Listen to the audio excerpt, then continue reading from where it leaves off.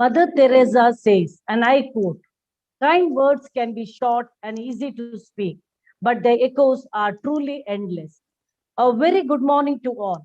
I take immense pleasure in welcoming you all to this national webinar on conceptualizing the research methods, proudly organized by Masood College of Nursing, Mangalore.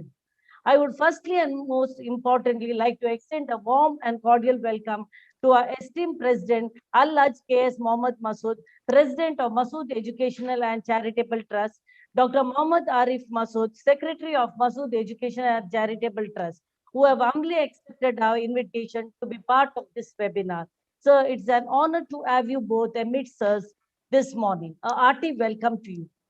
A warm welcome to our chief guest, Dr. B.V. Katyani, Principal Professor of Nimans College of Nursing, Bengaluru, an eminent personality in the field of nursing. We are glad to have you with us this day, ma'am.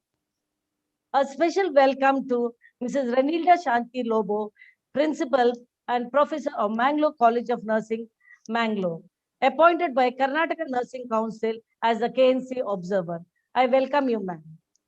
I also take the privilege in welcoming our eminent speakers for the day, Mrs. Vijeta Kothari, Professor and HOD of Pediatric Department of Masood College of Nursing, Dr. Larissa Martha Sam, Principal, Lakshmi Memorial College of Nursing, Mangaluru, Dr. Sharda Ramesh, Director and Professor, Symbiosis International Deemed University, Pune, Dr. Angela Gyanadurai, Principal, Jubilee Mission College of Nursing, Trishur, Kerala, Dr. Ramesh C., Lecturer, Department of Medical Surgical Nursing, Manipal College of Nursing, Maye.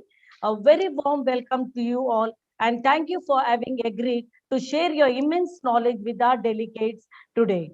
It's a pleasure to have you all with us this day. A warm welcome to my faculty, students, and the organizing committee.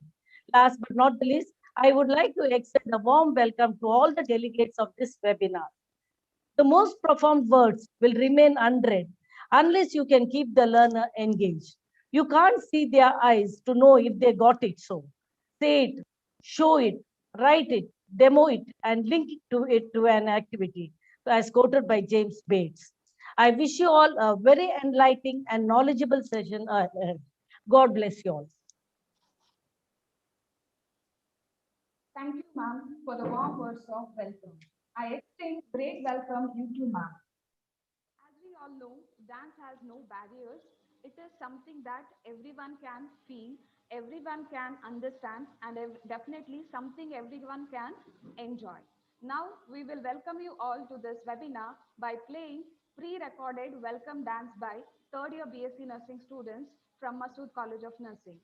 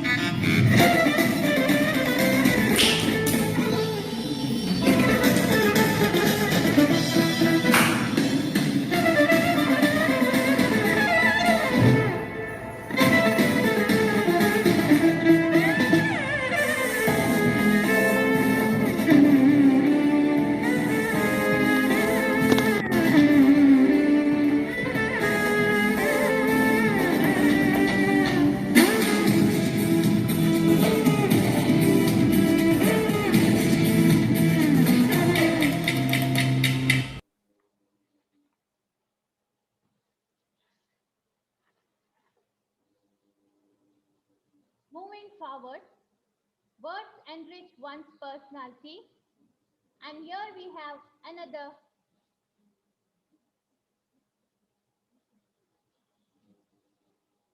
And here we have another amiable personality, our chief guest, Dr. B.V. Katyayani, Principal and Professor, Nimans, Bangalore.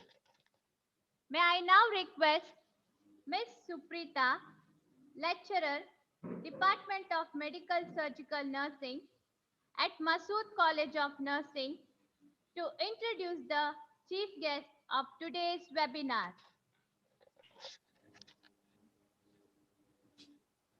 Good morning, everyone.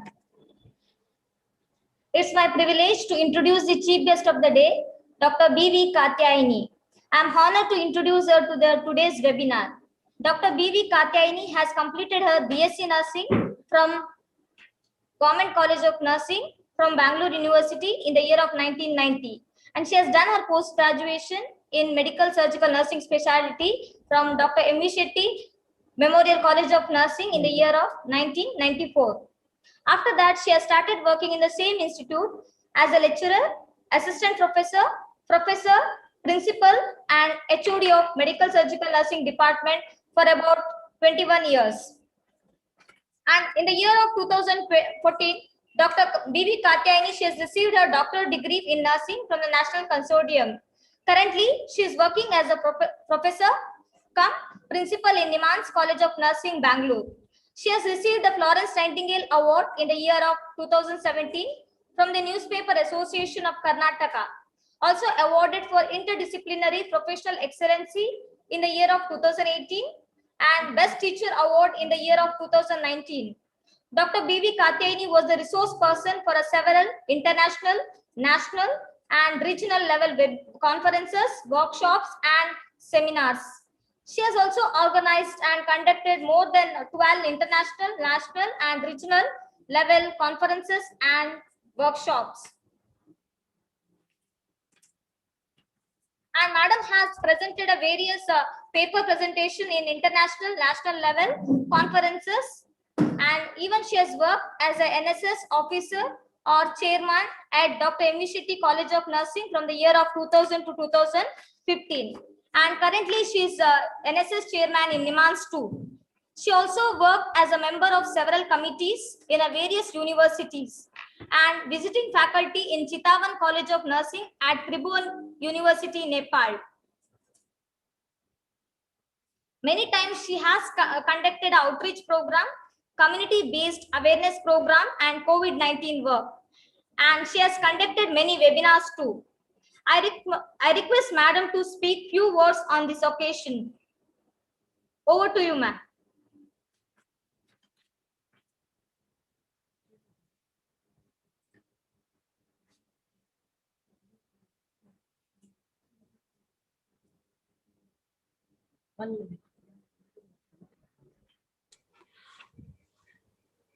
A very happy morning to all of you. Thank you, Suprita, for your kind words. I am indeed with great pleasure to be in your national webinar. And at the outset, I would like to congratulate and deeply appreciate the work done by Masood College of Nursing, Dr. Veena and her team. Excellent job, and it is a very apt theme they have selected. And I'm very happy to be here with you all. We all know that since the dawn of civilization, man was inquisitive in nature. He wants to know something every day. So that was the base for our all research.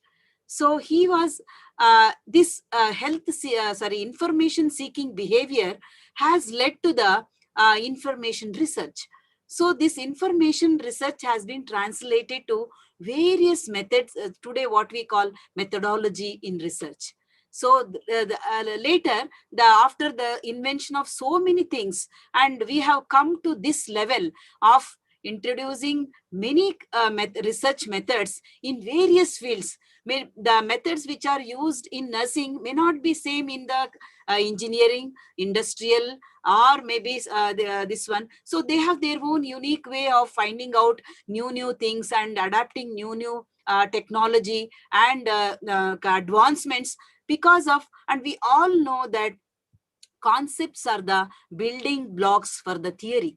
So whatever we conceptualize, and it is an abstract idea. The abstract idea we are translating into a testable hypothesis. Testable hypothesis. So that's how we generate hypothesis. That is a way we test hypothesis in research. So that we even find out what are the problems, and we what for that particular problem, what is the best method we can adapt, and we can give it to we will come out with the observable and testable ideas and recordings or the data. So that data will become a very reliable data, and that data will become a theory. So this is how we contribute through research. Research is an excellent way we can express our ideas, and we can express our informations to the whole universe, or today whatever every day you read in newspaper, or when you speak to other person, when you get some ideas, and that become a invention, that become a kind of avishkar, what we say. So that will become a theory. So that theories today we have been building blocks of our what is called research results, and we have been disseminating the results, and we are adapting. And especially today we are talk of the town, or we are telling about in nursing, especially evidence based nursing. So where is the evidence comes? The evidence comes from the research. So the best research, that is clinical trials, or the even today is the best way to say that they are the best research method, and systematic reviews, and you are going to have a wonderful sessions, and with the very experts in the field. So you are going to learn many things regarding this conceptualization of research methods. So the conceptualization is nothing but the ideas generated, or the observable kind of things which you are going to generate, and from the abstract to the kind of inferences what you draw, and you disseminate to the findings to the to the universe, or to the generalization. So the more the generalization, then the valid is your data, or the valid is your whatever outcome of your research. So that should be the spirit. When you do any research, it should be based on a very strong pillar, that is the concept. The concept, how it is generated, it has to spring from the researcher's mind. It is not that just it has come from, maybe the sources are there, the primary sources, secondary sources are there, but it should spring from the researchers. What I should do, what I am really interested. You should ask yourself that what area I am really interested. So you may be having some kind of a notion or idea, or kind of your experience always speaks, and that will give you a strong foundation for your conceptualization. So this conceptualization will select a better, what is the best method to adapt to your idea, and then you will come with the results. And not only that, today the demand is, and the today's style of methods are mixed methods. The mixed methods are the best methods. So we have qualitative, quantitative. Sometimes begin with the quantitative, then we'll go to qualitative. So this mixed method or triangulation in the triangulation research will definitely help us to explore many ideas, many things, so that we can come up with a better result, so that we can communicate to the world, and we can come up and it can be adopted in our practice. What is the ultimate goal of doing research? Something should be useful, something should be adaptable, something should be can be conceptualized, and it has to be disseminated to the practice world, so that we are being a health care workers or frontline workers. I think every day it changes. The today's the demanding situation, that is the COVID situation, is every time. So they're finding out new symptoms also. So how they're finding out the new wave? So this has been, they are doing the research, the clinical trials. See, at NIMHANS, we are having a clinical trial of vaccination. After the second dose of vaccination, the 20th day, we are giving the blood. So that blood will indicate how many antibodies are still present in our body and what is the efficacy of the vaccine. And after 20th day, again third month, again they will take the blood. Again 6 months they will take the blood and they will analyze and see that what is the antibodies are present in the blood and what percentage it is present, so that when is the next vaccination dose can be taken. So this is a wonderful clinical trial which gives the world, so this vaccine was efficacy can be tested. And there are other way you can see the clinical trials are going even after the second dose. The vaccine, people are getting positive. How is that? So that is also a trial going on. So what are the factors responsible for, even though they are getting the vaccine, they are get tested positive? So this is a really wonderful, and you can save many lives and you can really contribute, and how satisfied we'll become giving certain values to our ideas and values to our information and disseminating to the world. And really we are coming really contributing to the world and saving the mankind, saving many things. So this is how these research methods are very important while doing the research. So I think I really once again congratulate Masood College of Nursing for the wonderful idea of selecting such an important topic and educating and disseminating the knowledge to the young minds, young budding minds, and people who are doing research and want to apply which method. So making them very clear and giving them ideas. So I really thank them for giving me this opportunity, for sharing my views also. And I wish the conference or the webinar successful in all the ways. Thank you. All the best.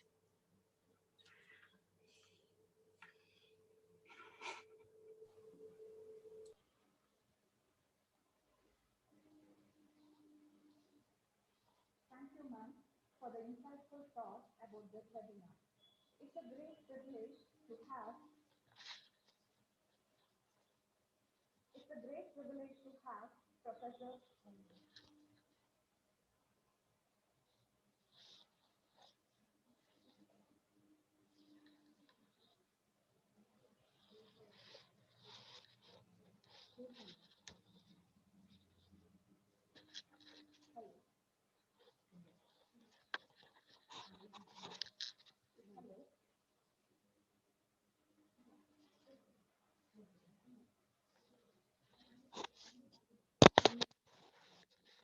Hello.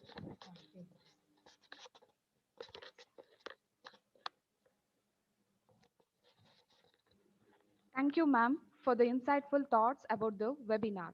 It's a great privilege to have Professor Renilda Shanti Lobo, Principal, Mangalore College of Nursing, Mangalore, the KNC Observer, joining with us for the webinar. May I now request Mrs. Deepthi, first year MSc Nursing student from Masood College of Nursing, to introduce ma'am.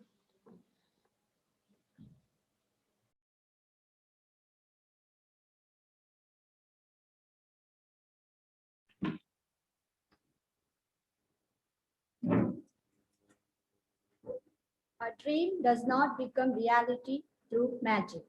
It takes sweat, determination, and hard work. Good morning and a very warm welcome to everybody once again. Myself, Deepthi Sutradhar, first year MSc Nursing student, Masood College of Nursing, Mangalore. It's my honor and great privilege to introduce our today's Karnataka State Nursing Council Observer, Professor Renilda Shanti Lobo, Principal, Mangalore College of Nursing, Mangalore. As handling a responsible and reputed position of an organization, we can know more about her. She had completed her BSc Nursing from Dr. M. V. Shetty College of Nursing, Mangalore, and MSc in Child Health Nursing from Father Muller's College of Nursing, Mangalore. Currently, Madam is pursuing PhD in nursing from Lakshmi College of Nursing, Mangalore.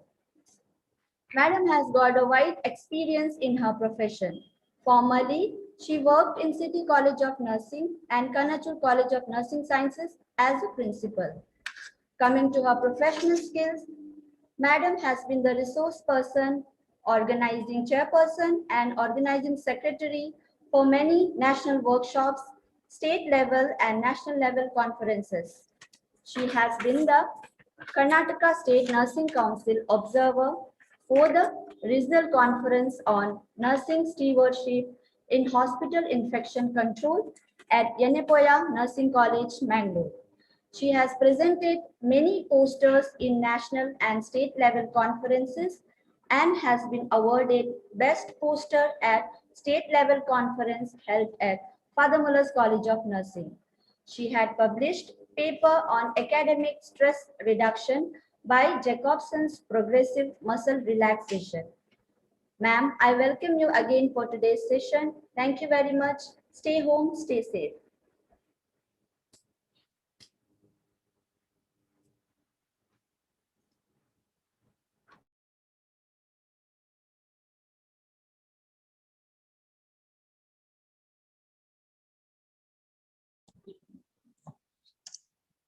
Thank you, Deepti, for the introduction. A very good morning to you all. I deem it as a great pleasure to be the observer for today's national level webinar on conceptualizing the research methods organized by the eminent team of Masood College of Nursing. On behalf of Karnataka State Nursing Council, I wish all the success for the program and request the delegates to make the best use of the knowledge shared during this webinar. All the best and have a great day.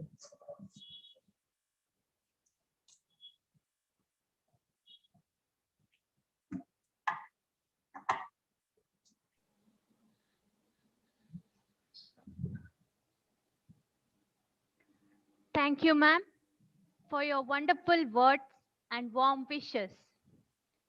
Words flowing from the bottom of the heart depict the wishes, love, and enlightenment. It's an honor for all of us to hear the presidential address.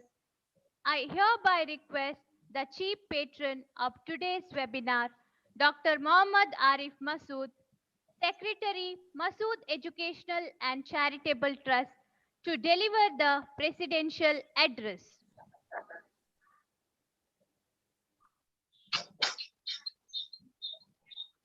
One of the most important areas we can develop as professionals is competence in accessing and sharing knowledge, said Connie Malabil. Good morning to all. Respected Mr. Al-Haj K.S. Muhammad Masood, President, Masood Educational and Charitable Trust. The chief guest of today's webinar, Dr. B.V. Katyayani, Principal and Professor, NIMANS, Bengaluru. Dr. Veena Geta Toro, Principal, Masood College of Nursing. Mrs. Renilda Shanti Lobo, Karnataka Nursing Council Observer. The organizing chairperson, Mrs. Vijeta Kotari, Professor and Adjunct, Department of Pediatrics, Masood College of Nursing. All the eminent speakers, Dr. Larissa Marta Sams, Principal, Lakshmi Memorial College of Nursing, Mangaluru. Dr. Sharada Ramesh, Director and Professor, Symbiosis International Deemed University, Pune. Dr. Angela Gnanadurai, Principal, Jubilee Mission College of Nursing, Thrissur, Kerala, and Dr. Ramesh C., Lecturer, Department of Medical Surgical Nursing, Manipal College of Nursing, Mahe, Manipal. Faculty, PhD scholars, UG and PG students, teaching staff, and all the delegates attending this webinar. Online learning is not the next big thing. It is a now big thing, said Donna Che Abernathy. I am indeed very proud and happy on this day as my faculty and students of nursing are organizing this national webinar on conceptualizing the research methods. Research is always based on reliable data and method used to capture the data. This webinar is a unique opportunity to all of you to enhance and upgrade your knowledge. I believe it's always beneficial to think out of the box and create a learning experience where the learner can interact with the content and their brains. Dr. B.V. Katyayani has already highlighted the importance of research and its application in the field of nursing. I am glad that we have many delegates, both from India and abroad, who have registered for this webinar and are participating in the paper and poster presentation as well. I believe and encourage everyone to actively take part and want you all to gain a great benefit from this. May you all have ample opportunities for growth and wishing all the nurses a great success in your noble field. I would like to end with this quote: the most effective, successful professionals are constantly learning.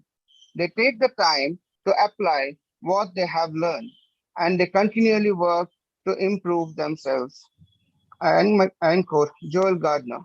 Thank you. Have a great session ahead. God bless.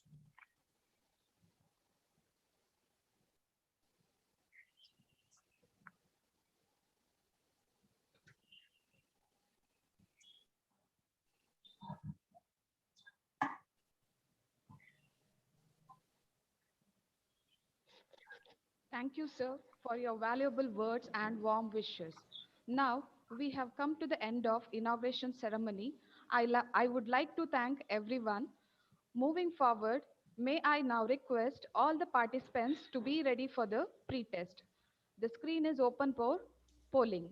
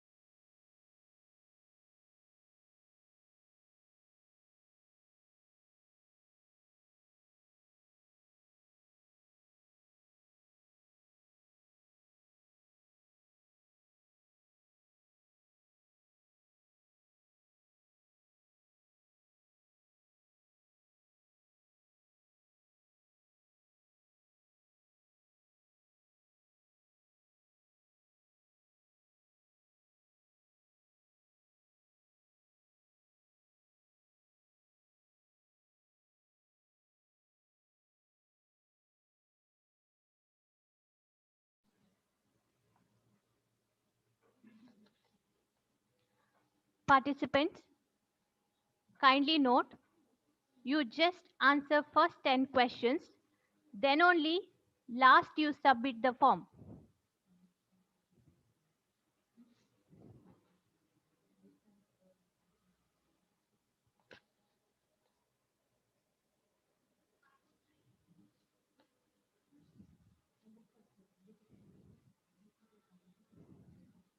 Participants, kindly note you answer 10 questions, then you submit the answers.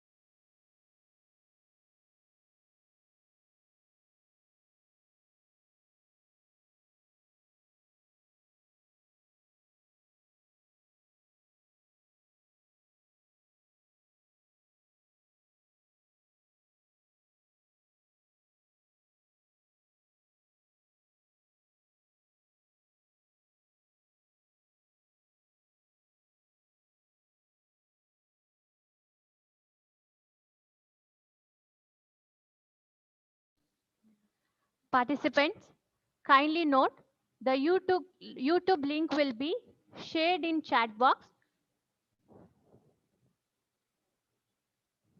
The participants, kindly note the YouTube link will be shared in the chat box. The participants who are unable to join can join through the YouTube link.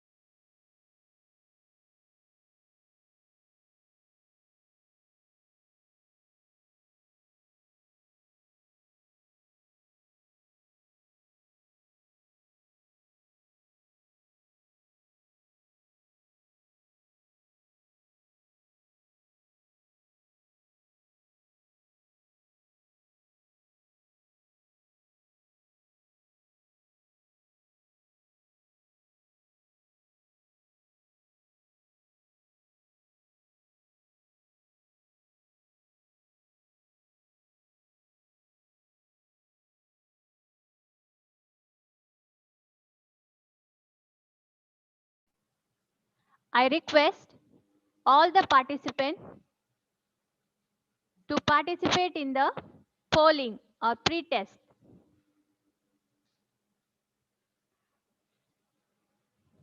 I request all the participants to answer the pre-test. And participants, kindly note if you are unable to join through Zoom, you can join through the YouTube link which I have given in the chat box.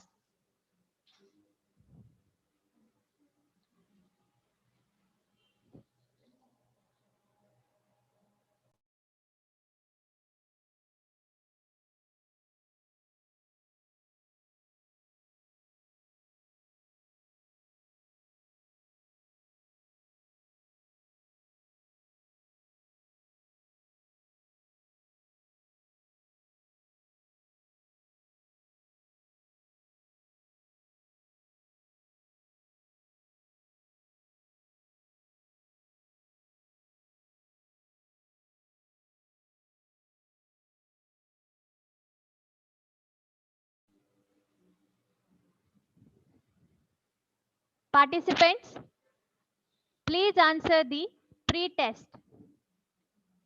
Only 40 are answered. Participants, please note you answer the pre-test. Only 40 participants are answered.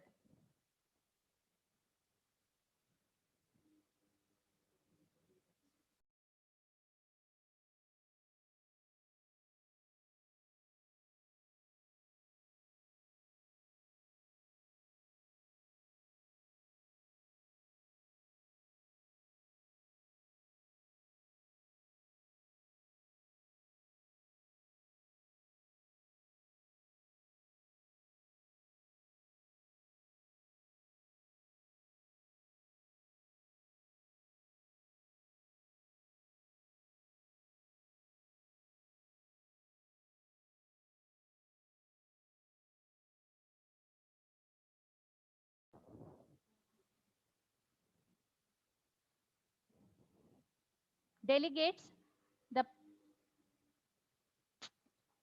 first polling will be closed by 2 minutes. I request kindly to answer.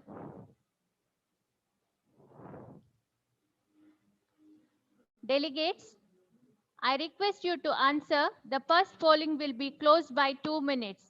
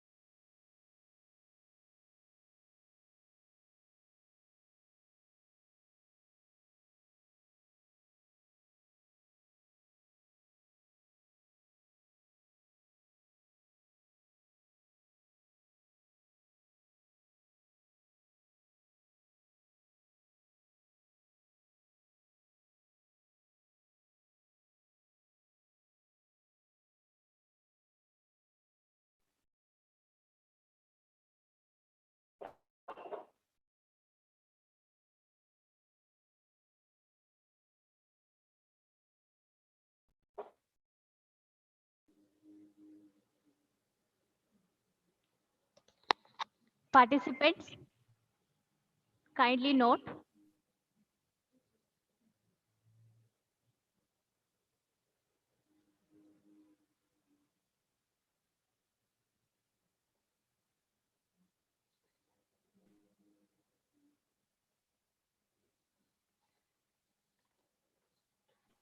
Delegates, kindly note, you can answer second polling. 5 minutes will be given to you. Delegates, kindly note, second polling is on your screen. 5 minutes will be given to you to answer. Please answer.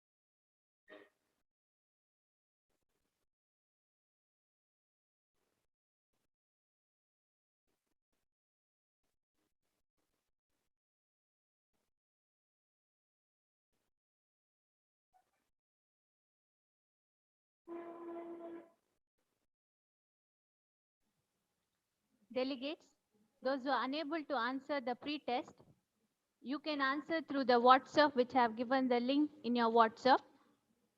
Also, we have given in the YouTube. You can answer it.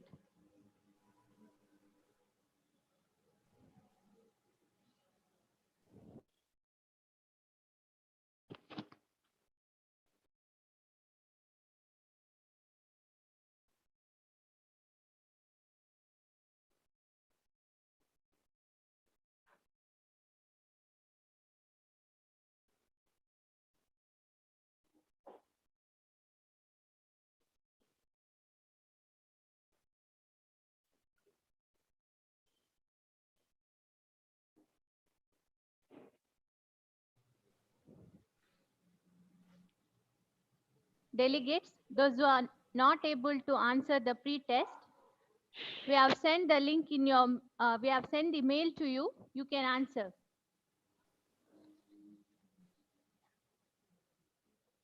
We have sent the YouTube link to your mail. You can answer it.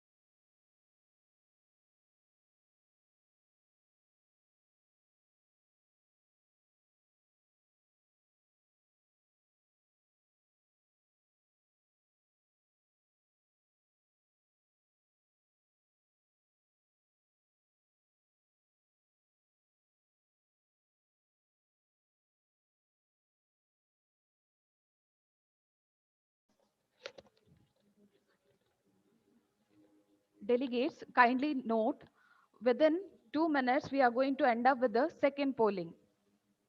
I repeat, delegates, please note, within a 2 seconds, we are going to end up with polling.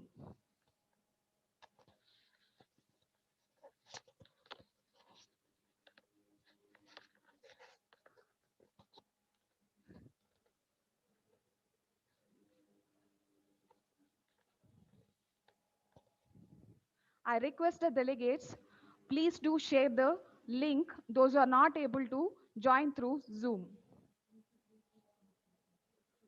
I repeat, delegates, please do share YouTube link those who are not able to join through the Zoom link.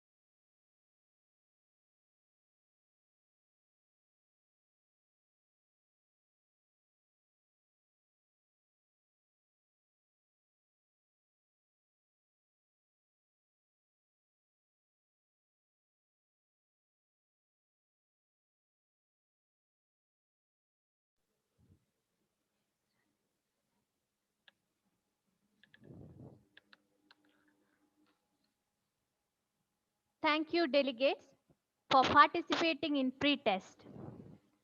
Now we are going to start with the today's first session.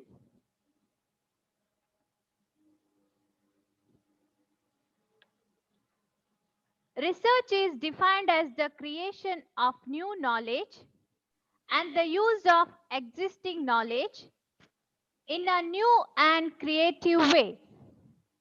And for the professional growth, empowering knowledge is very important. Keeping that in mind, let's begin with the today's first session. I request all the participants to mute their speaker during the session and do not scribble on the screen. You can drop a message in the chat box for any questions and clarification.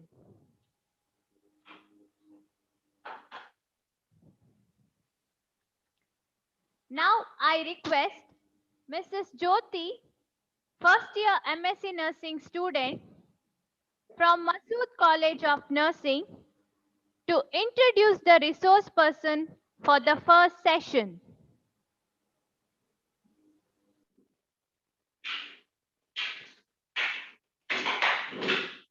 The beautiful thing about learning is nobody can take it away from you. BB King. Hello everyone, and once again welcome to today's webinar.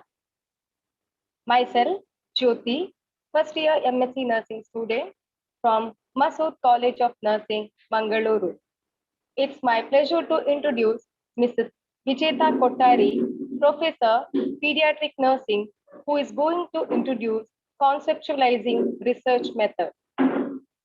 Mrs. Vijeta Kottari was born on 29 July 1984, started her educational journey in St. Jerosa Girls High School, Mangalore, and completed her pre-university education in St. Agnes Pre-University College, Mangaluru.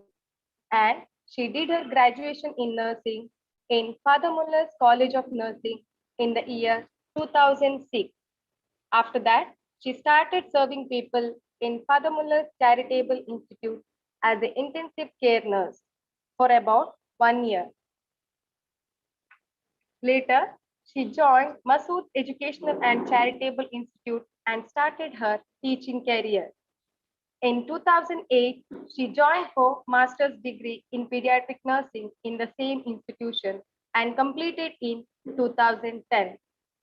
After the post-graduation, she joined back Masood College of Nursing as a lecturer and continued teaching in the same institution till date. Currently, she is pursuing PhD under Rajiv Gandhi University of Health Sciences. She has published various research articles in national and international journals. She also participated in various district, state, national level webinar, workshop, and conferences. She was a speaker in the state level webinar conducted by Dr. B.R. Ambedkar Institute of Nursing on elimination of violence against adolescents. She is also a speaker in the state level webinar conducted by Masood College of Nursing on sexuality and reproductive health. She is known for her work and humanitarian aid. We would love to hear from you, ma'am. Over to you. Thank you.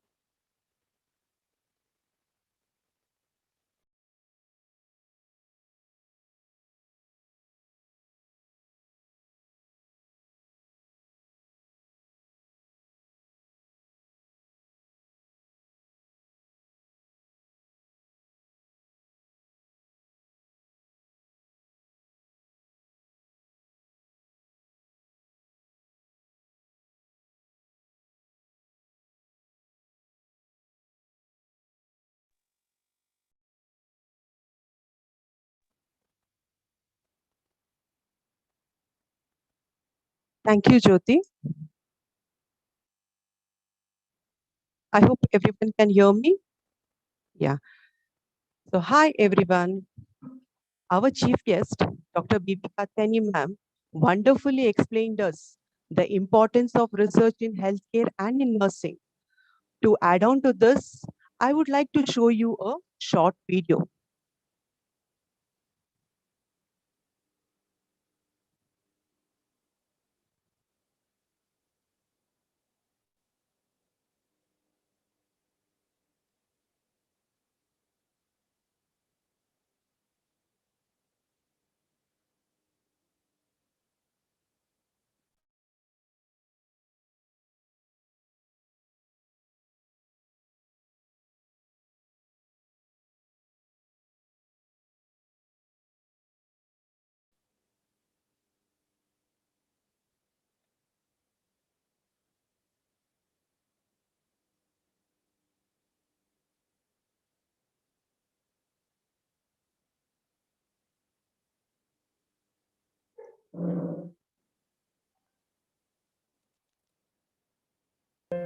Across the UK, people like you are transforming healthcare.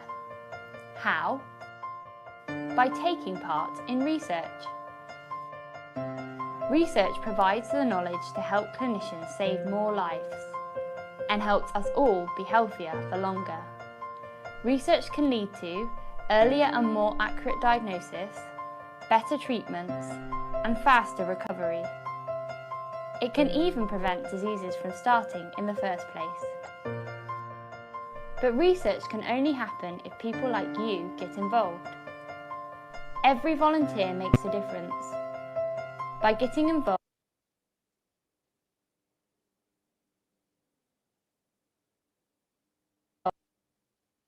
you could access potential new treatments, learn more about your condition, or help build a better world for the next generation.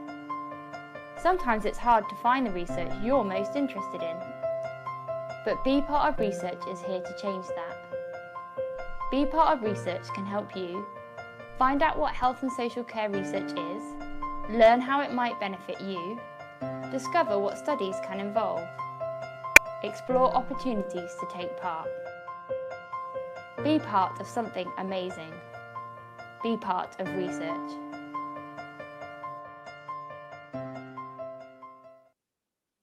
Yes, either we have to do a research or at least be a part of a research. We are all nurses and educators need to be a part of research. And to be a part of research, we should have a good knowledge about research and its method. So this national workshop will enhance your knowledge regarding research and its method. So coming to the introduction of conceptualizing the research method, first we'll see what is research. In simple terms, it is nothing but we are gathering information through internet or by speaking to the friends or by digging into the magazines to decide regarding which phones we may have to buy, where do we get a best burger in the city, or which may be the easiest way or nearest way to reach our destination. So in simple words, we can say that research is gathering information to a particular question or a problem. Coming to the Pollitt and Beck in 2004 defined nursing research as a systematic inquiry designed to develop knowledge about issues of importance to the nursing profession, including nursing practice, education, administration, and informatics. Burns and Grew in 2005 defined nursing research as a scientific process that validates and refines existing knowledge and generates new knowledge that directly and indirectly influences the clinical nursing practice. To do research, we have to go through a series of steps that is systematically done, maintaining the consistency depending upon what type of research we are doing. So some of the research process steps are as follows. First one is the problem statement. So problem statement, the foremost step of research process is to discover an interesting and research-worthy problem.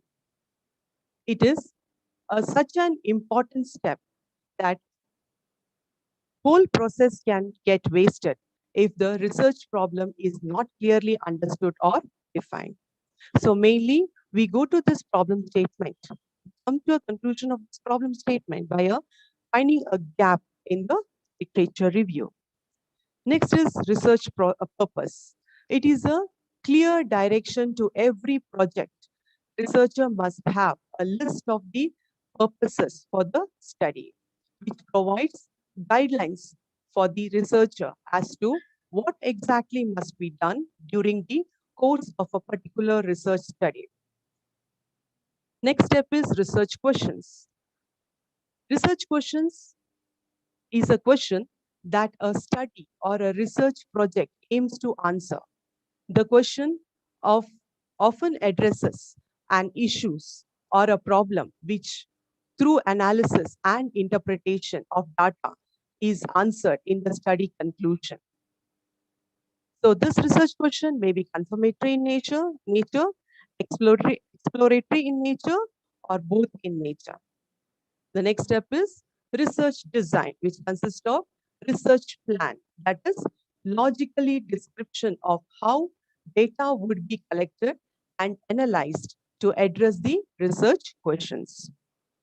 Then next comes the research approach. So we have to select the research approach based on the research questions what we have. It may be quantitative, qualitative, or mixed method. Sampling strategy. So what type of sampling we will be taking up in our research? It may be a probability sampling technique or maybe a non-probability sampling technique. And data collection strategies, like what tool we'll be using for the data collection, how we will be going about with it, how the data collection process will be taking place. Next step is philosophical assumptions or paradigm. So it may be three aspects are there, that is ontology, epistemology about the knowledge, and axiology about the value. Then researchers' role, background, belief, perspectives, and biases. This is very important if you are doing a qualitative study. Quality assurance of the study will be done through reliability, validity, credibility, transferability, and dependability. Analysis of the data. After the analysis, presentation and interpretation of the results. And last, disseminating the results. So these are the research process which we need to follow by maintaining the consistency depending upon what type of study we have taken for our research. The outline of the further slides is like this. Transitioning from research problem to research questions. So we'll be seeing about the problem statement, purpose of the study, and research questions, and determining an appropriate research approach, that is having working knowledge about frequently used research approaches, and engaging in research approach elimination for qualitative study, variable elimination for quantitative study, and mixed method design assessment for mixed methods study. Transitioning from research problem to the research question. The first one is the problem statement. That is describing the specific problem you want to address in your study. So problem needed to be addressed. You may be getting it through. It may be through the recommendation by the previous researchers, highlighted in the existing studies, inferred from the existing studies when you're doing the review of literature. The techniques for identifying a gap in the existing studies may be due maybe by confusion spotting, neglect spotting, application spotting, and methodological flaw spotting. So based on the gap identified, what you want to study, we will come to know. Identifying the gap in the literature is one of the most important aspects. So types of gap spotting, we have already seen, that is confusion spotting. That is nothing but competing explanations. So some research results, when you see, there will be either right or wrong. The competing results might be there. So that might form for you a base for your research problem. Neglect spotting, that is overlooked areas, unresearched areas, lack of empirical support. Application spotting, that is extending the existing literature or complementing the existing literature. So extending whatever the literature is there, you want to do more on that study. So we'll be extending the existing literature and we'll be complementing existing literature. Next is methodological flaw spotting. That is, when you do the review of literature, you feel that some research method is unsuitable for that, or the approach used is unsuitable, or there is erroneous data analysis. So those topics also you can take in your as a problem to find out the gap. So identifying a gap in the literature strategy you can use Q-marry. Okay, that is Q question. First, you need to ask when you read a review of literature, what was the research question? Next, method. How was data collected? Analysis. How was data analyzed? Results. What were the results? And interpretation. What claims were made based on the findings? So using this Q-marry, you will be able to identify the gap in the research, in the literature. Next, coming to the purpose statement, research purpose statements. So the features of a purpose statement is describing what you want to do or conduct in the study. So the purpose statement should contain research method or approach, central phenomena, objective participants, and specific research locations. So in other words, it's the objectives what we'll be writing. So the structure of the purpose statement will be the purpose of this research. Here you are supposed to write the research method, whether it is a quantitative, qualitative, mixed method, is to determine, describe, explain, understand, explore, conceptualize, assess. Any of these words can be used.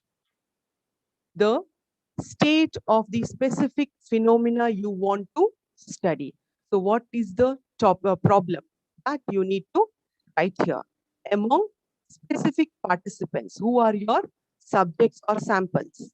in the specific research location. So this is a structure of the purpose statement or an objective. So research purpose. Considering your purpose statement, does your study fall under qualitative, quantitative, or mixed method studies? That we need to identify. So example, listen to the statements carefully. I'll be asking questions on this. The first one, purpose statement 1. The purpose of the study is to explain how mental health stigma influences help-seeking behavior among teens with mental health problems in rural areas of Dakshina Kannada, Karnataka. That's the first statement.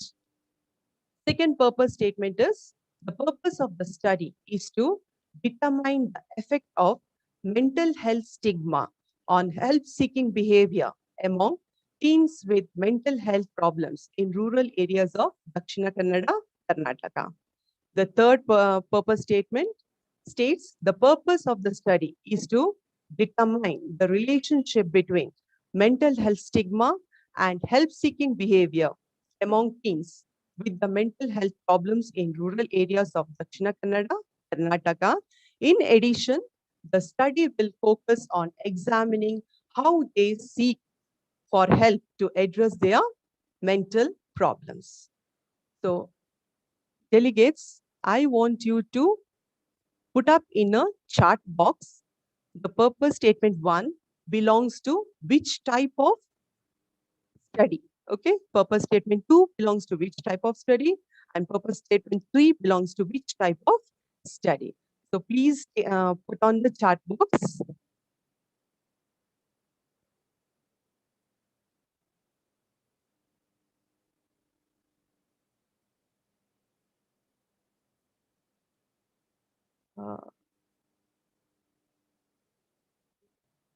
The answers are coming up. I'm not able to see. Participants, can you please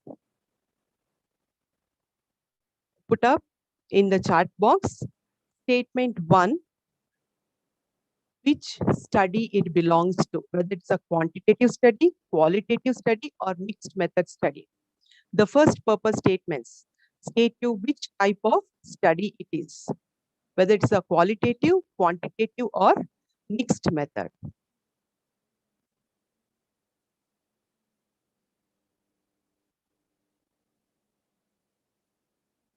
The first statement, can you answer the first statement? Purpose statement, first one.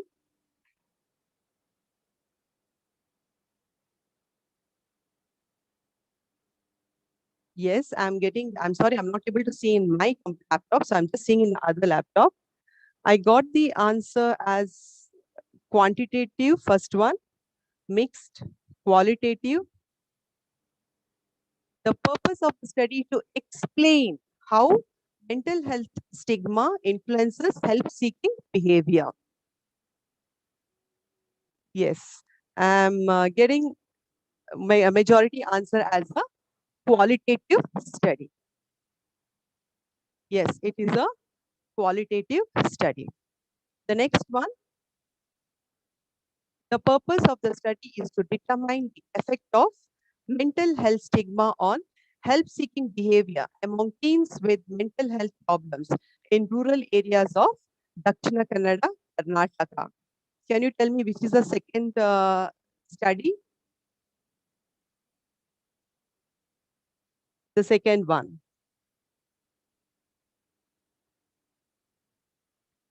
Yes, I got the answer as a quantitative study.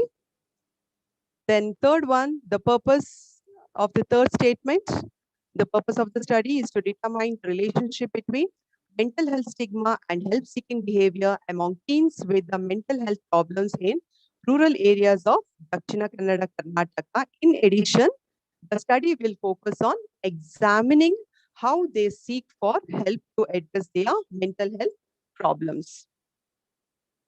Yes, the third one as a mixed method. So we'll see now what are the criteria for determining the type of study. So the first one is collection or assessment of observations. In quantitative, measuring observation using the numbers, whereas qualitative, describing the observation using the words, that is in the narrative forms. And mixed method study is of both, that is using the numbers as well as in the narrative forms or using the words. Next is the type of reasoning. So in quantitative, it is a deductive reasoning where we are testing the hypothesis, whereas inductive reasoning, developing the themes or the theories. And in case of mixed, it is both we are testing the hypothesis as well as we are developing the theories or the themes. Next is type of investigation. In quantitative, it is a confirmatory in nature. Whereas in qualitative, we explore, it is exploratory in nature. Next, it will be both confirmatory and exploratory in nature. Focus on the phenomena, case or situation. So quantitative, we focus on the breadth of the phenomena and the case or a situation. Whereas in qualitative, we get into the depth of the phenomena. Whereas in mixed, we go for both, that is the breadth and the depth of the phenomena. Features of variables concepts involved. Variables are clearly stated here in quantitative. Variables, before going for the data collection, the variables will be clearly stated and the relationship between them are clearly defined in the quantitative study. Whereas in qualitative study, the concepts are normally generated from the data and well defined after arriving at the findings only. And in a mixed method, it depends upon the specific mixed methods or design chosen. Number of participants in a quantitative, we are going for the breadth of the phenomena. So obviously we have a large number of participants. Qualitative, we are getting into the depth of the phenomena. So we have a small number of participants. Whereas mixed method, it depends upon the what type of design we are choosing. The statements what you have given the answers is right. The first statement comes to the qualitative, second statement comes to the quantitative, and third statement comes under the mixed methods study. Research questions. So research question is the question to be answered using data collected.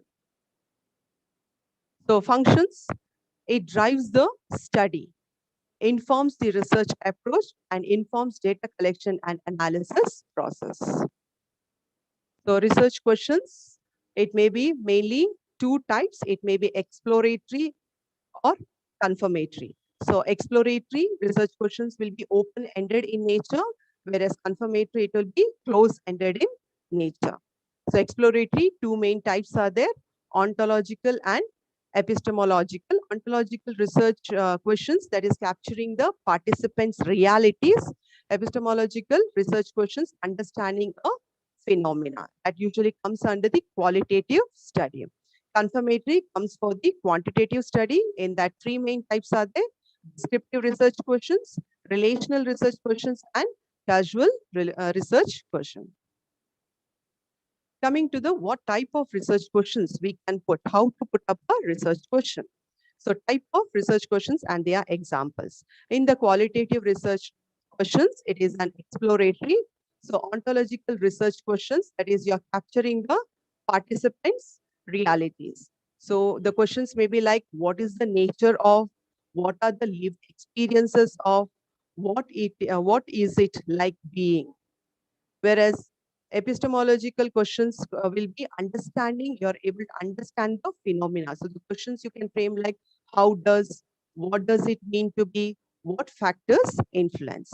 Whereas in quantitative research questions, that is a confirmatory type, we have got descriptive research questions. We can ask questions like, what is happening? Relational research question like, what is the relationship between? And causal research questions like, what is the effect of on? So we'll see the example with the same purpose statement what I have given. The first statement, the purpose of the study is to explain how mental health stigma influences health-seeking behavior among teens with the mental health problems in rural areas of Dakshina Kannada, Karnataka. So you can frame a research question like, how does mental health stigma influence help-seeking behavior among teens with the mental health problems in rural areas of Dakshina Kannada, Karnataka? So it is a qualitative study. So we ask, how does? Next is the next statement. The purpose of the study is to determine the effect of mental health stigma on help-seeking behaviors among teens with the mental health problems in rural areas of Dakshina Kannada, Karnataka. So the research question is, what is the effect of mental health stigma on help-seeking behavior among teens with the mental health problems in rural areas of Dakshina Kannada, Karnataka? So here it is a quantitative study. So we are asking, what is the effect of mental health stigma on help-seeking behaviors? Third one, it's a mixed method. So the purpose of the study is to determine the relationship between the mental health stigma and help-seeking behaviors among teens with the mental health problems in rural areas of Dakshina Kannada, Karnataka. In addition, the study will focus on examining how they seek for help to address their mental health problems. So the research question is, what is the correlation between mental health stigma and help-seeking behaviors among teens with the mental health problems in the rural areas of Dakshina Kannada, Karnataka? And second question will be, how do how teens with the mental health problems seek for help or a mental health services? So we have got what is a correlation between, and we have got how do comes as a qualitative, and what is a correlational between, it comes as a quantitative research questions. Next, determining an appropriate research approach. So determining an appropriate research approach, mainly we need to have a working knowledge about what frequently used research approaches. We need to engage in research approach elimination for qualitative study, variable examinations for quantitative study, and mixed method design assessment for mixed method study. So determining the appropriate methodology. So research approach, we have got quantitative research approach, qualitative research approach, and mixed research approaches. And we have got the subsequent types are there, which will be dealt for you in detail by the upcoming speakers. So main thing is that you need to have a knowledge about all these research methods to use it in your study. Next, for a qualitative study, research approach elimination is needed. In that, we use the REDIC. Okay, so R stands for reviewing, that is characteristics of a research questions. We need to review what is the characteristics of a research question we have framed. Eliminating the research approaches that are not consistent with the research questions. So we know there are different types of approaches under qualitative study. So we will check with the research question which is consistent with your research question. Which is not consistent, we eliminate it. Determining the kind of data needed to address the research question. So we will see the research question and we'll determine what type of data we need to collect. That we'll be doing. And the last one in a qualitative studies, we'll be comparing the expected data with the methodological rationale or the purpose of each potential research approach. So we will compare the data, whatever we are getting, and we will keep on comparing it with the methodological rationale of different research approaches, and we'll see which is the right approach for our research problem or a research question. So that is nothing but REDIC, reviewing, eliminating, determining, and comparing. Coming to the quantitative variable elimination we'll be doing.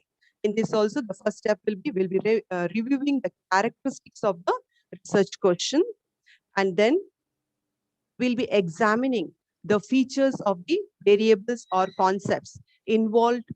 Like we'll be checking the operational definition of those variables. We'll see what type of variable it is, whether it is an independent variable, dependent variable, or the level of measurement what we are going to use whether it is a nominal scale, interval scale, or a ratio scale we are going to use, and the relationship with the other variables, whether it is a causal relationship, predictive relationship, or a correlational or a association relationship. So we'll be examining the variables in the quantitative study. Then we'll be going for the determining whether the study falls under descriptive, correlational, non-experimental, experimental studies. So here we follow is the RET, that is review, examine, and determine.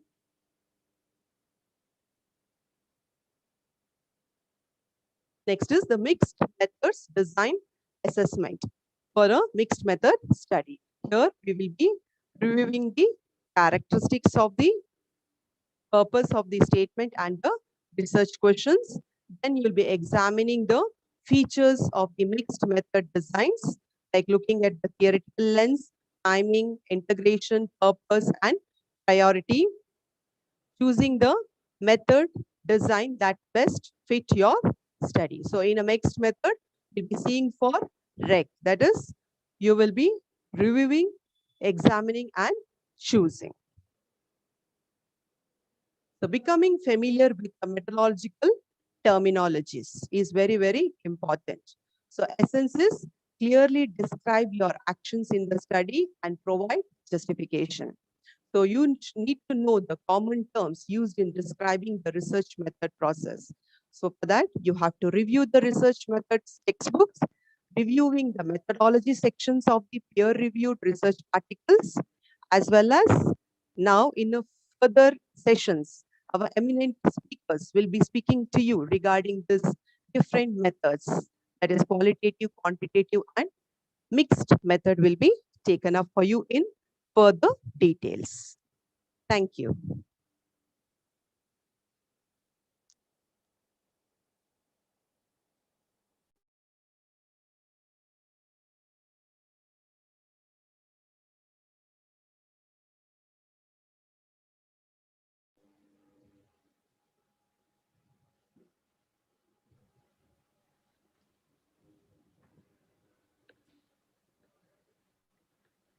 Thank you, Vijeta ma'am, for the detailed introduction about conceptualizing the research methods.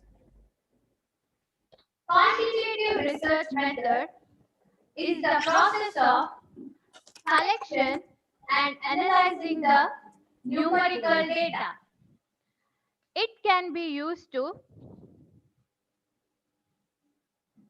find the patterns and averages, make prediction tests, causal relationships, and generalize results to wider population. Now, let us update our knowledge regarding quantitative research methods. May I now request Mrs. Lydia Kutinna, lecturer, Department of Pediatric Nursing at Masood College of Nursing, to introduce our next speaker for the day, Dr. Larissa Martha Sams.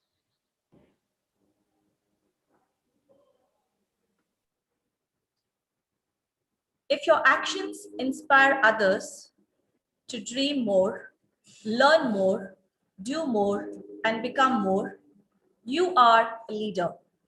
John Quincy Adams. A very good morning to all. It's my pleasure to introduce the resource person for the second session of the day, Dr. Larissa Martha Sams, Principal, Lakshmi Memorial College of Nursing, Mangalore, a great leader and a role model to many nurses. Ma'am is an eminent personality and a great professional with total 22 years of postgraduate and 24 years of undergraduate professional experience.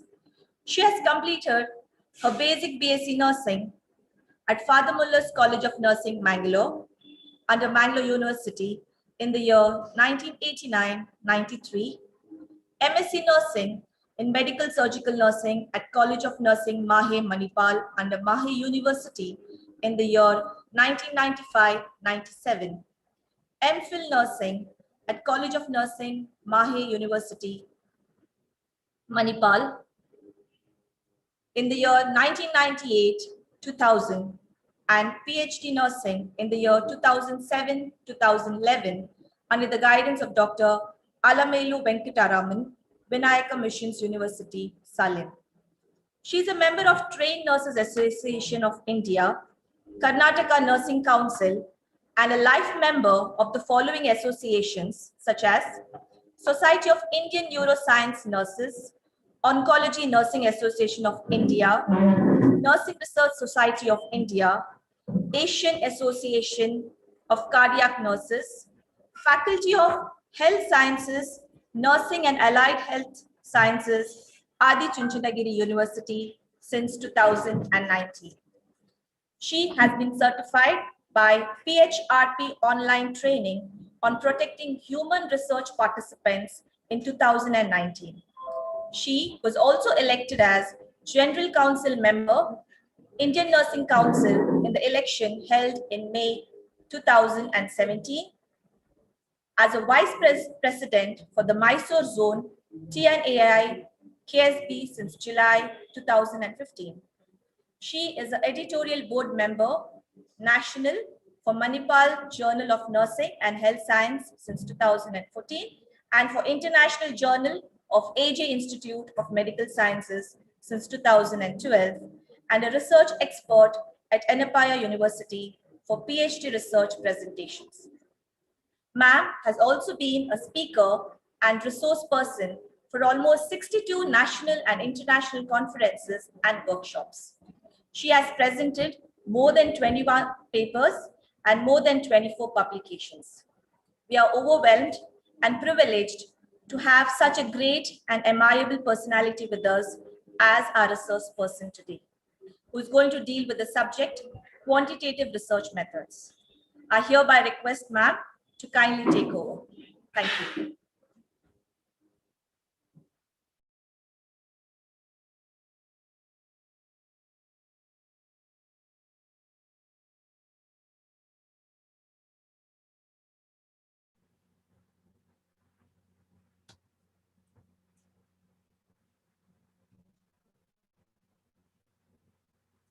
Good morning to one and all. Am I audible? Yes, ma'am. Yes, thank you.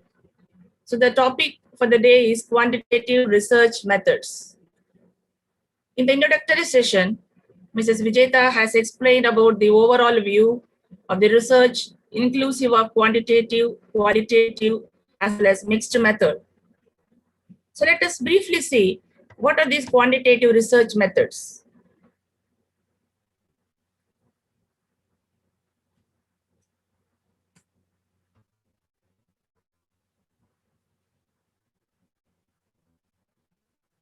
The quantitative research, when you say it is an inquiry into the identified problems based on testing a theory which is composed of variables measured with numbers and analyzed by using statistical technique. I think any novice researchers is who will be looking to do the quantitative research as a beginner, as it involves mainly the numbers and use of some basic, maybe sometimes advanced statistical methods. And one need to remember that these four components of order, control, empiricism, and generalization becomes an integral part of quantitative research. And sometimes the theoretical formulation is the culmination of the quantitative research methods. When you say order, what is the order a quantitative researcher should think about? One is there should be an order in a systematic way of reproducibility and confidence in the research. So when you say reproducibility, it is about how you can produce the similar result or the same result when you are recreating the same scenario again and again, irrespective of the place or irrespective of the different samples, for which you need to have a defined problems very clearly. Then what are the outcomes one is looking at? That is the predictions. What prediction you are making it? Prediction is always about the future. Then the information collected according to the designs. Whatever may be the quantitative designs one plans, the information what you need to collect. Then the systematic way of analysis. And then you draw the conclusion. That is what is order is all about. One need to have the control. What is the control? That is to isolate relationships among the phenomena. That means whatever may be the relationship, whatever may be the directions. If you want to derive it, as a scientist, research scientist, one must have control over the phenomena and the factors which is not under study.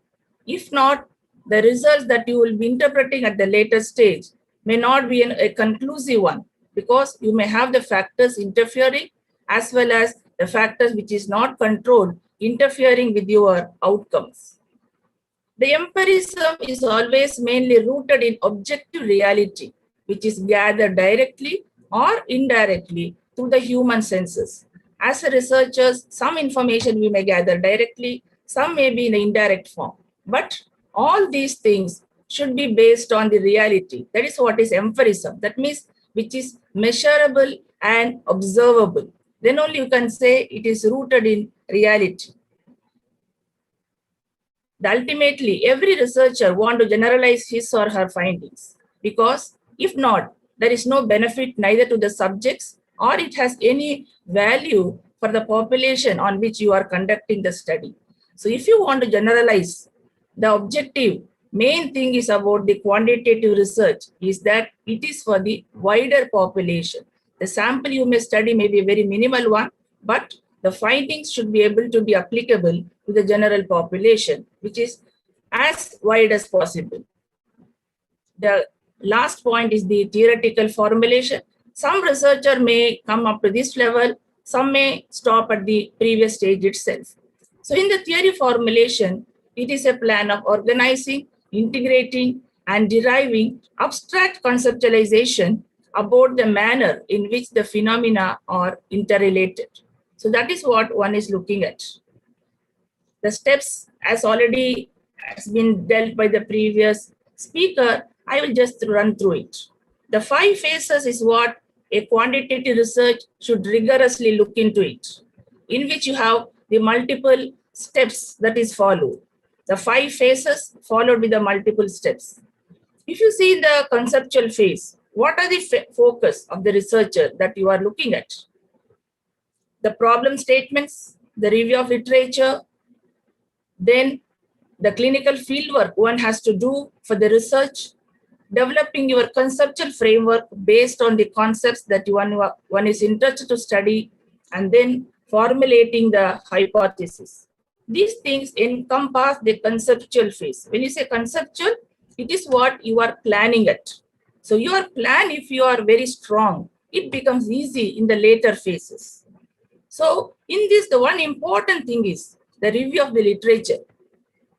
The reason being that the current in the 21st century, the literature availability is very plenty.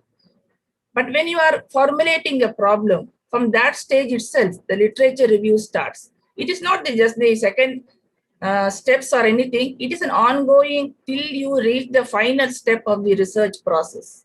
So literature review, when you say, currently you have lot of indexes available through which you can get the primary sources. It is not always good to rely on the secondary sources. Even though it is good, it is always better to go for the primary source so that you can get the accurate information from the author directly.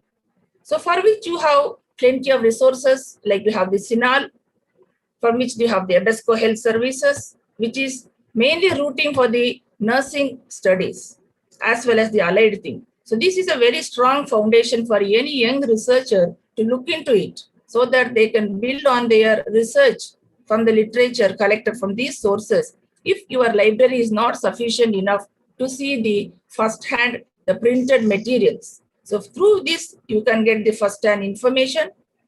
Then you have the Web of Science, which is what is currently rooted for. The publication should be in the Web of Science index journals. Why? Because you have the quality studies being published and the journals under which the Web of Science is indexed. So it is always very nice for the young researchers to educate themselves that they look into the journals which is published under the index of the Web of Science and Thomson and Reuters.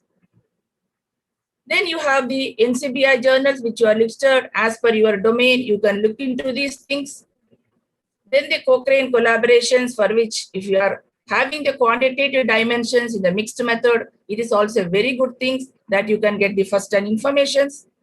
Then the British Nursing Index, exclusively for the nursing literature that the researcher can look into it. Then you have the PubMed and the Medlines, where you have sometimes the abstracts, sometimes the full text, as per your subscriptions. If at all you are able to get the full text journals, it is really good.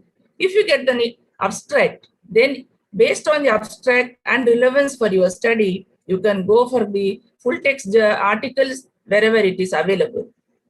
So this is how you look for the search index, where from the PubMed, you get the articles for the literature.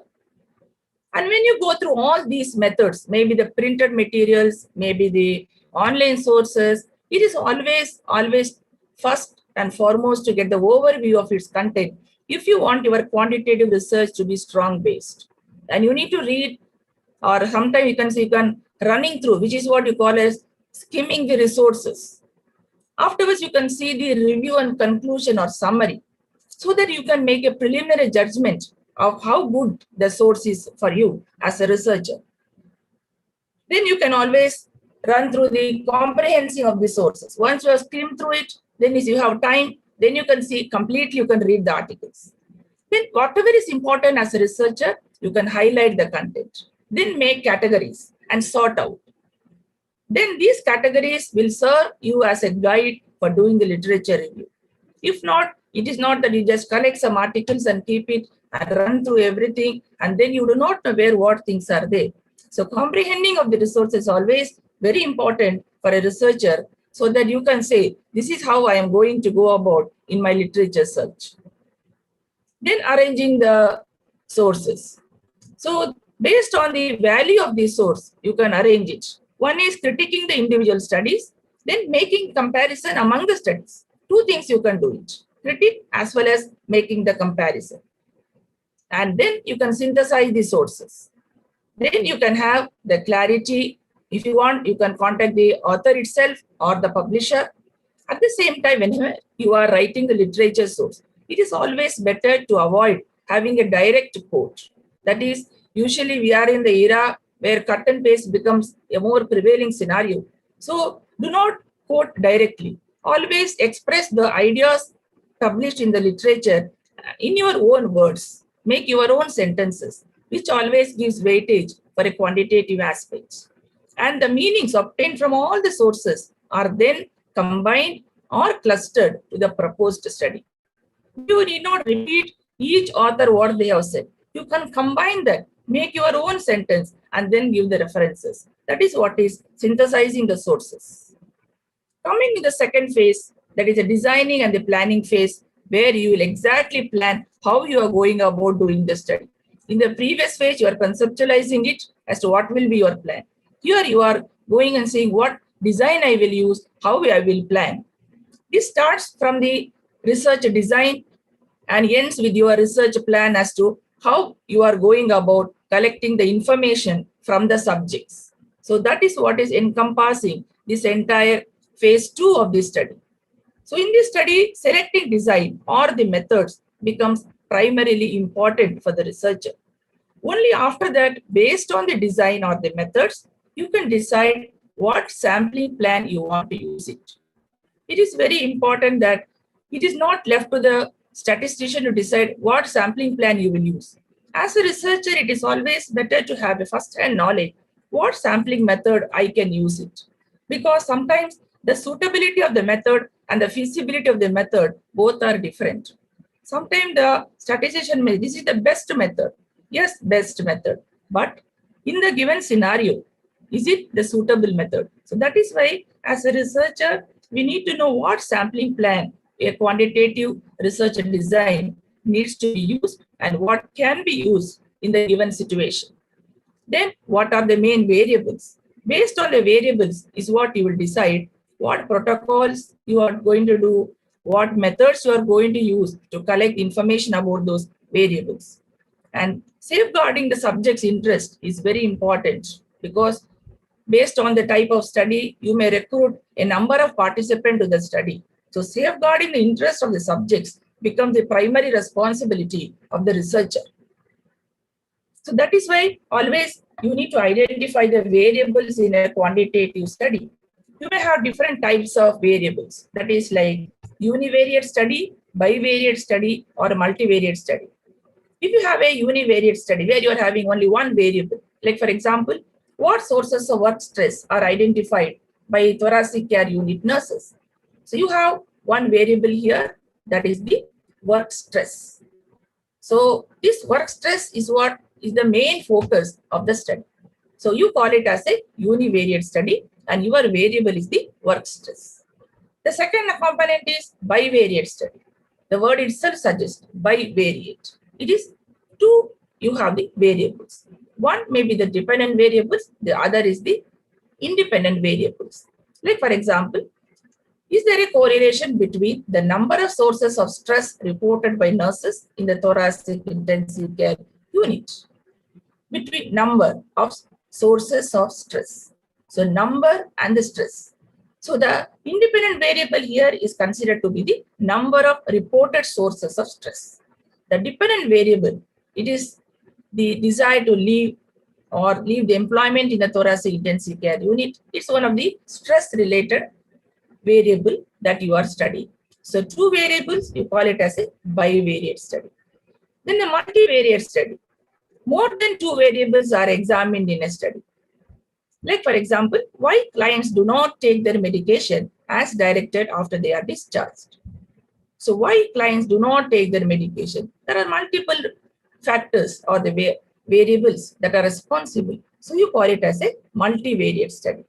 So it is very, very important as a quantitative researcher, you identify which category of variables is what you are interested to study in your research. The most commonly identified thing in our study is independent variable and dependent variable. So it is always necessary to know what is the presumed cause and the dependent variable is the presumed effect. So the effect is what is the one influencing the independent variables. So dependent variable keeps on changing. Independent variable is static, it doesn't change. Independent variable influences the dependent variable. So if the independent variable changes, dependent variable will change. So independent variable doesn't change by the dependent variable. So other variables like intervening variables are there. You have dependent and independent. You can have some other variables coming into the frame, that is intervening variable. Extraneous variables, which is outside the purview of your study, but which you need to identify. They are called as extraneous variables. Dichotomous variables, usually you may have in your, where you have only two categories, like for example, male or female, you call them as dichotomous variables. When you have multiple variables, you call it as polychotomous variables. These are the different terminologies that you can use to depict your variables. Coming to the phase 3, you have the empirical phase where you collect the data and prepare the data for the analysis, in which you are mainly focusing on the statistical methods as well as data collection methods. So data collection methods are influencing the statistical methods. It is not the vice versa. Always as a researcher, especially quantitative, where you are going for the numbers, your data collection methods should be very accurate so that the best statistical test could be applied to that. Then the analytical phase, where you are analyzing your data by the statistical methods and interpreting the results. While doing all these things, it is always necessary for the researcher to keep in mind the ethical aspects. What ethical aspects? Because you are doing study on human subjects. So human subjects always has an ethical issues arising any type of study you do. It may be a study involving an intervention or without intervention. Whatever may be, when a human subjects are become part of a research study, automatically the ethical issues comes into the picture. So a practical way of addressing these issues is based on the regulations by the federal agencies, then the funding agencies, the guidelines of the councils, which need to be kept in mind. So what are the common things that one need to think about? The beneficence, that is, you always see that the subjects gets the positive influence of your research. That is, the best interest of the researcher need to be kept in mind. Then there should not be any harm so that takes care of null maleficence. And autonomy, that means the subjects are given rights to refuse to be part of the study. And always see that there is distribution of scarce health resources and decisions who gets what treatment. Justice needs to be done, not based on favoritism. Dignity of the subjects always need to be kept in mind. Just because they will give consent to be part of the study, the dignity cannot be compromised. Then always an honest and accurate information need to be given to the subjects. Only then informed consent should be taken from the study, because we have the many historical events suggesting many trials involving the inmates in the jail and the people who have no right to speak about, and so many human rights were violated. So based on these things, these 6 principles of ethical aspects definitely need to be kept in mind when the human subjects becomes part of the research study. Now coming to the types of nursing research. When you see here, you have the basic research, applied, action, exploratory, descriptive, diagnostic, and evaluative research as some of the common quantitative research. When you say basic research, it is otherwise called as theoretical or fundamental research. The purpose of this is to enrich the theory which is already existing, or you can generate the theory, expand the theory, or based on the theory you can predict a phenomenon. So you call it as a pure research. That means you are not going to have a direct use in the lives of any subjects. So it is developing some theoretical dimensions. So you call them as the basic research. Applied research. So applied research is called as the empirical research, which will enrich the application of these findings. So you can call this as the answer to the questions related to the applicability of the basic theories. So in the basic research, what theory has been formulated, you are applying that in a real situations and test it, how well it is. That means how practical this basic research theoretical formulation is. And of descriptive theories that does not examine the efficacy of the actions taken by the practitioners. It doesn't see whether it is the practitioners are able to use, but how well this theory could be applied in the real situations. So that is why you call it as a practical application of the theoretical aspect. So that is called as the applied research.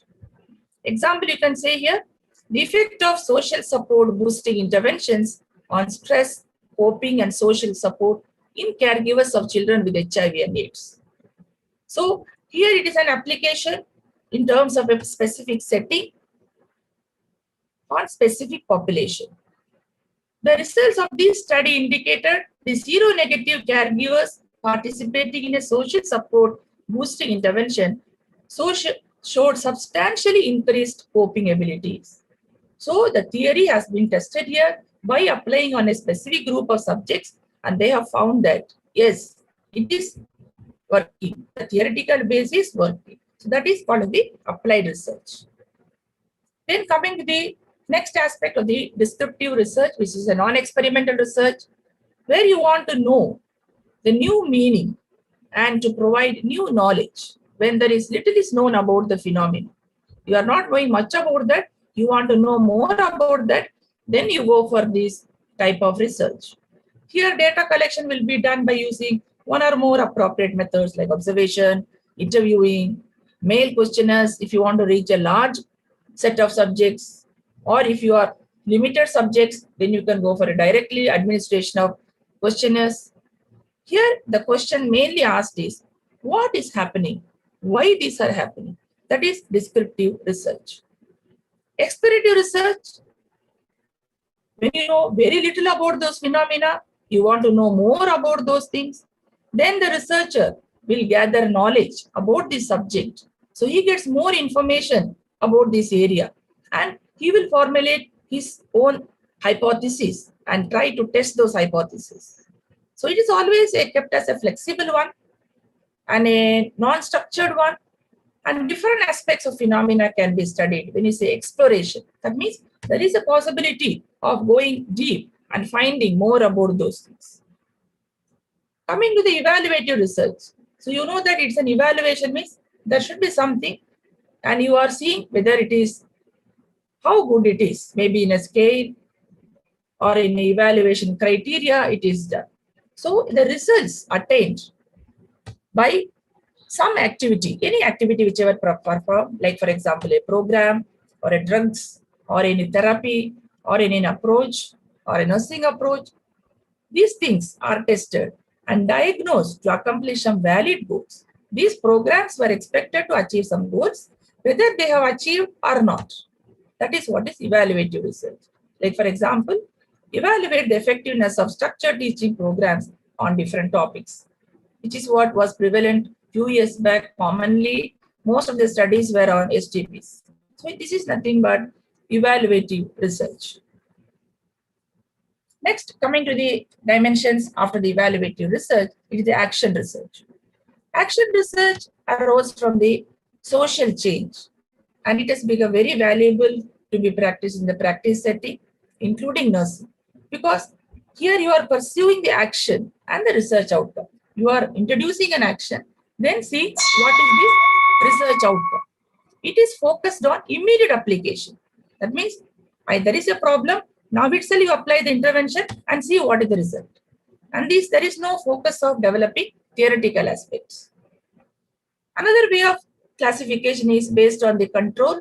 It is experimental and non-experimental.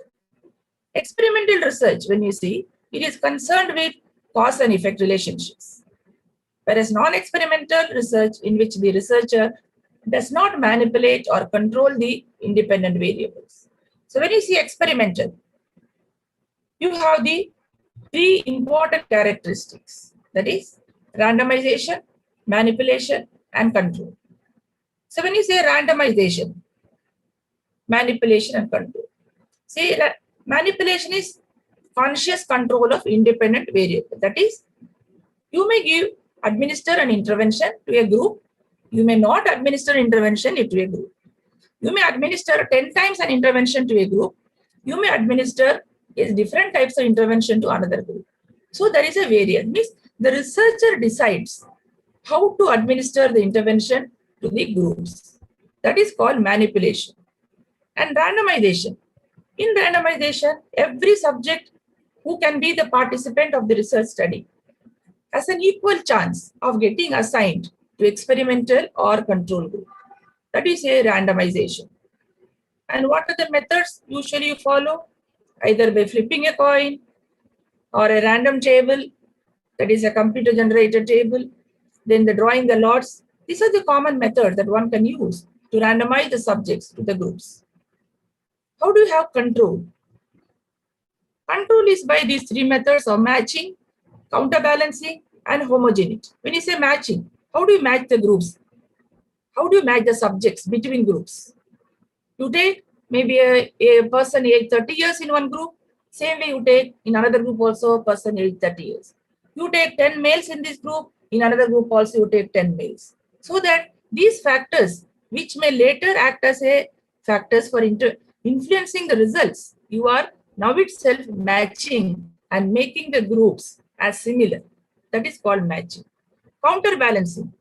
In case something happened, and it so happened that you had to put more number of females in a particular group, you balance it by again recruiting more females to the another groups. So that is called counterbalancing. Homogeneity. In whatever the factors or whatever the variables that is there in the group, you see that these variables are similar in all the groups. If you have two groups it is similar. If you are having three groups, in three groups also it is similar. You have different types of true experimental designs. Commonly used designs are post-test only control designs, pre-test post-test control design, Solomon 4 group designs, factorial designs, randomized block designs, and crossover designs. If you can see here, what are the different types of designs that you can use for this type of studies? Effectiveness of massage on selected physiological variables of low birth weight infants in NICU. So you have an intervention here and you have an outcome variables and you have a scenario where you are checking the effectiveness of an intervention. So this is a study called as experimental design where you are seeing that the interventions are becoming effective in terms of the outcome variables by when you are measuring it, that is physiological variables. So this can be in terms of the post-test only designs because you cannot check the pre-test of the interventions if you are not sure of the subject's previous course. If your previous course you are able to assess before the interventions, then it becomes pre-test post-test. If you are not able, then it becomes only post-test only. So depending upon the timings, you can determine what type of design you want to use for this study. Next is efficacy and safety of acellular matrix therapy for diabetic foot ulcer among diabetic patients admitted in medical wards. So you are testing the efficacy of a specific interventions. This is another experimental study in which you may have one intervention group, the other group may be a routine care group. So you are having the pre-test, post-test, control group design. You may have a control group where you may giving the routine care to the subjects. The third example, you can see effectiveness of training regarding the nature and prevention of accidents to mothers of toddlers. So here it is not possible to have a control group of mothers if they are not similar. So you want to have a equal group, you need to have the matching as we have seen, the age matching, you need to have the in terms of the homogeneity of the groups. Then you can say that you can have a true experimental design to do these studies. So different types of designs based on the researcher, which criteria, how you are going to use. So that will determine the methods of research. If you are not able to use any one of the criteria of the true experiment, then you go for the quasi experiment, which is what most commonly the nurse researchers are using. That is, which involves the manipulation of the independent or the dependent variable, but it lacks at least one of the two characteristics, that is randomization or control.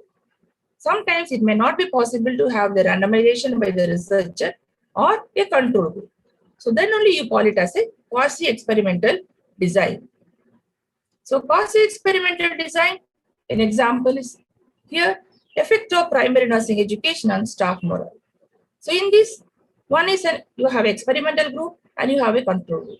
You may not be randomly assigning the subjects to the groups. So you call it as a quasi-experimental design. You have some other designs as a non-randomized control group designs, time series design, which is commonly used, where you may have a non-equivalent, but that means the groups are not equivalent in nature. You have the two groups, but they may not be equivalent in nature.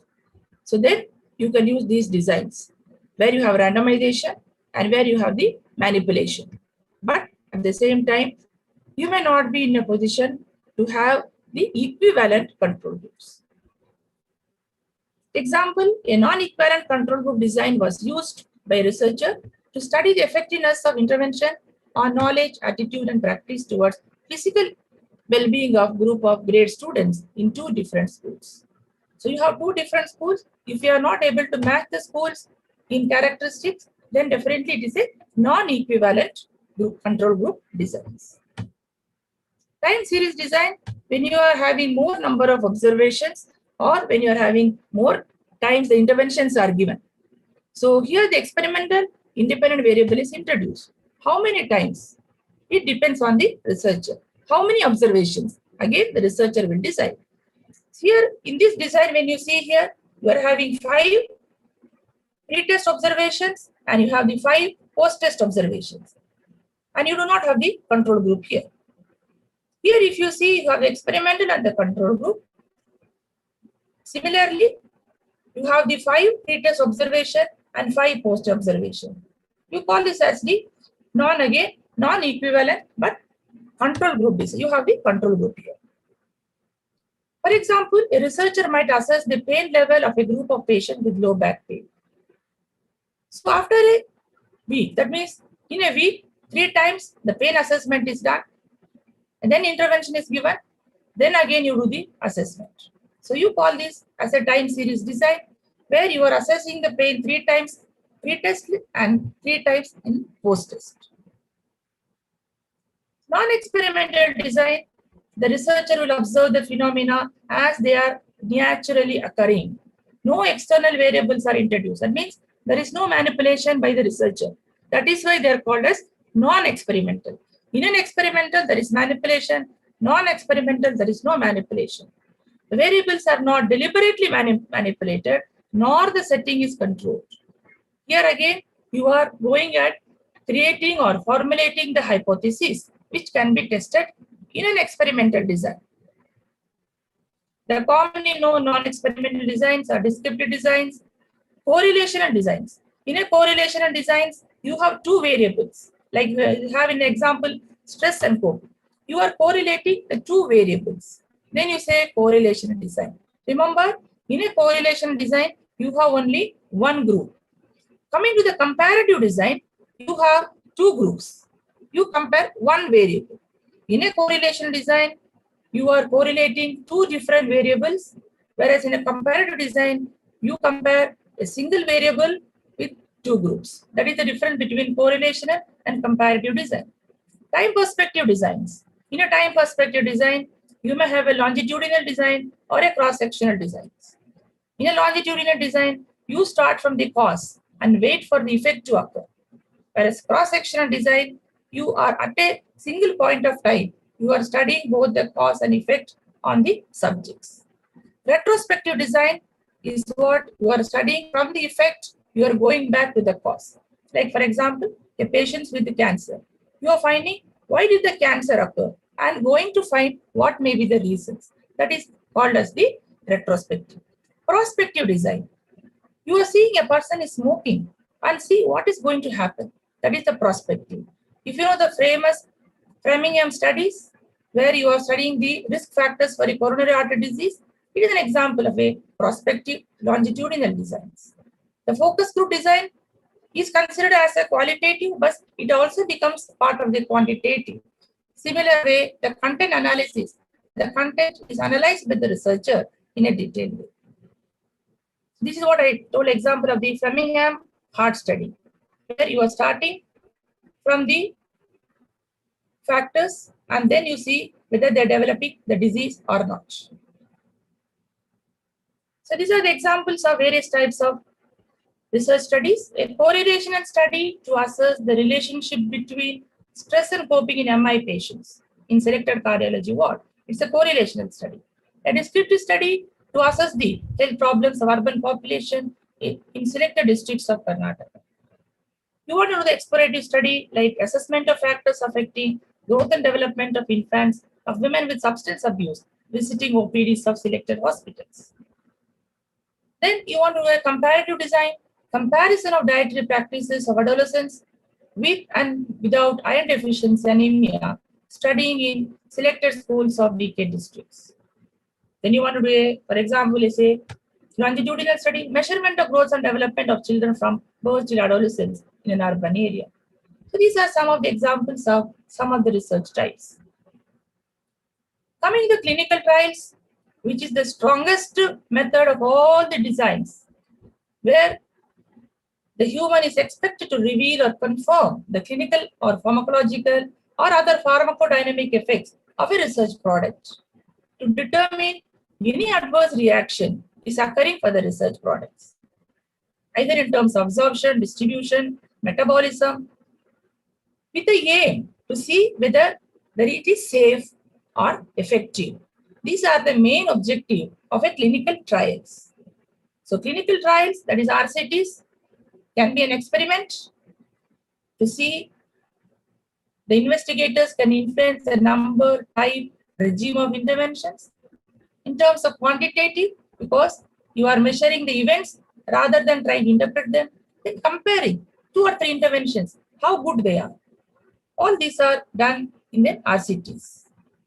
So the applications of RCTs are done when you are evaluating a treatment like chemotherapy, surgical procedures, or any other treatment, like you may be giving a treatment for a diabetic wound. That is also coming under these RCTs. Evaluation of prevention, like chemoprophylaxis. immunoprophylaxis. These are some of the preventive measures where you are using RCTs. Evaluation of health programs, healthcare services, patient education programs, administrative strategies. So all these are some of the examples of areas where a researcher can use RCTs to conduct the study. So advantages when you say to the quantitative research, it is an excellent way where you can have the hypothesis being developed, and with a good statistical analysis, you can get an answer for the question that is raised, and you can have a good publication. And with the external factors controlled, if you're having a proper design, then you can have an unbiased and real results which is generated. And it is also used for testing the qualitative studies experiments which were conducted as a first phase, so that you can get the final answer. That's an advantage. Disadvantages, yes, it is a time consuming, so it becomes expensive, and it's always very necessary to have a good randomization methods and a control groups and extensive statistical analysis. As a researcher, even though if we may not do the statistical analysis, good knowledge is always makes your research more strong. Then requirement for successful statistical confirmation, you need to have a good hypothesis which is generated and you have to test it. Then you can also have sometimes an unproven results. There may be some gray area, some uncertainty. You definitely need to report those things. It is not always that the study is always successful. Even not successful findings also a findings of a quantitative research.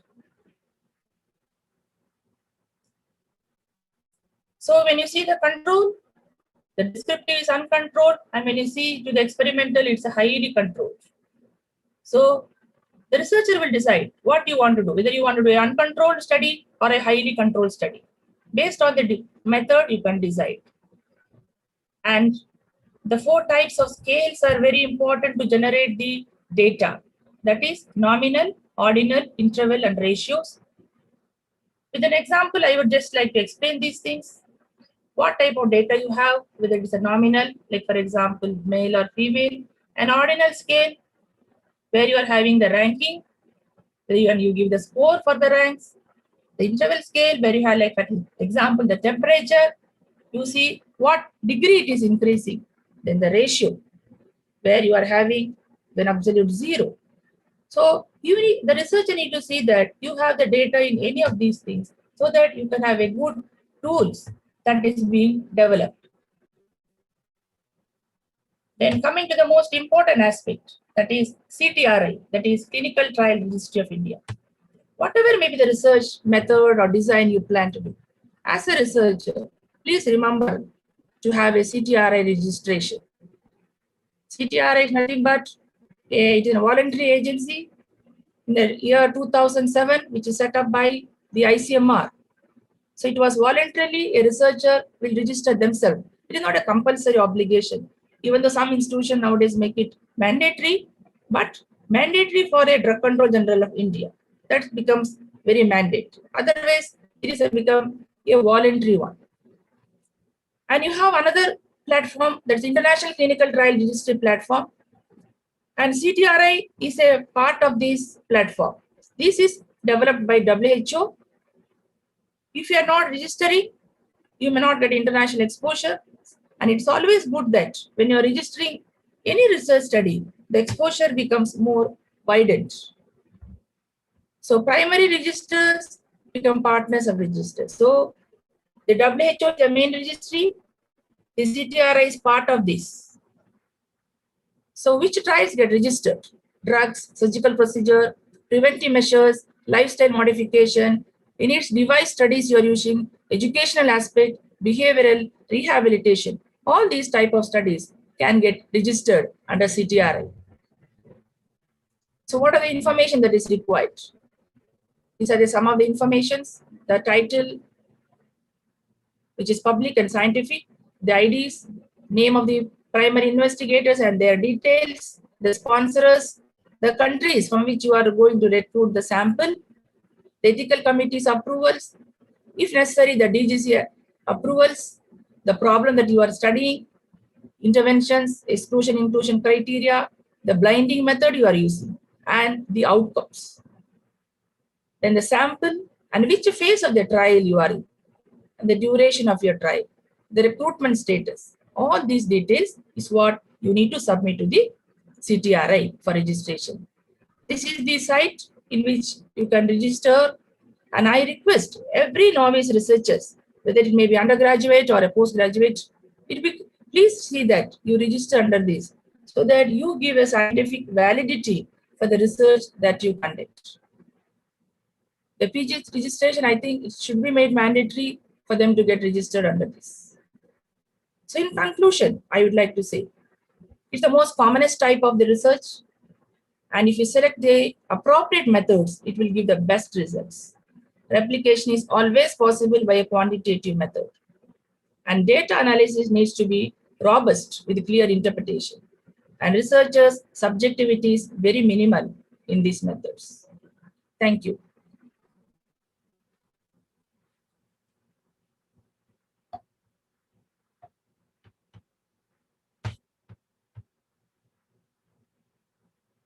Anybody has any questions?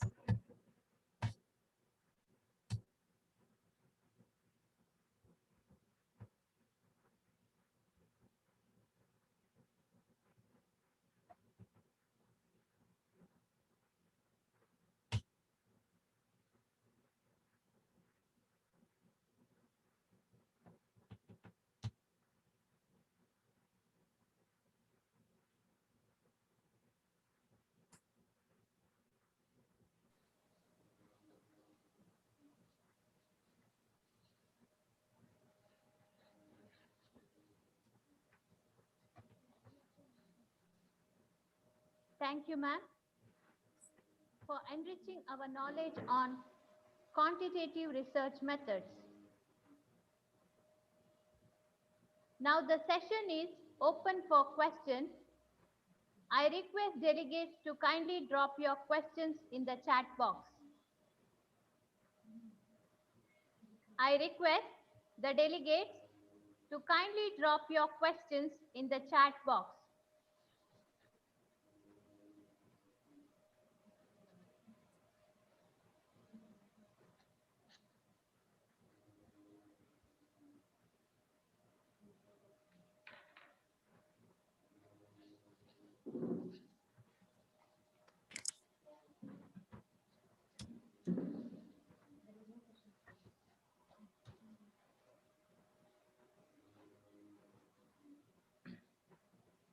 I think the participants have understood everything. So I think there is no more questions. So thank you. Thank you, ma'am, Yes. for your detailed introduction about the quantitative research method. Thank you, ma'am. Thank you.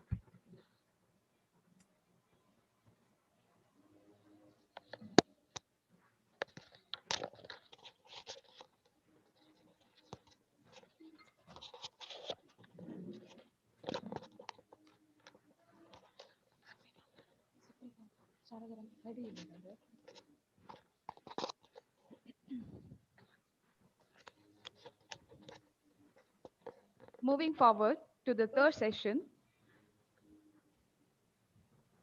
qualitative research method gives importance to words and speech, documents and artifacts. The data is generally non-numerical. Now, let us update our knowledge regarding qualitative research methods. May I now request Mrs. Jacinta Jyosti D'Souza, Assistant Professor, Department of OBG at Masood College of Nursing, to introduce next speaker of the day, Dr. Sharada Ramesh.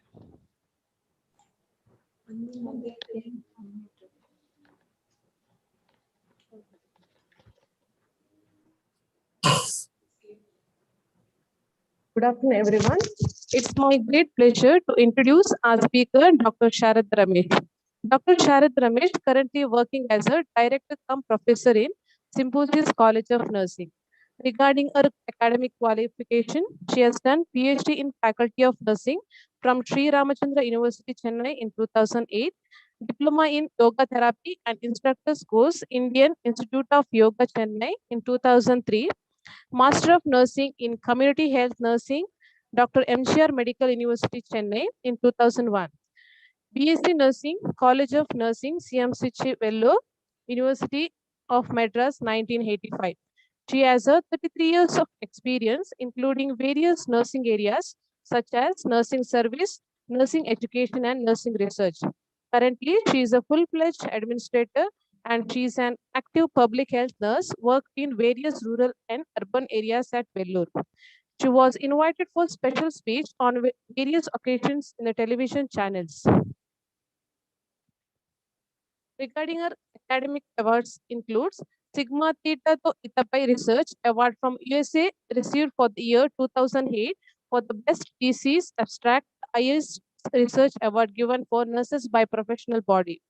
Jewel of India Award and a Certificate of Excellence for the outstanding achievements and remarkable role in the field of education in the year 2010, recommended and given by Indian Solidarity Council, New Delhi. National Mahila Ratna Gold Medal Award in the year 2010, recommended and given by International Institute of Education and Management, New Delhi. And Best Research Paper Award for the year 2010 during the International Nurses Conference conducted by Omayal College of Nursing, and received the Best Research Paper Award in the Worldwide Nursing Conference held at Singapore in July 2017, and Best Principal Award in Indira Group of Institutes in January 2017. Best Woman Award in March 2017 for International Women's Day at Indira College of Nursing, Chennai, and Best Nurse Administrator Award 2018 during the International Nurses Day, celebrated by Trained Nurses Association of India, Pune City Branch. She has a broad list of publication which includes indexed, peer-reviewed, and Scopus journals. She has done 42 publications, 11 international presentations, and she has completed 36 independent research work. She has added an organizing chairperson for various national, international conferences. She has organized more than 270 community service camps, such as multi-speciality health camps, blood donation camps, services during disasters such as tsunami, flood relief camps in 2015, and post-cyclone camps in 2016 at Chennai. She was one of the resource person who prepared the content for e-learning module for trained nurses available on the website of Tamil Nadu Nurses and Midwives Council in Hematology course. So I am pleased to welcome Dr. Sharad Ramesh to deliver the special knowledge regarding qualitative research method. Over to you, ma'am. Good morning. Am I audible? Am I audible? Yes, ma'am. Yes. Thank you so much, organizers, Masood College of Nursing, Masood Management, for inviting me, and thank you so much for introducing me for this session. The earlier stalwarts have spoken so well about the research. Dr. Larissa, a very good friend, who had spoken about the quantitative research. My topic given to me is qualitative research method. Now, my topic will move on. It is not going. Can you please allow me to? Not moving. It is okay. Now, before I'm not moving, it is PowerPoint is not moving. It is not moving. I don't know for what. Anyway, that technical glitch they are looking at. See, before going into the topic itself, let me ask the group, what is quality? Quality. Every time we are talking about quantity, quantity in terms of numbers. Quality means what? Can some of you put in the chat box? Slideshow, no? Is it in the slideshow? 1 minute, let me check. Yeah. Can someone look at it, put in the chat box? Dear delegates, what is quality? Chats, please. This is the glitch of having a webinar. If I'm physically present, the quality would have been different, right? I would have been talking to you, I would have been interacting to you. So is the answer here very clear? Quality. There are certain phenomena which cannot be looked or measured numerically, where you cannot, can you measure your mother's love? Can you measure a rape victim's pain, the psychology of or the trauma that the person has undergone as a rape victim? Can you measure domestic violence, the kind of problem and the trauma the woman has undergone with the domestic violence? So these are certain phenomena where you can never ever measure it in terms of numerical. So that is what we call it as quality. These are negative things. The good one is the performance of a student. Why did he take a state rank? There could be so many quality parameters to that. State rank is numerical. He got the first rank. But how did he achieve that? There could be a lot of quality initiatives behind that. Every accreditation of the deemed university, of the colleges in terms of A plus, NAC is giving, NABH is giving for the hospital, it is all measured in terms of quality also. There are two parameters to that. One is quantity, the number of document, number of program, but there is another one parameter which is quality. So quality per se is something that you cannot count that much, but it is very much needed in the person's life or in the human well-being. So without quality, you cannot say. All of us are living a life. How many of us have a good quality of life? You might be having money. You might, if you have a diabetic patient, his quality of life, he is there, he is rich, he has got money, insulin is given to him every day, he is taking whatever food. But if you ask him what is the quality of life, he will definitely cry and say, I am unable to eat what I want. So that's exactly what is quality. And it is very difficult to measure the quality parameters in the humans because it is a lot of mind play, where you cannot do that. So the presentation will move on with all these things, whatever, and I'll be leaving this. So Albert Einstein says, not everything that counts can be counted, and not everything that can be counted counts as well.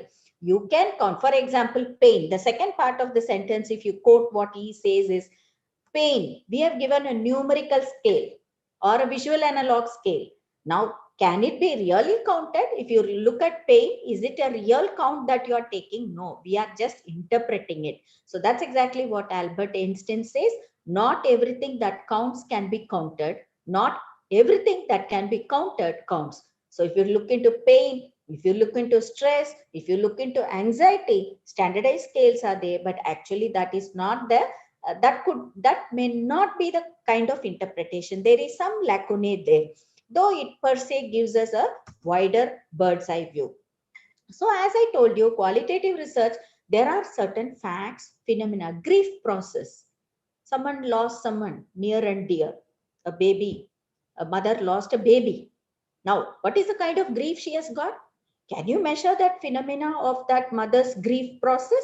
You cannot. So that's exactly where the qualitative research comes. So this is per se a very critical, a creative and analytical forum of research rather than just measuring something and bringing it in table with the certain figures and facts. So qualitative research is also a scientific research. Remember, it is a scientific research, but it seeks answer to a question which is very, very wide. It is very wide, and it is a set of procedure to answer the question. It's not the process, and it is not only one answer you will get there. As we go, we will know how it is. And you need to bring in that answer to the table of the scientific research. You need to collect lot of evidences to that and produce findings that were not determined in advance. It has never been told earlier. The culture of a migrant laborers, if you say, now in this pandemic, now what was their quality of life? Now, which we never had a pandemic earlier, and we never had a migrant worker moving from here to here almost 100 years. We never knew such a history. So here is where you will produce a finding that was never ever earlier explored, never ever brought onto the table scientific forum. Qualitative researchers do not have, will move beyond a boundary. In a quantitative research, you have a boundary. It is very, very structured. It is very systematic. You have steps 1, 2, 3, 4, and you will be moving. In the end of my presentation, I'll let you know how it goes. And here you are not asking why this has happened. For example, you are giving an analgesic. How it is working on the pain, that why you can do, and how it works can be answered. But here, the question here is seeks out why it is happening, why that analgesia is working on this person. Within 1 hour, the pain relieves. On the other person, it takes so much time. So what are the other parameters beyond the biochemical? Can you do any assessment of that? So that is exactly what the qualitative research is. Here it seeks out the why and not the how. Not how a structured teaching has improved your knowledge. That is not the question here. It is asking why that particular structured teaching has improved the person's behavior. He removed or he is no more doing a smoking. So that is exactly what a qualitative research does. And of course, for a novice researcher, this is a very, very complicated area to move on. That is why in many of our nursing studies, we don't look at this particular series of researchers. Qualitative research is seldom done because of the kind of maneuvers you have to do, and you need more of critical thinking. So that's exactly why we are not looking at a qualitative research, and it is a higher end. As you grow as a researcher, you should do that. For example, why the nurses are having a poor quality of life, that you never ask. And how, all of us know how a quality of image of nurses is taken in the society, all of you know. But why it is happening, that it needs lot of inquiry into the particular point of image of nurses. What, like how, whether it is because of the media, whether it is because of the nurses themselves, their knowledge, or is it because of the colleges or the teachers who teach them. All these things will have to move into this particular question. And qualitative researches are used mainly to gain insight on people's attitude. Why a certain kind of people behave like this in certain culture. So, see, postnatal diet, for example, you can measure 24 hours recall. There is no issue. As you go to the community, you will be doing it as well. And you know how many kilocalorie the mother is eating, how many protein, how many grams of protein she is taking. You can measure it very easily. But why a particular group of postnatal mother takes only bread in the afternoon, or they avoid biryani, or they avoid something else? So this will give the people's attitude, maybe their culture, their grandmother's teaching, all these. Even if you nurses go and talk, they will not take that. So why this? So that insight is you get. And because of that diet, is there any output to that? Maybe her feeding is less, or the breast milk is less, production is less, or she becomes very emaciated, she becomes malnourished. So it could be either ways, or she become obese also because of the eating habit. So why that particular we get the insight of that behavior of that particular kind of a movement or a phenomena in the society. It brings a lot of culture or lifestyles. You can explore all these things. And this is exactly what Leninger has done. Magdalene Leninger's cultural theory, intercultural theory, what she says, it is very astonishing and very, very mind-blowing when you read her life history.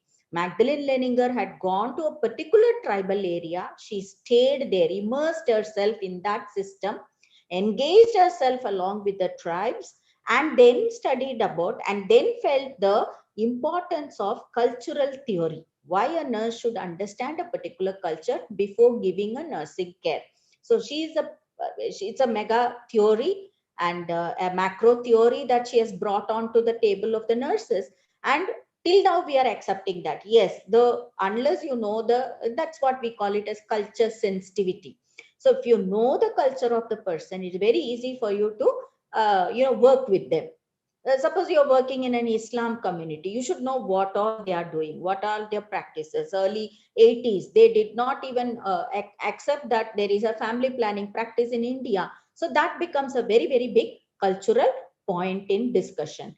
And in-depth understanding of the human behavior, why they are doing that, that is what in the qualitative research you will get. Whereas in the other quantitative research, you will know that this is a behavior of that particular community. But here you will get an in-depth insight on why it has been done. And it is quite naturalistic method of inquiry. You don't manipulate anything. Earlier, Madam expert was talking about quantitative, where she said you will manipulate certain things. But in a qualitative research, you never manipulate. You just take it as it is. A naturalistic inquiry is what you're doing. That means you will go and fix yourself there in the system, and they will not come to your system, and thereby you will do some assumptions, and thereby you will do a causal determination or a prediction. Some of the questions to be considered when you do a qualitative research is, do you want to generate new theories or hypotheses? Do you need to achieve a deep understanding of that particular issue? As I said, suppose you want to know why certain people of postnatal mothers eat like this. Why can't they eat some other food? We are telling something else. Why some people don't practice family planning? They don't even accept your property. Why? So this deep understanding of the issue you should take. It is very easy to say how many had property, how many did not have property. Easy in the sense you can measure it. But why she did not take that property? What is the hindrance behind it? Is it because she is having fear, or is it because of the culture? Is it because of, despite giving lot of health education, why the mother is not accepting that system? So that is where the deep understanding of that particular, once you understand that issue, then you can do some amount of generalizability.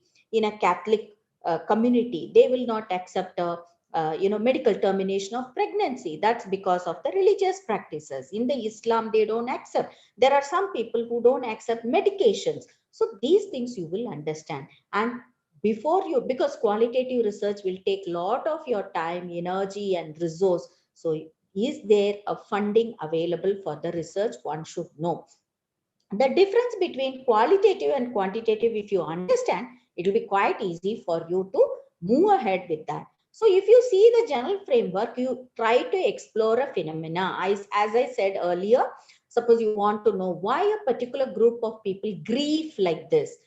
In a death, you must have seen some communities, hit on their head and hit on their chest and start crying. It's a catharsis. It is a good type of ventilation. And such communities, the research says that these people have seldom depression after that.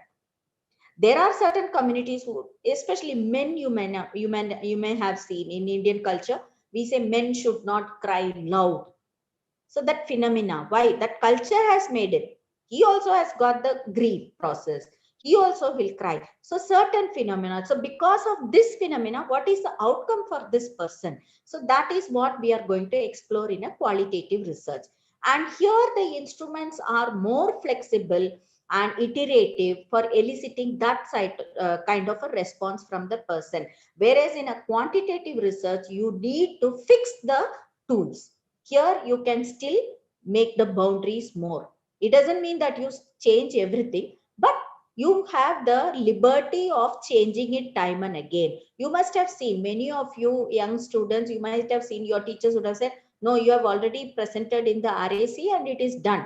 Your proposal is that, and you will go with that tool. You cannot change much in that variable. So that kind of a thing is, whereas in a qualitative research, as you move into the in-depth interviews and focus group observations, then you can little bit flex it and tweak it according to the kind of phenomena that you are studying. And here to describe variation, your analytical objectives are to describe the variation. Why this migrant worker is having this side of thing, or a gypsy is having a different behavior. So the variation you can make here.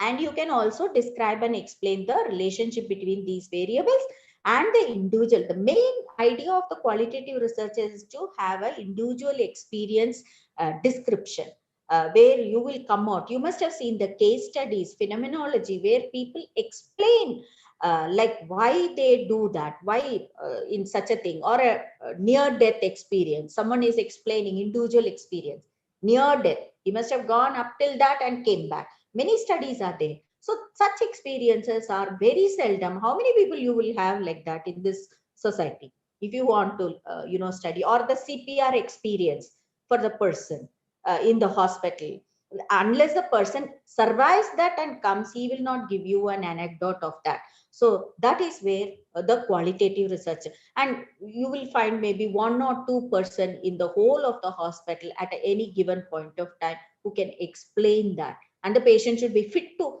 answer that. So such experiences are very, very rare and seldom found, and it gives lot of input to the experiences. It's very mind-blowing to study such experiences, the death experience, near-death experiences of the people, and open-ended. It's very open-ended, whereas a quantitative is a closed-ended, and it is more textual. Qualitative is, as I told you earlier, if you talk in terms of numerical, it becomes quantitative. If you talk in terms of textual, audio tape, video tapes, field notes, the best example is Magdalene Leninger. Leninger's theory, she was the one who was there for 3 years with the particular tribal area, and she took everything notes. She stayed there, immersion and engagement. Both she has done in that. And flexibility in study design. As I told you, some aspects you can flex as you move through the qualitative research, but whereas you cannot do that in a quantitative research per se. And the advantages here is the participant, the opportunity to respond in their own words. As I told, it is a semi-structured. You will just give the keywords. What was your experience when the CPR was done? Can you remember that experience? Whereas you can never ask such a question in the quantitative research. You will have a structured set of questions. So that's the biggest advantage of a qualitative research, and it gives more of meaningful and culturally salient aspects of the particular phenomena that you are learning at. And it is unanticipated by the researcher. It gives a lot of unanticipated things for the researcher. We don't know what sort of an answer you will get, how they will answer from that. It's very rich and explanatory in nature, and nobody can give you that kind of an input when you do a quantitative research. But in a qualitative research, very rich notes you will get, the experiences of the people. And as I said, to ask why or how, the participant responses are becoming very, very crucial in terms of a qualitative research. Now, there are types of research. Some of it you must be knowing. You will be, familiar with ethnography, phenomenology. Many students must have done, MSc students must have done the phenomenology study. Symbolic interactionism, very simple. Symbolic interactionism, you must have, all of you have studied psychology. In there, some certain Herman Rorschach blot test, ink blot test you must have studied, where the ink is put on a blotting paper, and you get certain figures there, and they ask you to interpret what it is. One will say it is a cloud, other one will say it is a lion, other one will say a man or a woman, whatever. So it all symbolic interact, how you are interpreting that. Based on that, you can study the person's behavior and person's mood and the mindset and grounded theory. So these are some of the types of qualitative. We will be moving one by one. So ethnography, the classic example that ethnography you have is, as I told you, Magdalene Leninger's theory, where she describes on the culture and the social group and the system of a particular, tribal area where she went and stayed, and South America, and she stayed and learned everything about that particular, and she has written a very rich notes, field notes about their behavior. And you examine the certain patterns and behaviors of that way of life of that particular people, and you get a larger picture of the way of life, why they are doing this, that you should know. Simple. See, had we done that earlier, now this in this COVID pandemic, I should say, we should have done some amount of qualitative research. Why our grandmother says to wash the feet when you enter the house. This was the culture which we had some maybe 50, 60-year back history. But today what we are doing, we are wearing the same chappal and going inside. Now in this COVID-19 pandemic, what did you say? No, shoes carry the virus. Remove the shoes outside. So did our grandmothers not be correct? They are absolutely correct. You must have seen in the olden age house, there is a pot of water kept in the entrance of the house. As you enter the house, you have to wash your leg and feet and go inside the house. What a rich way of living that was. Where did we lose that in between? And now we are crying COVID-19 pandemic. Don't do this, don't touch that. Our great grandparents have told us to say namaste only. When did we learn the shake hands? Now today what we are telling, don't do shake hands. COVID-19 has come. So what is the simple thing here? We did not learn the behavior. We just dumped the behavior saying that is all a olden history. Let us not do that. So had we learned that culturally what was the meaning of it, we will not suffer like this today. So qualitative research gives you the way of life, pattern, behavior, why our ancestors told like that, and why we did not follow that. We did not do an in-depth study on that. So it is both a research process and a product if you do a qualitative research. Final goal of any ethnographer is never lose sight of the study, what you want to study, which behavior, whether you want to study the personality behavior, whether you want to do the cleanliness or the hygiene of the people, or any other sexual habits or drinking habit. In most of the northeastern parts of the India, women also drink. Their marriage means it's a drinking party. So is it a point to be taken, or what will happen to, even for a pregnant woman, they give, one of my students did a very nice study because she comes from Assam, and she did a study on how the antenatal mothers drink, because that's their culture, and how it is affecting the fetus, how the fetal distress happens, all these things she has studied. So this gives you an insight why they are doing it. Should we really educate them? If it is a good one, you retain it. If it is a bad one, you give the input to that. Your health education can move on with that. So a person's vision of health and illness will be looked into when you do an ethnography, and qualitative methods used for instrument development, illustration, sensitization, and conceptualization. You will be moving between all these four aspects when you do a ethnography. And ethnography doesn't happen with a time-bound thing. As I told you, Magdalene Leninger has taken around almost 3.5, 4 years to get herself immersed, engaged, learn the language of that particular tribal people, and then come out with the field notes. So unless you learn that language, you will not be able to understand their behavior. The next concept is phenomenology, the type where you describe the subjective reality of an event as perceived by that particular person or some group of people. As I told you a little about the phenomena of, suppose, the near-death experience or the labor process. What did the mother feel, the primary mother feel at the time of delivery, when the crowning was happening? So all these phenomena, not many people have looked into. Or after the aftermath of a rape victim, how, what kind of an input, what kind of a trauma the girl had or the person had after a rape. So unless she survives the rape and then she becomes all right, you got to wait for all these processes, then only you can look into that phenomena. Then phenomenological research techniques offer nurses a valuable way to understand the life. But not only for nurses, anyone who does a phenomenology study will. But you cannot take too many samples, unlike a quantitative research. The sample size will be very, very minimum, because the kind of phenomena that you are reading is also how many rape victims you will come across in a period of time. That is why we always say MSc students is very difficult. When you come for the research proposal, maybe you will want to do that, but we put a clamp there saying that you may not get that many samples. Or a drug addict who has rehabilitated himself, how many drug addicts you will get like that?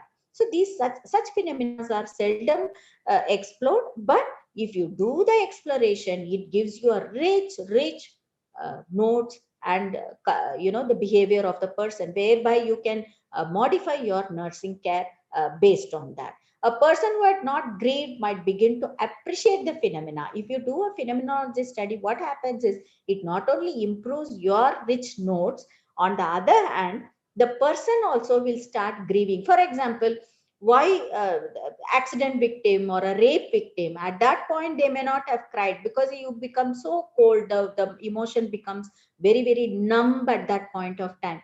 But after 2 years, 3 years, when you start asking them to explore and bring back a flashback, you must have seen in cinemas, flashback gives you a lot of things, and the person himself will have a very big grieving process, a catharsis, and that ventilation will bring in a good uh, which will come out, the person might come out of his trauma and thereafter can rehabilitate very quickly. So phenomenological study not only helps us to bring in certain input to our research, but it also gives us a reflection for the individual person. Symbolism. Now this symbol what I have put, all of you know, by seeing a certain symbol, you know what it is.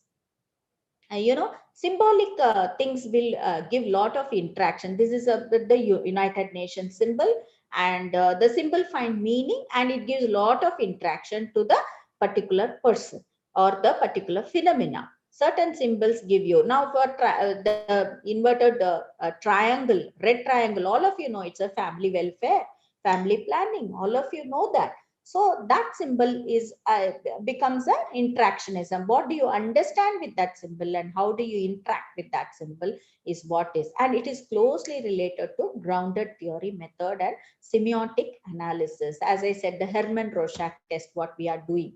The next type is grounded theory, an inductive type of research where you do something and bring in lot of hypotheses to measure that. And this is a very, very higher level of research. Not many can do. That's why you must have seen MSCs do only a up till phenomenology or a case study you can do. Beyond that, we don't look into the grounded theory where you need to do lot of theory building based on the categories. And this is exactly what Leninger brought in. That is why her theory is known as cultural sensitivity theory. She brought in, she went, she studied, she stayed with a particular thing, then she took the theory. And now it is a grounded theory. We say that nurses should be culturally sensitive, culturally warm, based on her cultural sensitivity theory. And it takes a lot of time, and you should be an expert in the particular field of research. And immersion and engagement you should do to bring in such a grounded theory. And you should do a constant comparative analysis process as you do this grounded theory. It doesn't end there.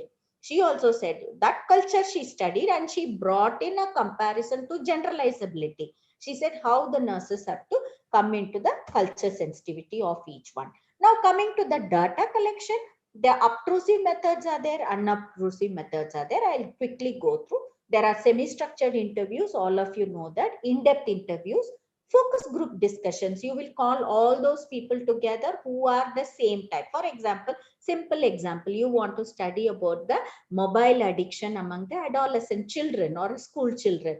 You call them to maybe 9th standard children, you select them, ask them come to voluntarily and throw certain questions. Why do you take a mobile? What things you see in a mobile? You will only be a facilitator. You will not throw questions per se. What did you do? How did you do? We don't. We just give a core word to them about mobile. They will interact among themselves. You record it and take the important keywords. That is a focus group interview or a discussion. And this focus group in discussion will give you a lot of insight about their perception, their thinking, how they interpret it, all these things. And ethnography, already we have mentioned. Participatory action research earlier madam nicely explained, Dr. Larissa. This is here participatory action research. This is exactly, see, Leninger is a very pivotal theory when it comes to qualitative and such things. And she has also done the narrative and life history of the people in that particular tribe. And participant observation, all these three things she has done it in her study. So that is obtrusive method. So do you eat non-vegetarian food? You just throw it.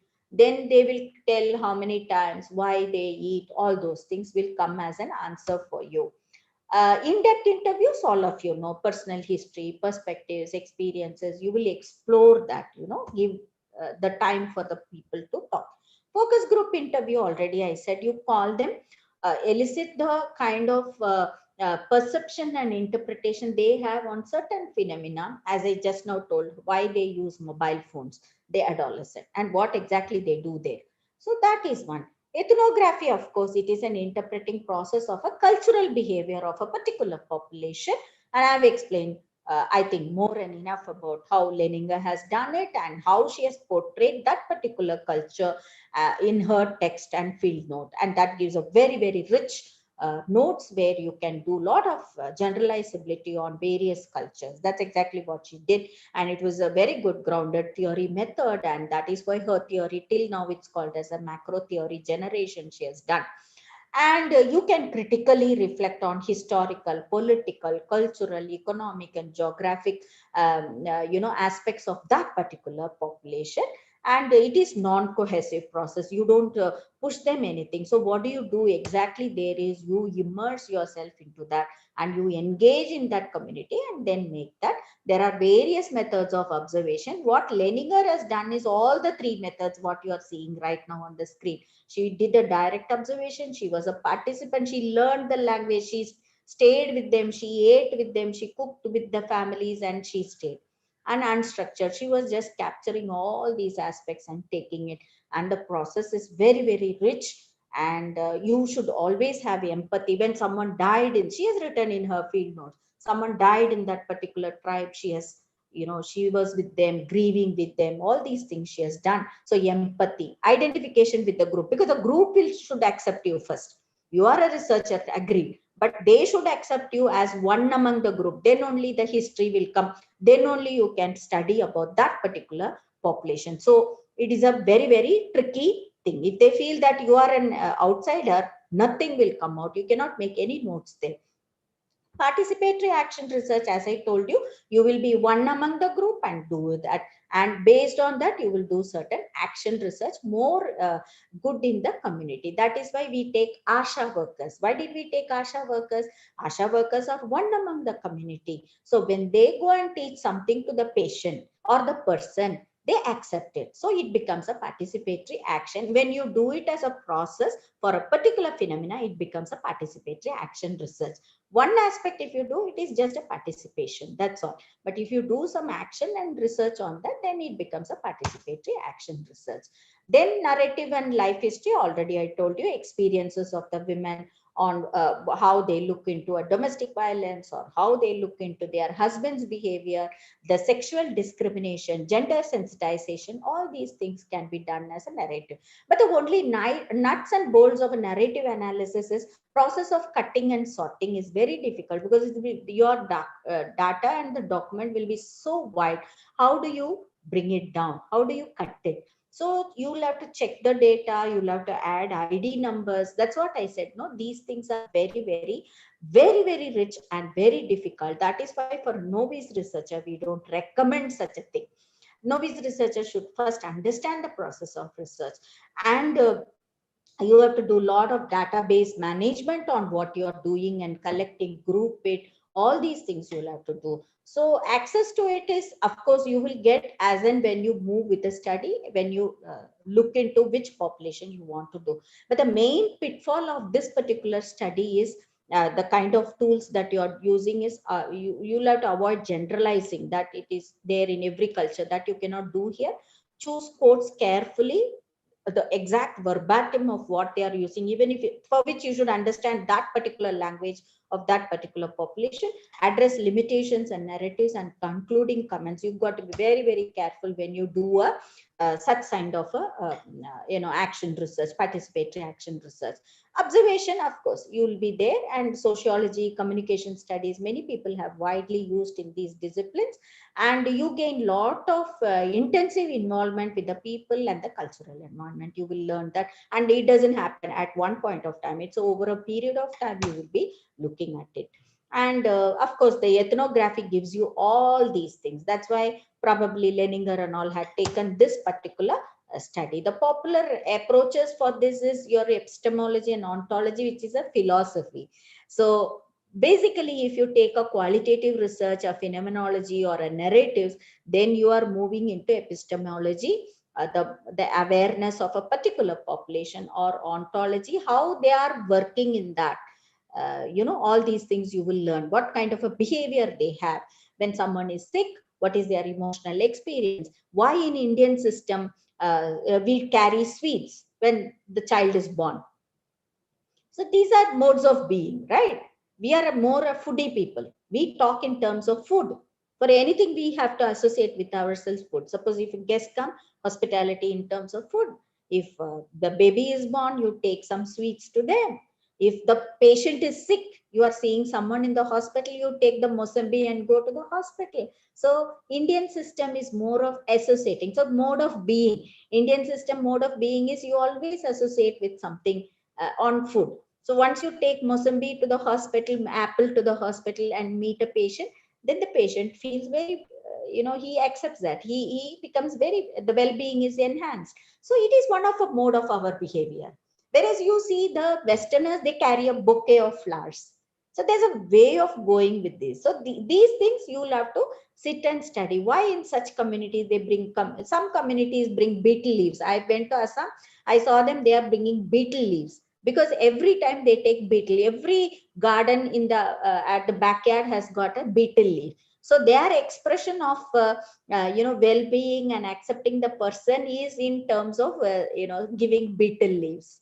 So these are some of the things. So you will be learning it as and when you do such this thing. The other thing is unobtrusive behavior is, unobtrusive method is simple observation. All of you know that. Document analysis, written records which you are taking.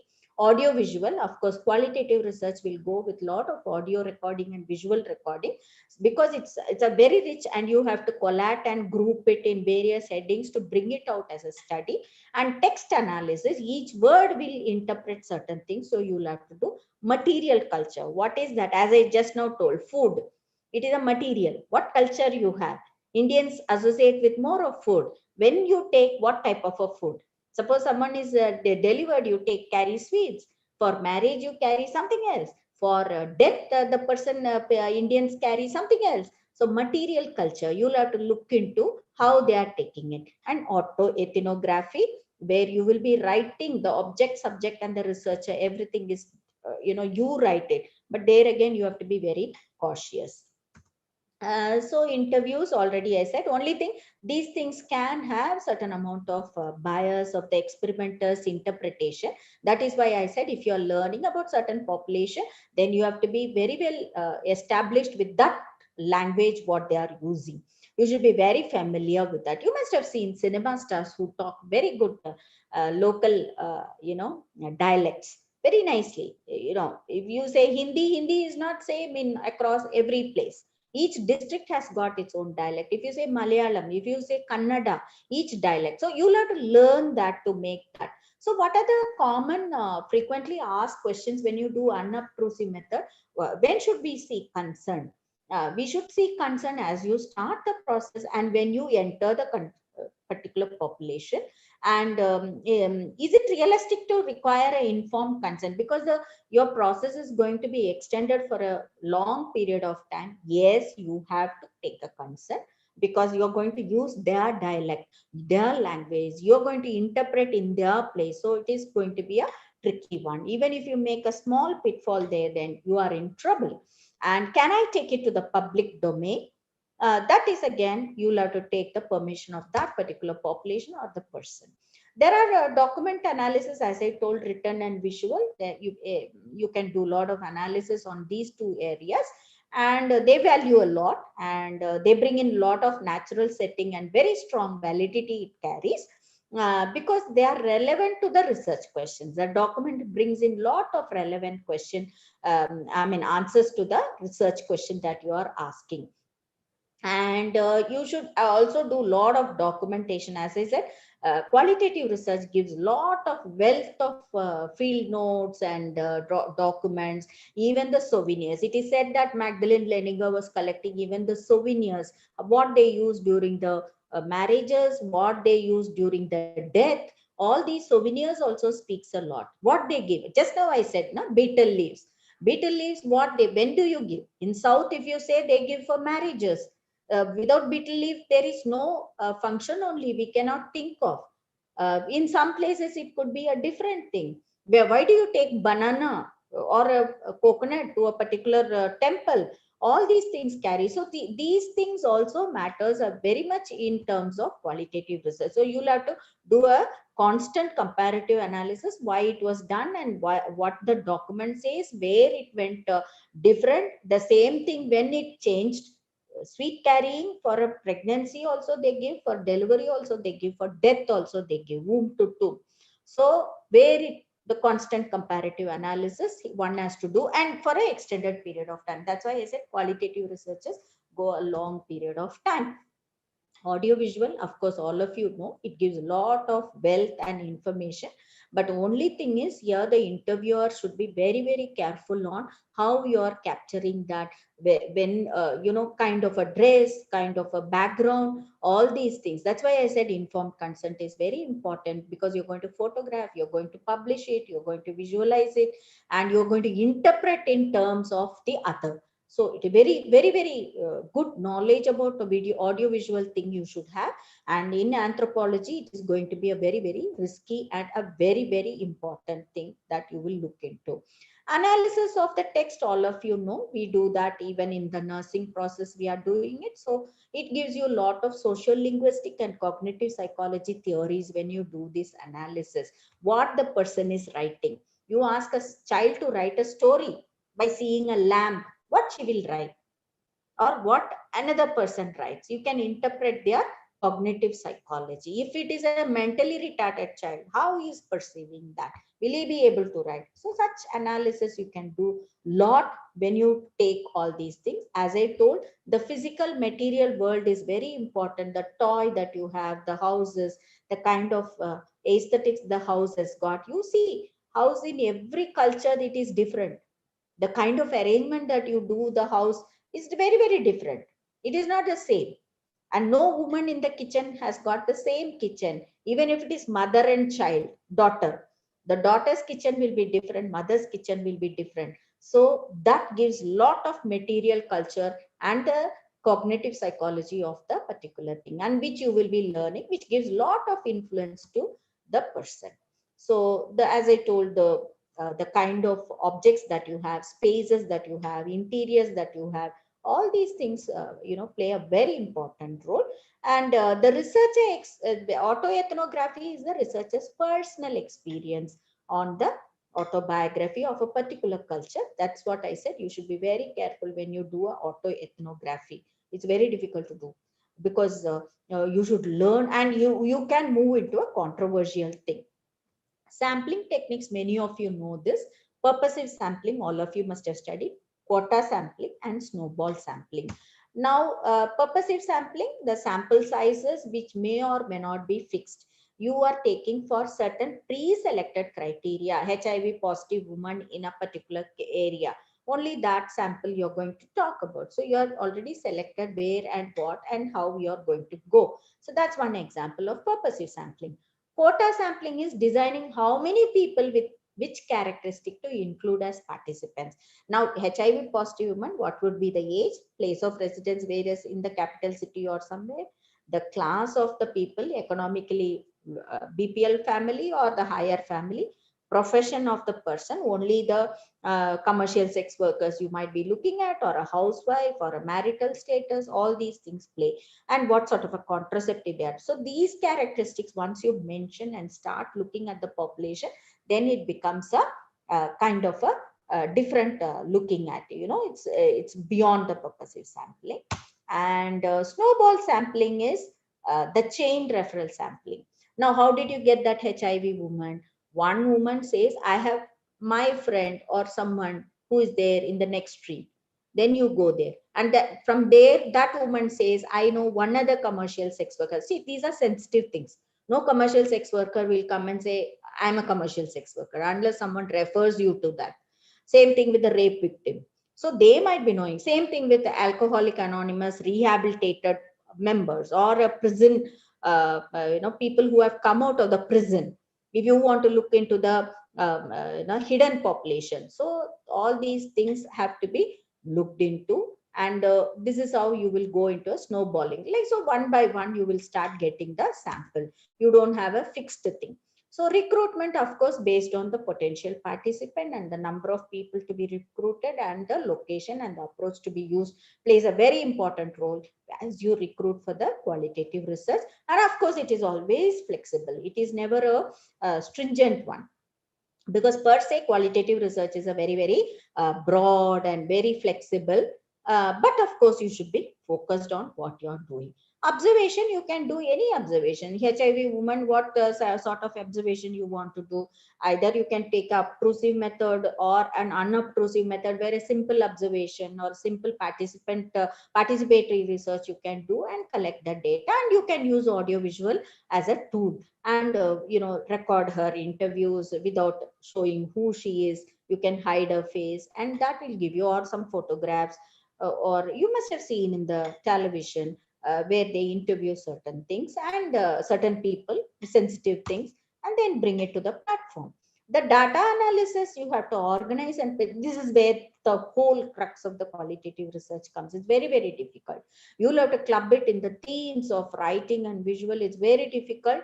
Coding process is difficult. However, you have certain amount of of course you will have to arrange it, you have to decode it, you have to keep it, but of course computers come into the play. There are computer softwares which you can use. Ethnograph, you have NUD, IST, Atlas T version is there, Hyper Research is there, computer assisted qualitative data analysis softwares are there, SaaS softwares are there, CDC has developed a CDC EZ software, Qualres is there, Transana is there, so many is there, you can get it. NVIDO plays a very key role in qualitative research analysis, which gives a rigorous analysis of what you want. And it helps to manage, shape, and make sense of the unstructured information. But of course, you should have collected all the information and keep it sophisticated so that you will know that. And computers does help a lot. You might be thinking, what does computer do? It is it's not a qualitative. It doesn't. It's like a robot. No, it doesn't have any sense. But it gives you a lot of thinking as to where I left the process. When you apply such softwares, no, you will get some meaningful conclusions, and you will also identify the gaps where you lost, and so that you can go back and look into it. So don't think that it is difficult to do through this software, but it helps you to do lot of rethinking. The only problem with this is trustworthiness in qualitative research projects. Is it really trustworthy? Some people might ask, but you should look into the preference of internal validity, external validity, reliability, and objectivity. It all depends on the credibility, transferability, dependability, and confirmability of the researcher, how he moves into that. So per se, if you look into the steps, in a quantitative research, it's step 1, step 2, step 3, formulate the research question, review literature, like that it goes. But in a qualitative research, it is a cyclic mode. It is a cycle. Identify the phenomena, and then you can go to the left side and look into the limitations. Of course, you cannot look into the conclusion at that point in time. So that mean to say here, you can go back and forth. See, if you say in this cycle itself, you can see limitation, finding, literature review. So whereas in our quantitative studies, you have the next step itself is quantitative research only. I mean, the review literature only. So it is a back and forth. Yeah, you can go from known background to move to the literature review, then come back to the research question, or you can look into the phenomena of interest, go to the limitation, look into the findings of the earlier studies, then come to the research question. You can move back and forth. That is the major difference between a qualitative and a quantitative study. A quantitative study is step 1, step 2, step 3, ladder fashion. Whereas in a qualitative research, it is a cyclic fashion, and you have the liberty of, that's why we call it as it is flexible. It is flexible. You have the liberty of moving back and forth to bring in a good amount of insight to the particular phenomena that you are measuring. The main criticism here is valuability, credibility, and dependability. In every qualitative research, they ask that, but to tell you honestly, you should believe that qualitative research is very rigorous process, and some researcher has done her part of it. If you want to more do it, then you should do a triangulation study. Means you can do a quantitative research, you can do a qualitative research, then again move on to the quantitative. Like that, if you do, then you can develop a better one. So when to use a qualitative research? When you want to develop a theory, when you don't lend itself to surveys or experiment. Theories cannot happen that way. Take it Leninger's or Maslow's motivation theory. It didn't happen overnight. And concepts and theory not developed enough to develop a hypothesis. Till now nobody has explored that area. Then you do a qualitative research. Your beliefs and values of the human nature fits only qualitative. Certain behaviors you cannot measure through qualitative. The research question does not suit to a survey. For example, a sexual identity or an attempted suicide or something on a transgender. These are areas nobody has much explored, and if at all they have explored, they may not have brought in to the scientific table the rich experiences and the field notes, and need to learn about meanings and feelings of whys of the lives that you are looking at. But do not use qualitative methods just because you fear numbers and maths. Many MSc students come and tell us that phenomenology I will take, thinking that quantitative research, oh, you have to do a P level, you have to do a ANOVA, MANOVA, all these things. Now, don't do a qualitative method just because you fear maths, just because you think it is easier. You thought, okay, I'll take a recorder there, record 2, 3, 5 samples only, no case study. Sample size is very less. So it's very easy. I'll take my tape recorder, go record 5 people, CPR whoever had, and I finish my study. No, it is not like that. Qualitative research is very, very in-depth, and you cannot do that. And to conclude, let me give the take-home message to you. Qualitative research is a science and art. Of course, it is also got certain amount of process, certain amount of structured things, but it involves lot of critical thinking, creative thinking, innovative thinking, analytical thinking, and it is a very, very broad perspective. It cannot happen overnight, and not if you're a novice researcher, I would advise you to first do the quantitative, make yourself expert, then become a qualitative researcher. But you will enjoy doing it. Let's enjoy doing it. So I leave it to the delegates. If you have any discussion, or else I think it's lunchtime, you might need a CPR. Or the group must be wondering what this CPR is. It is not cardiopulmonary resuscitation. It is coffee, Pepsi, and Red Bull at this point in time, because you are all tired listening. I know that. However, you can post me the questions. And thank you so much, organizers, for giving me the opportunity. There are many references that I have here. You can put it to the students. Many online stuff available for you. You can look into it. So with that, I come to a conclusion of my topic, qualitative research. Thank you, the team Masood, College of Nursing, and thank you, Dr. Larissa, who introduced me to Vijita, and all the experts who are out there. Hi to AG also, Angela, who is the next speaker. Thank you so much. Despite the lunchtime, you all are listening. Of course, you should have a CPR now. Thank you.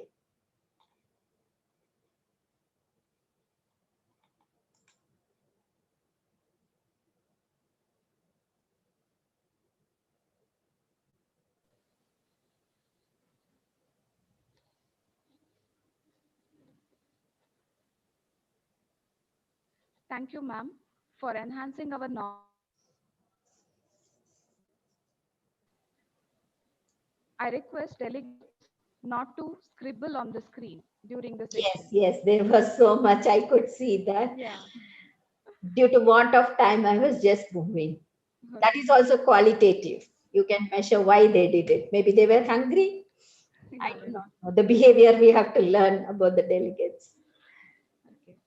Delegates, kindly note, I request delegates, those who are attending webinar through the YouTube, please do mention your name, college name, and mail ID in the comment box.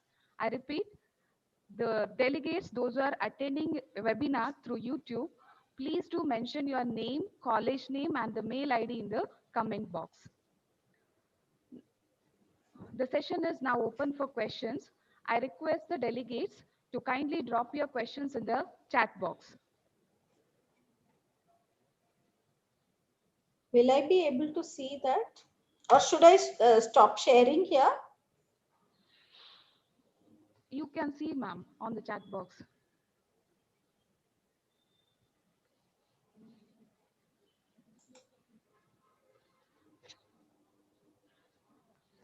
Thank you, ma'am. Thank you, ma'am. Thank you, ma'am. Somewhere they have asked research where we can assess the human emotion, where numerical assessment is difficult. I don't get this question of Shobha. Is Shobha asking me a question, or Shobha is, who is Shobha? Shobha KR has written research where we can assess the human emotions where numerical assessment is difficult. I don't understand that. Could you please, if you want anything to know? Of course, but to answer that, see, you cannot do human emotion numerically, obviously. All of us know. If I ask you how much you cried, how will you measure that? It is very difficult. You even the pain per se, I told you, you have visual analog scale, but that's just an interpretation. The real pain is highly subjective. How do you measure the pain?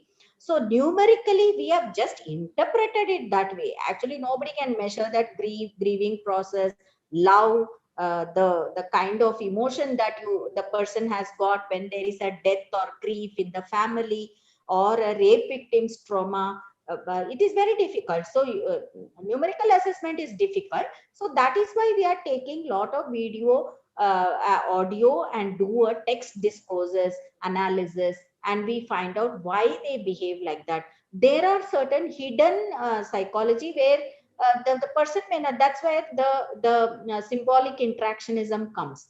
Why that person is telling like that? Why? See, all of us have certain gestures. You want to tell someone something, you use your eyes, you use your hands. So such symbolic interest, and each culture has got a different way of looking at it.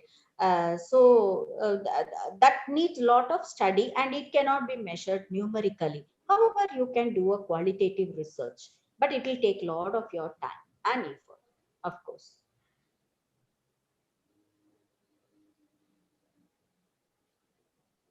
Deals with words and meanings.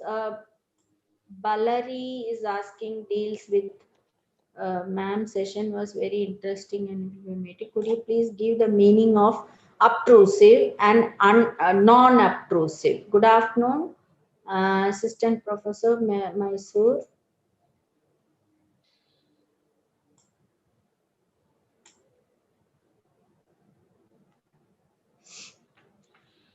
Any other question you all want? Obtrusive and non-obtrusive methods are two methods of data collection, right? The way method of doing it. So you can look into it as obtrusive. The very word obtrusive means what? What do you all per se look into obtrusive? Can anyone mention that?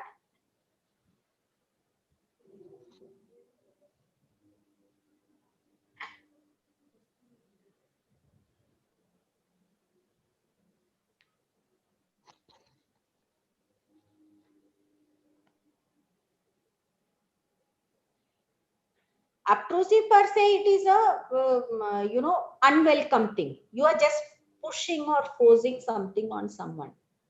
For example, you are making a semi-structured interview.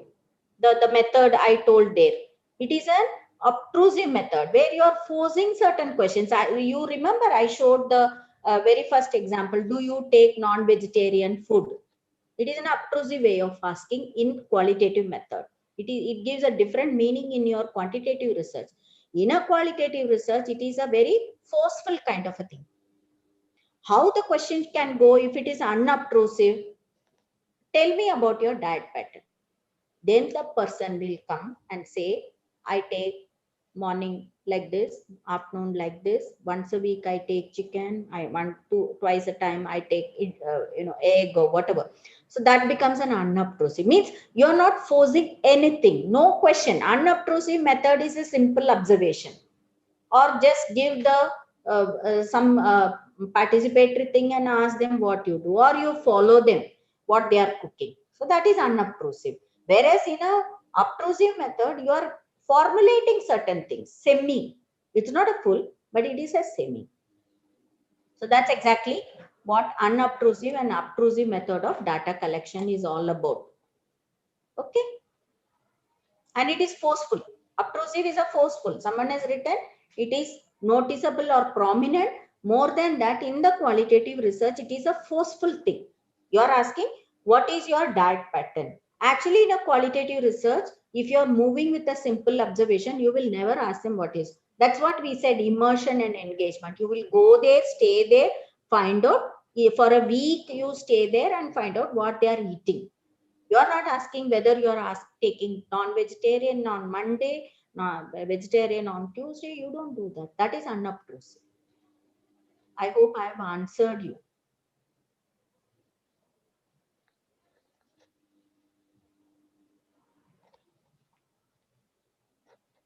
Thank you, ma'am, for Thank you addressing all the so questions much. Thank you so and much. helping us to expand our knowledge on the topic qualitative research methods. Thank you once again, ma'am.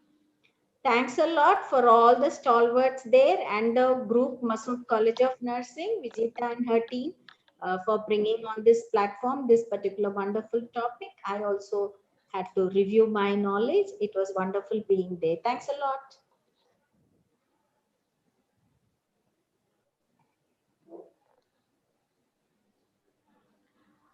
Moving on the fourth session of the day, mixed method research. Now I request Mrs. Sheila J. Sherrill, Assistant Professor, Department of Medical Surgical Nursing at Masood College of Nursing, to introduce our resource person, Dr. Angela Ganadurai.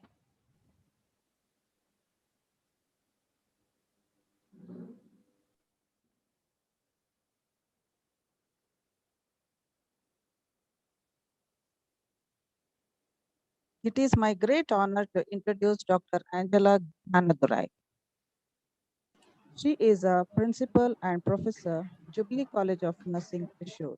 She earned her bachelor's, master's, and PhD in nursing from Christian Medical College, Vellore, Tamil Nadu. She has done post-diploma courses in psychological counseling,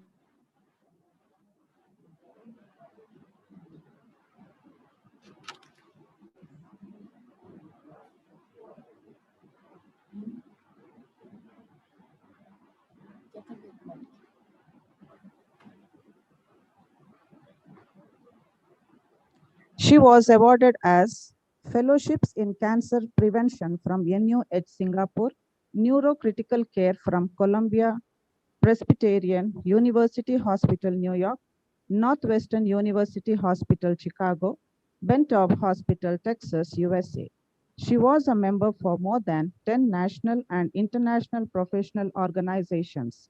She is holding NABH SSR certificate since 2006 and also holds NHRSC empaneled assessor for public health facilities. She published 21 papers in national and 5 papers in international journals. She has presented papers in national and international conferences and also arranged local, state, and national level conferences and workshops. Now, she is a supervisor and guide for the PhD candidates in INC PhD Consortium and other universities. She is a president for Society of Indian Neuroscience Nurses, secretary of South Zone NRI, executive member in NLCMAI, and also representative from India in World Federation of Neuroscience Nurses. We welcome you, ma'am. Now, I request Dr. Angela Gnanadurai to share her knowledge on mixed method in nursing. Over to you, ma'am. Very good afternoon to each and every one of you. Can you hear me? Can you hear me? Yes, ma'am, we can hear. I thank the organizing committee for giving me an opportunity to be with you now. And it was lovely to meet my friends, Sharda and Larissa, and hear their very informative sessions. And I once again thank the organizing committee for this chance to be with you. My topic is mixed methodology in nursing research. I bring greetings from Vellore. Mixed methods research methodologies are increasingly applied in nursing research to strengthen the depth and breadth of understanding of nursing phenomena. Mixed methods research combines elements of qualitative and quantitative research approaches for the broad purpose of increasing the breadth and depth of understanding. And in this session, we will look into some of the steps in the process of designing the mixed method study and how it can be helpful to make the study very complete and complete one with some examples. There are many books now available on mixed methods. Many journals are available and a lot of materials are available in the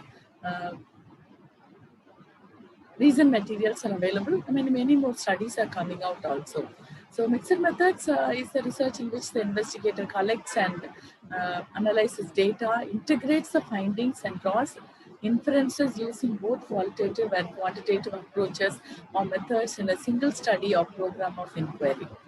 To tell it in a nutshell, actually, most of the studies, the questionnaires are developed by the researcher, and many times it's been borrowed, and sometimes it's been modified, keeping a questionnaire as a model. But then to use it for the situation, we need to know about the particular group of people whom they are going to be studying. So in-depth interview on at that time will help the researcher to develop the questionnaire and sometimes the intervention also. So that is what it says. Both qualitative and quantitative approaches or methods in a single study or program of inquiry. For example, one of my PhD scholar did a study on female feticide. So she had to develop a questionnaire. There were many questionnaires available, but it cannot be applied in our Indian culture. And so she interviewed, in-depth interview with the gynecologist, and obstetricians, and the nurses who are part of it, and also the community setup, the ashas who are working with that, and psychologists, and those who work in the NGOs, all those people. And she got a rich data, and from there the themes were derived, and her questionnaire became one of the very best ones which can be applied in that area. So that is what is which can be helpful for the nursing researchers. We'll see it in detail in the coming slides. In 1970, the term triangulation began, and so the methodology started. And triangulation was identified as a combination of methodologies in study of the same phenomena to decrease the bias. Yes? Excuse me, ma'am. Your voice is not audible. Yeah, can you hear me now? Yeah, some disturbance is there, ma'am. Really? Is it clear now? Can I continue? Now also is there, like 1 minute, disturbance. 1 minute. There is some disturbance. What? There is some disturbance, they say.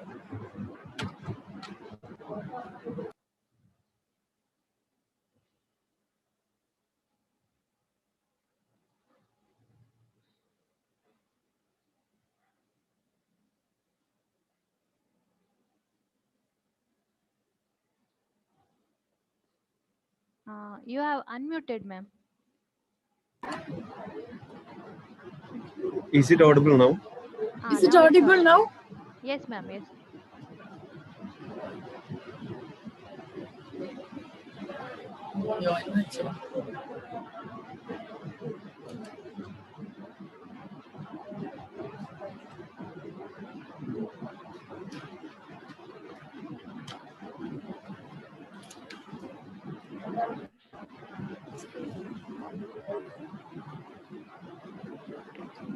Is it audible now?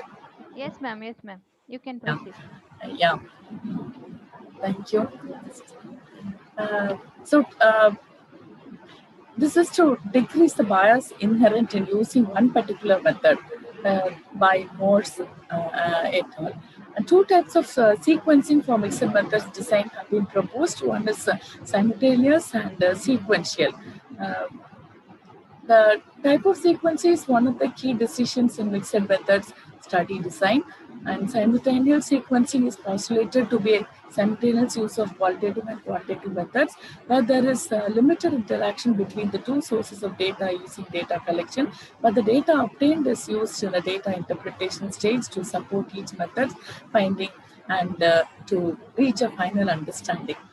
So there are four major types of mixed methods designs which are there in the triangulation design. One is embedded design, where the qualitative or quantitative method of the design is embedded in one or the other. Explanatory design, where it's explored, it's explained, and exploratory design, where it is being explored widely. Now, the most common and unknown approach to mixed methods research continues to be triangulation design. And we know the quantitative data is numbers, and qualitative data is it's a text, or it is a written, or it is an explanation given on various issues. And how do we combine this? So you have a quantitative and qualitative data, and in mixed method, the methods and the quantitative data is being used, and also methodology from the qualitative data is used, which were very clearly explained by both the speakers. And there is a paradigm perspective is being understood and then applied, and the use of mixed methods in other designs are done. So collect both quantitative and qualitative data, mixes them at the same time concurrently, or one after the other sequentially, and emphasis on both equally or unequally. So the purpose of this form of research is that both qualitative and quantitative research in combination provide a better understanding of a research problem or issue than either research approach alone. So collecting both quantitative and qualitative data, in quantitative data with instrument, checklist and records, qualitative data, interviews, observation documents and audiovisual materials. For example, if you like in the quantitative data, you might have 100 samples. So you want to know in-depth aspect of that particular problem. For example, in one of the studies on the severe head injury patients, there were 100 patients who were selected in one of the studies, and wanted to know about the caregivers of those 100 patients. And quantitatively, some data were collected on anxiety, and hope and coping, and qualitatively, every 10th sample had an in-depth interview and process recording done. So that gave a very rich data, and it could be really combined with that quantitative data in that study, and which brought out a meaningful situation in the situation of patients with severe head injury and their family members. So the interviews can be used, observations, documents, and audiovisual materials can be used. Coming to the quantitative and qualitative data analysis, and quantitative analysis use statistical analysis for description, for comparing groups, for relative variables. Qualitative use text and images for coding and theme development and relating themes. So mixing or linking the data can be done in various ways. The qualitative data can be and quantitative data can be merged to bring out the results. To connect the data, the qualitative and can continue as a quantitative data, and then the results can be brought out. Embedded data, quantitative data, in that qualitative data can be done. That's what I said. Every 10 sample can be interviewed, have an in-depth interview, or we can have a process recording done on those. So you will get a rich data. Typical situations in which method methodology uses to compare results from quantitative and qualitative research, and to use qualitative research to help explain quantitative findings, to explore using qualitative research and then to generalize findings to large population using quantitative research, to develop an instrument because none are available or useful, and to augment and experiment with qualitative data, to develop an intervention which is culturally specific or situationally specific. This is a methodology can be used. What is the reason for using this methods? The insufficient argument, either quantitative and qualitative, may be insufficient by itself, and the multiple angles argument, quantitative and qualitative approaches provide different pictures, and more evident, the better argument combined qualitative and quantitative provides more evidence. Community of practice argument, mixed methods may be the preferred approach within the scholarly community. Eager to learn argument, it is the latest methodology. It's intuitive argument. It mirrors the real life and gives a rich explanation to the study. So why do we mix? The validity can be corroborative quantitative and qualitative data, offset weakness of quantitative and qualitative to draw on strengths, completeness, more comprehensive account that qualitative or quantitative alone, process, quantitative provides outcomes, qualitative the process, explanation, qualitative can explain quantitative results or vice versa, unexpected results, surprising results may arise from the data's instrument development, quantitative employed to design instrument, credibility, both approaches enhances integrity of findings, context, quantitative provides context, quantitative provides general, utility more useful to practitioners. Designing a medicine method study, preliminary considerations has to be decided and create a title, posing a general question, listing the type of data collection and analysis, making explicit your worldview, identify your research design, draw a figure of your design, and writing a purpose statement, writing research questions, completing the research plan. Preliminary considerations before you begin the design, research problem, where content any of the topics that you would like to know how much it happens as quantitatively and how it can be related to the qualitative aspects of it, and with the problem on its methods, arguments, etc. For example, in the study, as I told you, in the study of severe head injury patients and the family members' anxiety, there are quantitative measurements there, but it is not the quantitative which can help us. So qualitatively, you can assess them. So both methods can be used in that. And where rich data can be collected. Assess to both quantitative and quantitative data, background and resources, receptive audience, all those are preliminary considerations. Create working title where short, write a title as a short and which topic can be very clear. Participants can be, in the methodology, it should be clearly mentioned how they are selected, include the words missing methods and which type of missing methods going to be used and what analysis is going to be done for those data which are collected. And neutral, neither quantitative or qualitative.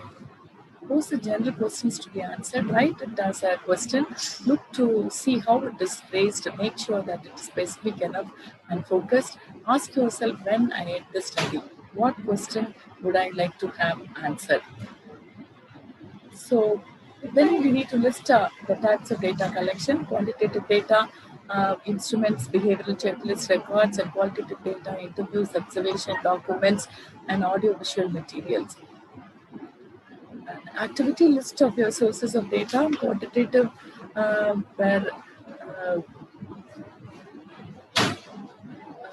for example, in the same study, severe head injury patients and their family members, and they are not allowed inside the ICU for frequently, but then they are very anxious standing outside. So when you have a qualitative data being collected, talk to them and find out what are their anxiety and keep in touch with them. And they are very, when it is measured quantitatively, how many times they ask the nurses over there to wanting to come and see.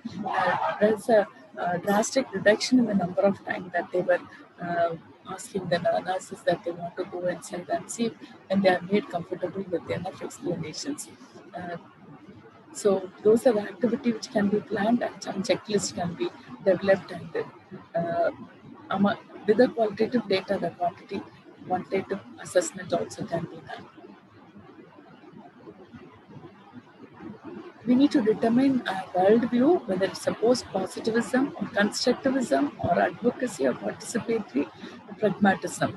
So we know the meaning of these philosophies and we need to determine what we are going to want to obtain it. Several stances on philosophy in mixed methods, one paradigm and multiple paradigms, linking paradigms, an epistemological stance, shared beliefs in the research field, and how it is informed in your study, all those have to be understood. Make explicit your interpretive lens. That's a theory. Advocacy lens, like your theory, which is applied on your on the data collection methodology, on mixed methods has to be practically applied, and the components are what is it, who has used it in your field, how it will shape your study, how are you going to rephrase your guiding research questions if the particular topic is focused and the lens is applied. State your procedures. Procedure for handling your qualitative and quantitative data. The methodology should be clear and it has to be sequentially, or it has to be concurrent or sequential or both. You emphasize on qualitative or quantitative. Sometimes quantitative data is more and you would like to support it with the qualitative data. And sometimes both concurrent and sequential phases are used. Designs may be include more than two phases. Think about using simple, elegant design. So the triangulation design multi-level, where the level 1 quantitative national data collect collection of analysis and results, and the level 2 the quantitative tribal clinic data and the data collection analysis, and the level 3 the quantitative patient interview. So you interview and it is getting embedded into the quantitative data, then the overall interpretation. So this is a study on one of the use of the clinic by the national and the tribal national data and the tribal data. And data transformational model where quantitative data collection, qualitative data collection are being done, and they are analyzed and they are into the they are transformed into the qualitative data into quantitative and compared and interrelated to quantitative data sets and then interpreted as a qualitative and quantitative data. So data can be transformed through the transformational model. And a resume is designed where the quantitative data may be maximum, and then you interpret, and then quantitative data supports the quantitative data findings. Embedded design, you have qualitative and quantitative data being collected. Quantitative data is being collected as pre and post test, and then qualitative process being done, and you explain why the results are done, and then it is being explained. Sequential designs, explanatory design where quantitative data which is followed up by the qualitative data and results and then interpreted. In exploratory design, qualitative data and results are there, which is built into quantitative data results and then it is being interpreted. But qualitative data is the major one. And in sequential embedded design, where before intervention there is a qualitative data, then quantitative data has been collected. And after the intervention, also quantitative data is being collected and interpretation is being done. So it can be concurrent triangulation, concurrent embedded, explanatory sequential quantitative first, exploratory sequential quantitative first, and sequential embedded. So these are the type of design which we can choose for our study. As the previous speaker said, it cannot be done as a novice researcher. They have to learn, first of all the steps, understand, and then go to the qualitative research or mixed methodology. These are some of the designs, exploratory sequential design. This is the embedded research design. Mixing the quantitative and qualitative data, type of mixing can be connected, it can be merged, it can be embedded. Okay. And why mixing one phase builds the other, bring results together, either building or bringing results together. There can be methodological issues, there can be concurrent designs or sequential design which are used. And so explanation design and explanatory design and exploratory design samples can offer. So we need to be very sensitive to prevent bias. So in the write a purpose of statement for a triangulation design in the methodology, we can write it in detail how it can be done. So in the methodology, we can say every 10th sample can be selected for the in-depth interview or process recording. So that can be worded. So for embedded design, it can be worded this way. And for example, what are the secondary purposes for which the qualitative data is going to be collected? What you want to support in the quantitative results? All can be explained in the methodology. So the purpose statement for an explanatory design. So we can explain it adequately in the methodology using the statements. So qualitative research questions begin with what or how, and it focuses on single phenomenon. Use exploratory verbs like discover, understand, explore. It should be non-directional language and general question, allowing participants' perspectives to emerge. Quantitative research questions can be hypothesis questions, state variables, can be dependent, and developed from theory, use distinctive measures and other variables from the independent or dependent. Writing research questions, hypothesis, mixed method research, write qualitative research questions and write quantitative research questions, hypothesis. Also write a mixed methods research question and write these questions separately. New type of research question and mixed methods question. 3 ways to write this question, methodologically focused. To what extent do the qualitative results come from the quantitative results? Content focused, how do the interviews with adolescent boys support the quantitative results that their self-esteem changes during the middle school years? A hybrid of quantitative and qualitative elements, what results emerge from comparing the exploratory qualitative data about boys' self-esteem with outcome quantitative instrument data measured on the self-esteem instrument? These are some of the examples. Then we need to order the topics of our plan.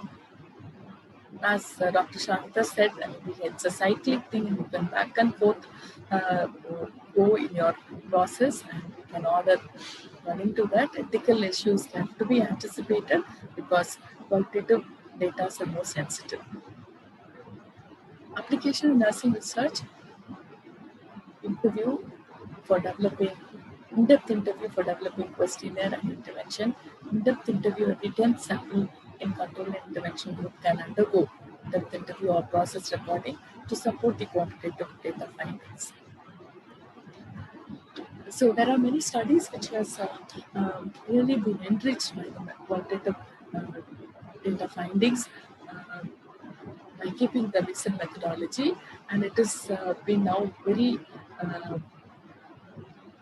frequently being used. For example, the questionnaire is developed according to the culturally sensitive way, and also intervention is developed according to the usability of the particular situation where you want to do your study. Then you also find some of the ways to rate your intervention whenever it is being delivered. So that will tell us how exactly the qualitative way we can, some of the open-ended questions can be given and that can be also obtained, and some of the scales which can be identified that can be obtained. So it will be very focused, very specific, group specific when we do this type of mixed methodology. There are some references I have put, and I'm sure that mixed methodology studies will, more and more mixed methodology studies will come up, and which will build the body of knowledge of nursing. Thank you.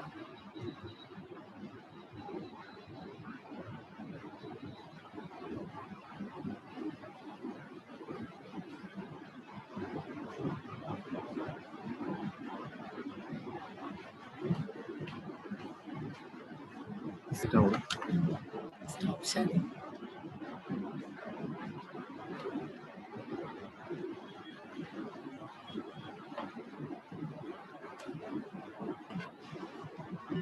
Thank you, ma'am, for enlightening us with the knowledge on mixed method research. Now we have the session open for delegates to post their questions in the chat box. I repeat, now the session is open for questions. I request delegates to post their questions in the chat box.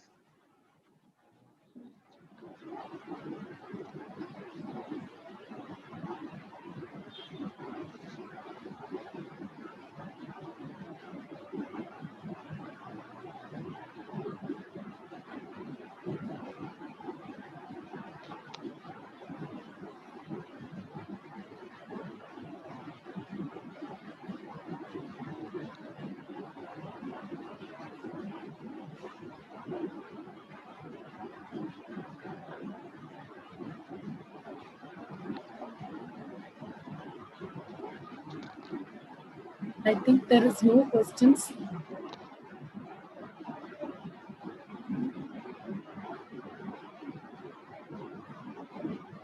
It might look very complex, but when you start applying it, and you will really feel that you really enrich your quantitative data with quantitative data what you obtain, or vice versa.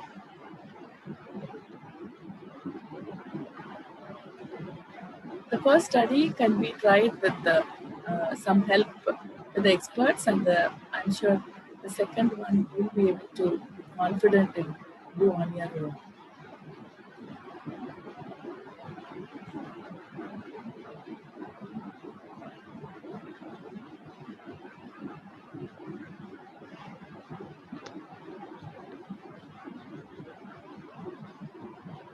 Thank you, ma'am, and helping us to understand better on the topic mixed method research. We have come to the end of today's webinar. Delegates, kindly note, we are going to start with the paper presentation at 2 o'clock sharp. Please do join with the same Zoom ID. I repeat, the participants, those who are going to do the paper presentation, please do join with the same ID sharp at 2 o'clock. We would meet once again tomorrow. Till then, stay safe and see you tomorrow.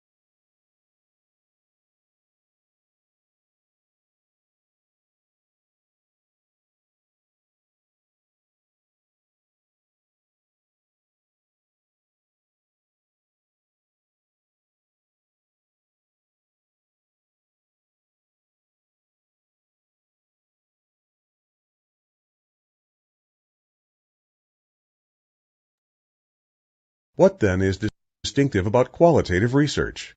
Qualitative research focuses on generating meaning and understanding through rich description.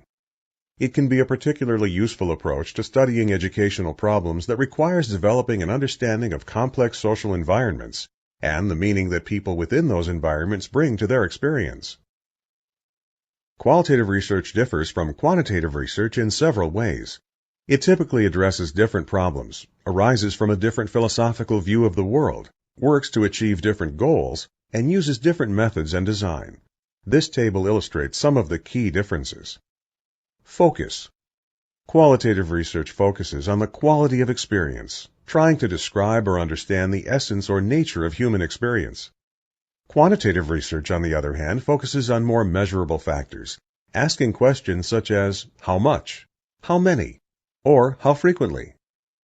Philosophical roots. Qualitative research integrates more subjective human experience, rather than purely objective external reality. It belongs to the school of constructivism or interpretivism. Quantitative research is based on positivism, that holds that physical and social phenomena are independent of the observer, are fairly stable over time and place, and can be objectively observed and quantified. Goals of investigation. The goals of qualitative research are to understand, describe, discover meaning, or generate hypotheses or theory. Quantitative research aims to predict, control, confirm, and test hypotheses. Design characteristics. The designs used in these two types of research are suited to their goals. Qualitative research design is more flexible, evolving, and emergent, while quantitative research design is structured and predetermined. It should be emphasized that the flexible structure of qualitative research in no way suggests that it is less disciplined or easier to design or implement. Quite the contrary. Well-designed, valid, scholarly qualitative research has flexible structure and is designed and implemented with the same care and attention to detail as any well-designed, valid, and scholarly quantitative study. Data collection. In qualitative research, the researcher is the primary instrument, bringing his or her own perspectives to the selection and meaning of data. Quantitative research depends upon external instruments such as tests, surveys, or other tools used to measure and quantify a particular phenomenon.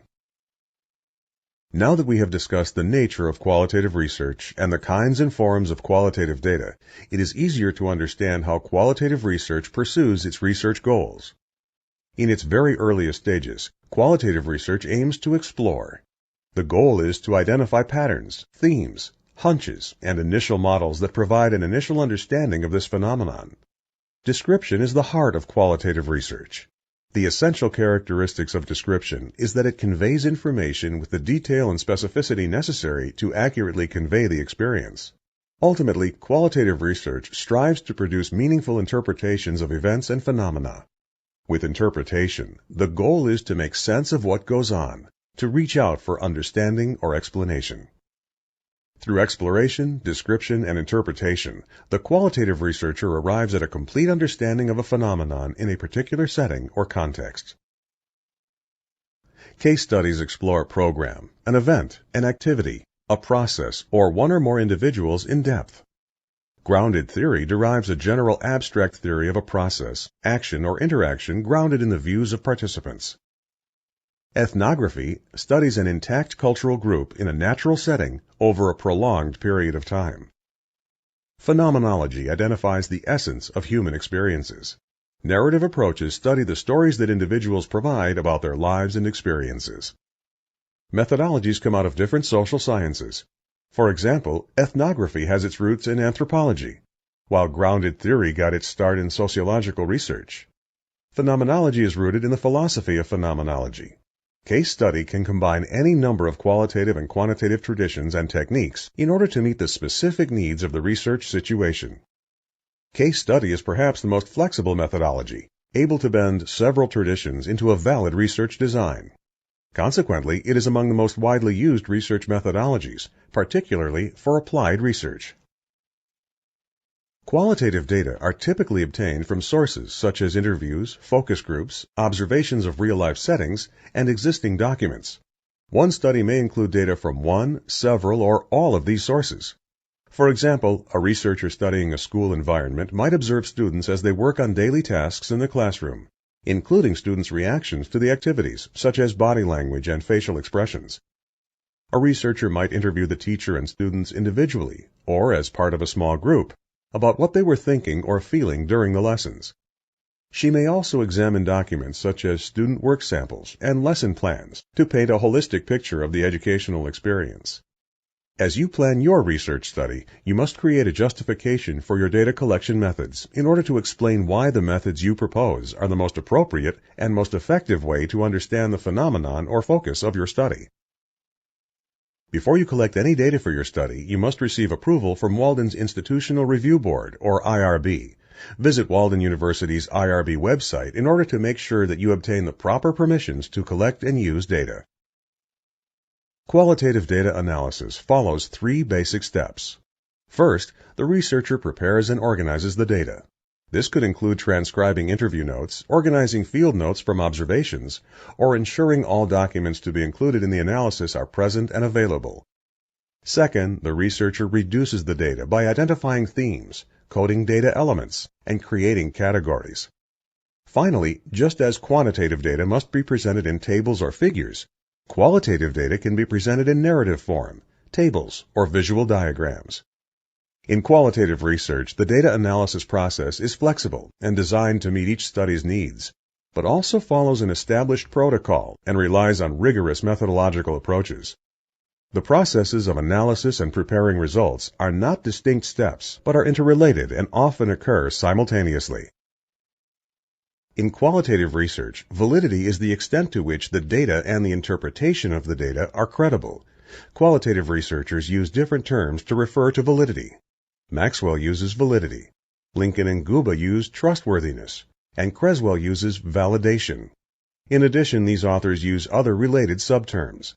It is important for students to use one recognized author to define all relevant terms for validity.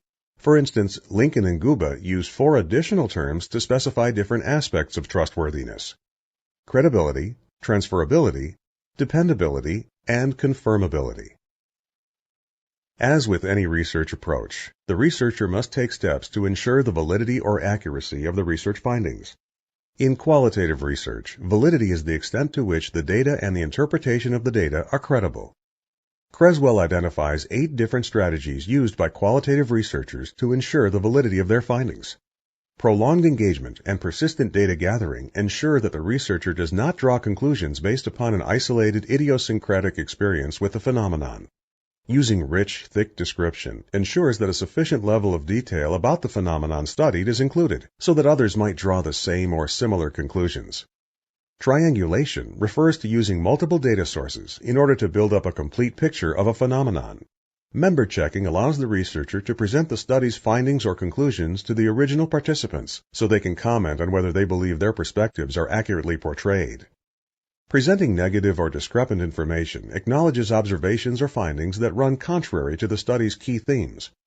Clarifying one's biases as a researcher similarly acknowledges those preconceptions or biases that will inevitably color the study's conclusions.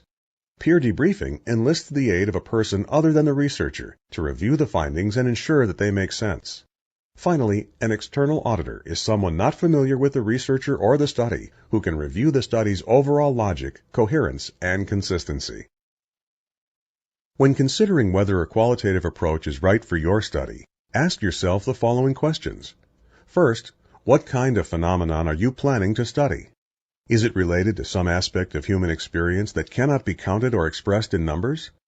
Does it relate to subjective experience, cultural characteristics, personal perspective, idiosyncratic ideas, or comparisons of intangibles? Second, what do you want to know about the phenomenon? Can you find out what you want to know by immersing yourself in the environment in which you will study the phenomenon, by observing or talking to people within that environment, or by studying the materials they have created? Third, why are you doing the study? Are you interested in interpreting, generating meaning, and gaining a holistic view of a phenomenon, rather than in comparing, measuring, or quantifying a phenomenon? If you answered positively to these questions, qualitative research may be the right choice for your study. Qualitative research is a powerful method of studying the implicit as well as the explicit. It accomplishes this by focusing on personal perceptions of the world and the experiences of people as they construct the reality in which they live. Because of these characteristics, qualitative research can be a powerful tool for social change. As a Walden student, social change is a feature of every student capstone. Qualitative methods may help you meet this requirement. Once you have decided to embark upon the process of conducting a qualitative study, use the following steps to get started. First, review research studies that have been conducted on your topic to determine what methods and research traditions were used. Consider the strengths and weaknesses of the various research traditions, data collection methods, and data analysis methods. Next, review the literature on qualitative research methods. Every aspect of your research has a body of literature associated with it. Just as you would not confine yourself to your course textbooks for your review of research on your topic, you should not limit yourself to your course texts for your review of methodological literature. Read broadly and deeply from the scholarly literature to gain expertise in qualitative research. Additional self-paced tutorials have been developed on different methodologies and techniques associated with qualitative research. Make sure you complete all of the self-paced tutorials and review them as often as needed. You will then be prepared to complete a literature review of the specific methodologies and techniques you will use in your study.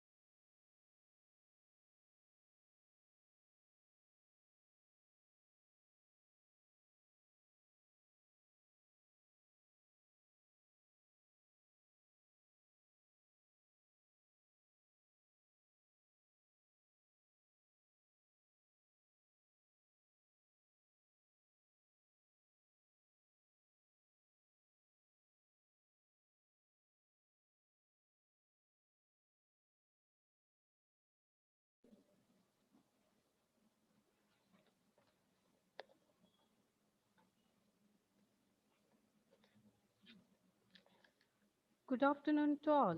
I welcome you all for the paper presentation. Myself, Crystal Joylin D'Souza, Assistant Lecturer of Masood College of Nursing, before you to host paper presentation.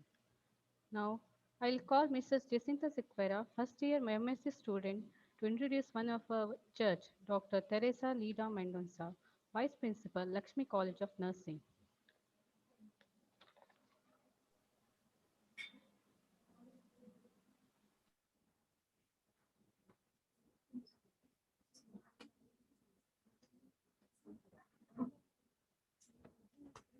Good afternoon to all. I find immense pleasure in introducing our church, Dr. Teresa Lida Mendonça, Vice Principal, Lakshmi Memorial College of Nursing. Dr. Teresa graduated from Government College of Nursing, Bangalore, and completed her Masters in Pediatrics from Dr. M.V. Shetty Institute of Health Sciences, Mangalore. She earned her doctorate from Vinayaka Missions University, Salem. Madam started her career journey by joining at M.V. Shetty Institute as assistant lecturer and continued to work as lecturer and assistant professor in same institute. Then joined to Lakshmi Memorial College of Nursing as associate professor. At present, she is the vice principal and professor at Lakshmi Memorial College. She had attended various conferences, presented papers, journal articles, and staff development sessions. She has published various publications in different topics. We are really thankful to you, ma'am, for taking time out of your busy schedule. Welcome you, ma'am. Thank you, Mrs. Jacinta. Next, I will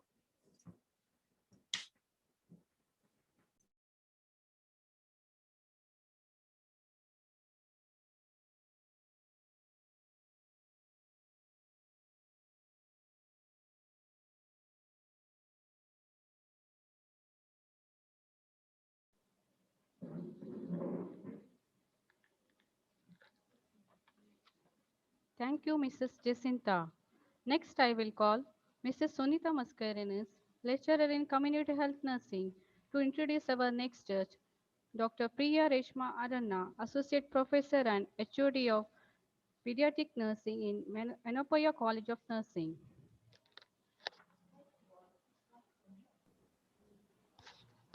Hi to all, it's my immense pleasure to introduce our today's judge for the paper and poster presentation, Dr. Priya Aranna, Associate Professor and HOD of Pediatric Nursing at Menopoya University. Dr. Priya Reshma Aranna has completed her BSc Nursing from LT College of Nursing, SNDT, Women's University, Mumbai, and MS Nursing from Menopoya University. She achieved a PhD from Menopoya University. Additionally, she has done certificate course in palliative care by Indian Academy of Palliative Center, Master Trainer Program for HPP, Master Trainer for Tuberculosis under GFA-TME project of INC. At present, she is working as an Associate Professor in a Nursing College. Speaking about her core competencies, Madam has comprehensive knowledge on tool and methods of generate effective teaching and learning activities evaluation, good clinical teaching, supervision skills, communication interpersonal skills, competent effective curriculum development, good administrative skills, and quality research. Madam is UG and PG examiner for Menopoya University, Netta University, Rajiv Gandhi University, Bangalore. She is research well-vetter and research guide also.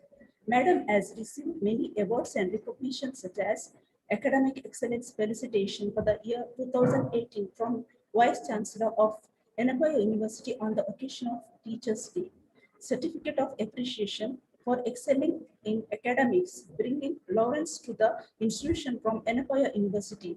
Appointed as external subject expert in the doctoral committee constituted for review of research topic of PhD. Scholar of Sri Devaraj US Academy of Higher Education Research 2020 onwards. Awarded certificate course in Essential Palliative Care on 12/1/2016 by Indian Academy of Palliative Care. Appointed as KMC Observer in Hello 2019. National Conference organized by AG Institute of Hospital Management, Mangalore. Awarded Pedagogical Innovations and Research Methodology moved on Swayam portal examination held by MHRD. Organized air donation campaign from Yuva at YNC at Enapaya Nursing College. Madam had published 28 research papers. She had done 8 papers and 10 posters presented at regional, national, international conferences. Awarded one best paper international conference, 2 best paper national conference, and 1 best paper poster awarded national conference. Determination is nothing without dedication and hard work. Her dedication towards education and work is inspirational. Once again, I welcome you, madam.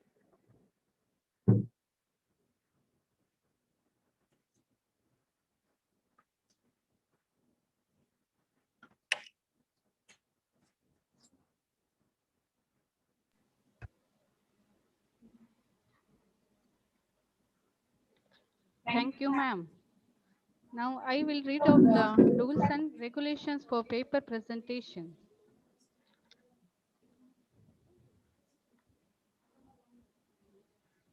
Create audience-friendly slides and avoid animations. Use your voice to communicate clearly. Slides should include title of the study, background of the study, need for the study, review literature in table form, research methodology, procedure of data collection, results, discussion, relevance of nursing profession, conclusion, references. Then use easy to read fonts times New Roman. Use a font size of 20 or bigger. Keep text to a minimum. Avoid unusual colors and busy backgrounds. Avoid the use of animations, builds or effects.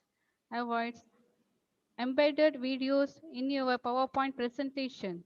Avoid sound effects and background music. Remember to proofread the slides and to rehearse your slide presentations, including a focus on length of time for delivery. Then time limit for the presentations. 10 minutes will be given for presentation. 5 minutes will be given for discussion. Total time allotted for oral presentation is 14 to 15 minutes. Lighting and camera.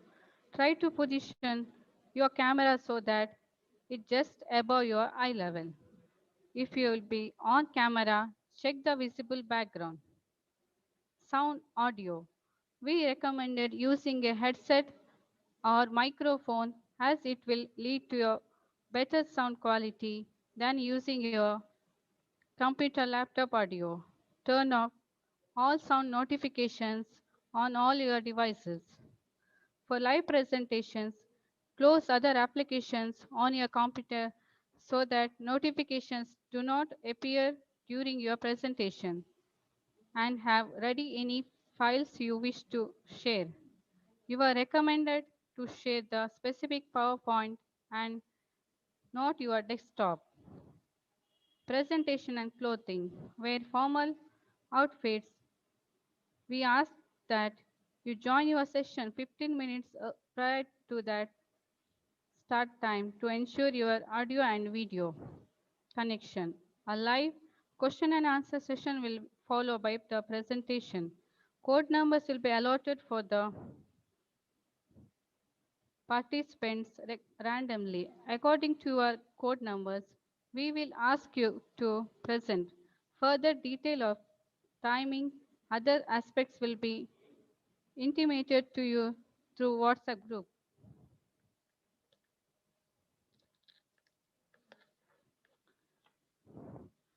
Let's begin our paper presentation. Now I will call upon chest number 1, Mr. Tirumurkan. Chest number 2, be ready.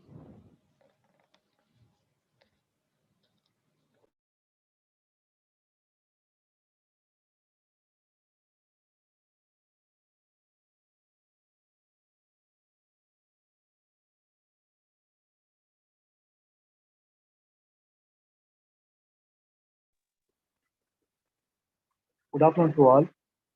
Can you hear me, ma'am?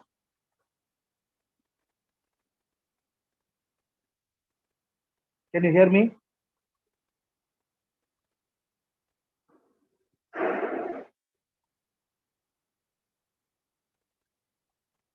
Good afternoon to all. It's me, Thirumoran here. I'm going to present my research paper. First, I will begin with my title of the study. It's about a study to evaluate the effectiveness of sexual teaching program regarding ill effect of passive smoking among smoking adults at selected area of Tavarakare, Bangalore, Karnataka. Background of the study. Smoking is on the rise in developing countries. Tobacco smoke contains over 4,000 chemicals in the form of particles and gases, at least 250 of which are known to be carcinogenic or otherwise toxic in nature. The environment tobacco smoke is a combination of scientists smoke entitled from burning a cigarette and the remainder of mainstream smoke exhaled by the smoker. Next, one need for the study. The Global Adult Tobacco Survey India was carried out in 2009 and 10 in all the states of the country and two union territories of Chandigarh and Puducherry, covering about 99.9% of total population of India. The overall response rate was 91.8%, which regards from the highest 99.2% in Tamil Nadu and to the lowest 80% of one in Arunachal Pradesh. The second-hand smoke, the Global Adult Smoke Tobacco Survey, India shows that 52% of adults were exposed to second-hand smoke, that is also known as passive smoking. In rural areas, around 58% of and urban area, around 39% were exposed to the second-hand smoke at home. The second-hand smoke exposed at home range from highest of 97% in Mizoram to the lowest of 10% in Tamil Nadu. In indoor workplaces, who usually work indoor or both indoor outdoors were 30%. About 29% were exposed to the second smoke in public places, 18% is exposed in public transportation, 11% is exposed in restaurants. In November 2010, the International Agency for Research on Cancer reviewed and published the articles regarding tobacco scamming and related to the cancer. So about knowledge, attitude, and perception, only half of the adults in India are having knowledge and awareness regarding the relation between the smoking and stroke, or believe that smoking causes heart attack, and also believe that smoking causes lung cancer. Across all the states and union territories, the highest proportion of adults in Mizoram report that smoking causes stroke about 79%, heart attack about 92%, and lung cancer about 98%. The review of literature has been categorized in three categories: studies related to prevalence of passive smoking, studies related to ill effects of passive smoking, and studies related to assess the knowledge regarding the passive smoking. There are so many articles research revealed that the prevalence, the occurrence of cases regarding the passive smoking more commonly among non-smokers like family members, relatives, peer group, and co-workers. And regarding the study related to ill effects, mostly it affects common or non-smoking innocent people. Like there are more studies were supporting that passive smoking is suffering from equal to active smokers, and many people are suffering from many kind of health problems, particularly lungs, brain, or heart. And also the study related to the knowledge, at least half of the people not aware about the impact of passive smoking. Many journals, articles, research studies supported and revealed that the most of the people, half of the population, not having enough knowledge to understand about passive smoking. The research methodology, the research approach adopted for this study is quantitative approach. The research design used for this study, one group pre-test and four-test pre-experimental design. Population selected is smoking adult. The target population is smoking adult in Bangalore. The accessible population is smoking adult in Tavarakare village at Bangalore. Setting is Tavarakare village. The samples are smoking adults. The number of samples, the sample size is 60. The sample technique used is non-randomized purposive sampling. Research tool use a structured knowledge questionnaire in Kannada with 30 MCQ items. Tool measurement done by using reliability of calculation set of method. Validity has been done by different experts in the same field. The variables of the study, demographic variables like age, education status, type of family, religion, income, etc. Independence variable like STP, sexual teaching program.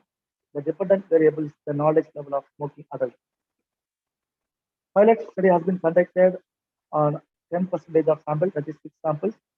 Data collection has been conducted by using self-administered separate knowledge questionnaire, and also data analysis done by using descriptive and inferential statistical method. The descriptive method is like frequency percentage, mean, median, and standard deviations. Inferential method, Z-test is used for mean difference value, and chi-square test used for association of knowledge and demographic variables. Data interpretation done by using tables and graphs, and further discussion of the major findings, summary, conclusion, nursing implications, limitation of the study, and recommendations. And next one is the writing research reports, and finally disseminating the research findings. The procedure of data collection is done after obtained permission from the medical officer of particular PH at Tavarakere. The data collection was conducted on different dates by the different samples like 12, 13, 10, 12, 13. After pre-test, we given 1 week gap for the post-test. So the result of the study, the overall mean difference, the pre-test knowledge about 48% poor knowledge, 32% average knowledge, 17% good knowledge, and 3% excellent knowledge. And after the post-test, 17% poor knowledge, 17% average knowledge, 42% good knowledge, and 25% of excellent knowledge. The mean score and percent difference about pre-test 20 and post-test 23. The percentage difference is 67 pre-test and 77 post-test. The Ishwat value showing the effectiveness of STP. P value is 2, the calculated value is 19.93. So discussion of the major findings according to the first objective. The pre-test knowledge score was 29, that is 48% for poor, 19, that is 32% of average, 10, that is 17% of good, and 2, that is 3% of excellent. Whereas in post-test knowledge, 10 about 17% of poor, 10, that is 17% of average, 25, that is 42% of good, and 15, about 25% excellent. According to the second objectives of research, the computed research test value showed that there was a significant difference between the pre-test and post-test knowledge score at the 0.05 level of significance. That means the STP on ill effect of test smoking was very effective to improve or enhance the knowledge of adults. So according to the third objective, according to the chi-square level, there is the significant relation between the religion and type of family. And the relevance to the nursing profession in nursing education, we can motivate to learn so many things regarding the smoking. In nursing practice, we can make the strict rules and regulation in the hospital campus. And nursing administration, the administration can make the strict rules and regulation and nursing research. Further research can be conducted to improve the knowledge. So conclusion of the study was conducted as the sector teaching program on ill effect of passive smoking was effective in promoting the knowledge level of smoking adults. This kind of fruitful studies in future may ensure a smoke-free and healthy environment as reduces the risk of health hazards among the non-smokers and innocent people and children. So there are many references I have mentioned regarding the articles of journals and net references.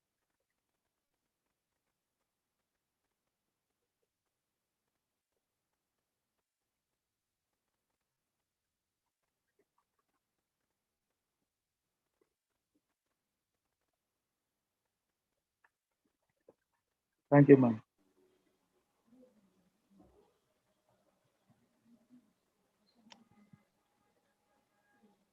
Thank you, sir. Now I request judges to discuss about this presentation.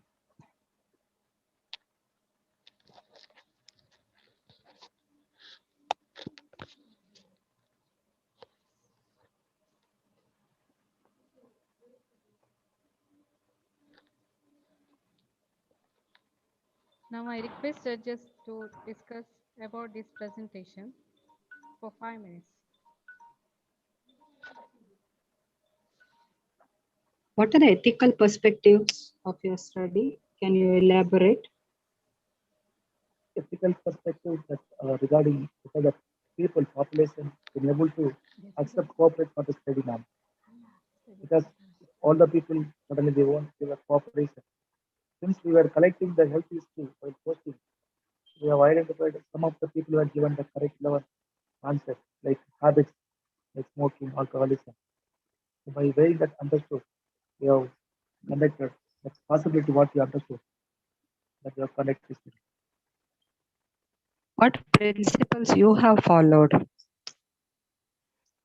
Principle like consent, that like this data should not be disclosed to others, and the kind of knowledge what they are giving to them should be improved, and that knowledge should be spread to others also. So when they are reporting knowledge to the particular sample, that should be spread to others also. So those kind of principles we have followed.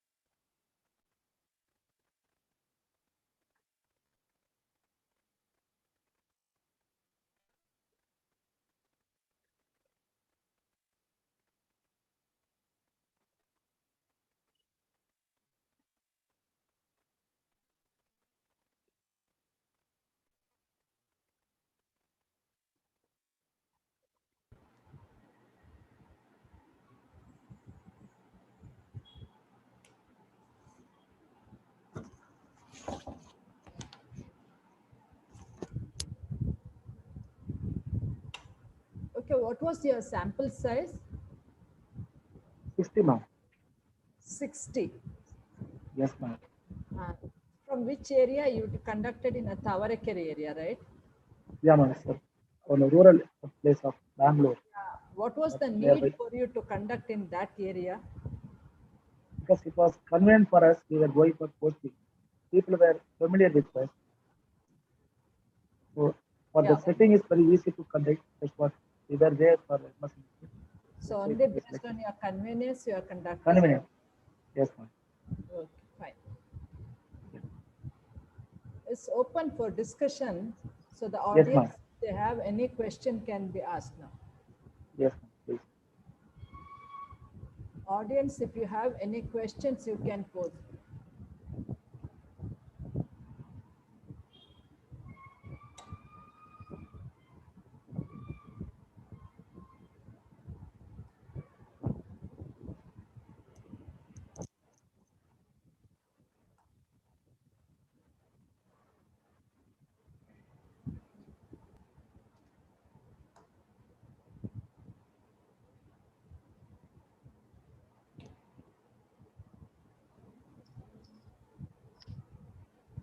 Madam, there are no questions, I guess. Shall we continue with the next person?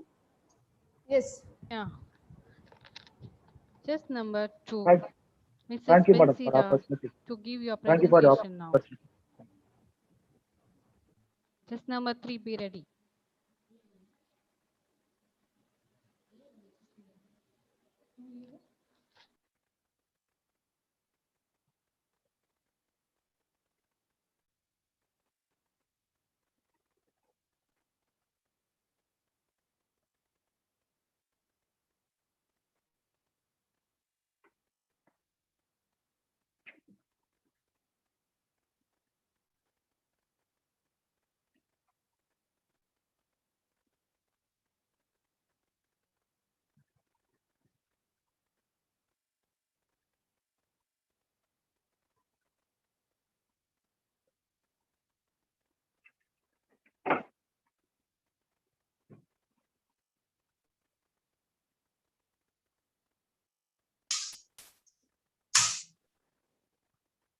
Is I'm audible? Is I'm audible, audience? Yes, you are audible. Screen is visible, right? Yes, but your PPTs are not visible. Your desktop screen is visible.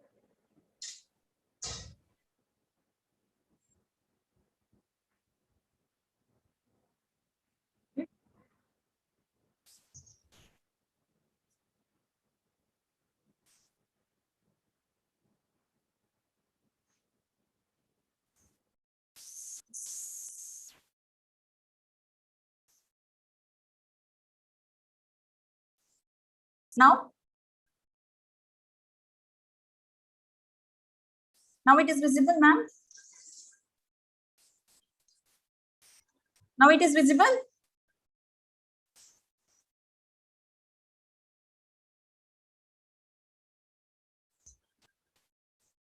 Yes, ma'am, it is visible. Okay, screen also. Okay, thank you. Yes, ma'am. Ma'am, please on your camera, ma'am. Yes, yes.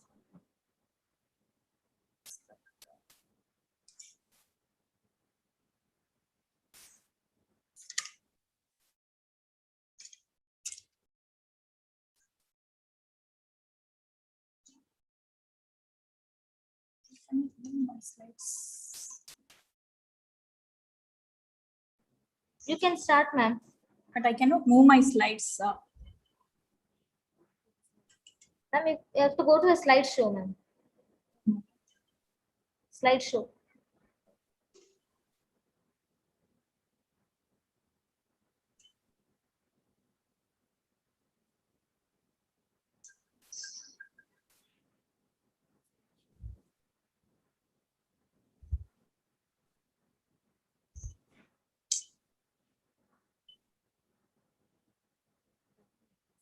Ma'am, there is a slideshow option is there, ma'am. There you. 1 minute. Ali sir, ಬರ್ತೀರಾ ಇಲ್ಲಿಗೆ? ಒಂದು ನಿಮಿಷ. Paper presentation slide share ಆಗ್ತಾ ಇಲ್ಲ. Please help me slide share.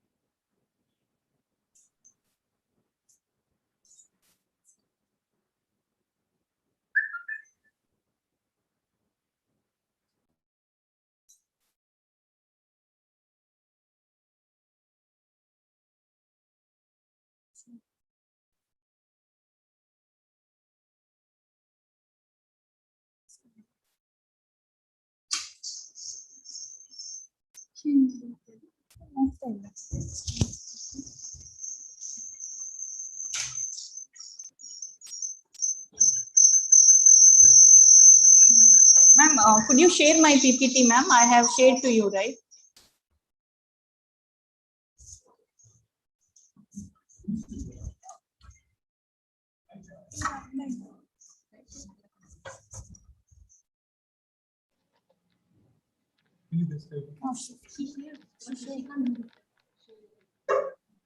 Ma'am, it's difficult to share your PPT for us. So be ready for the next. We'll call test number 3 now. Yes, ma'am. Then fine. Visible. Okay. Visible, but slides cannot be shared. Now I'll call test number 3, Mrs. Diana First D'Souza to present. Off ಮಾಡಿ.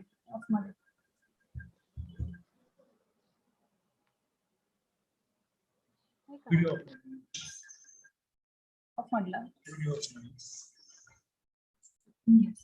No. We'll start with test number 3.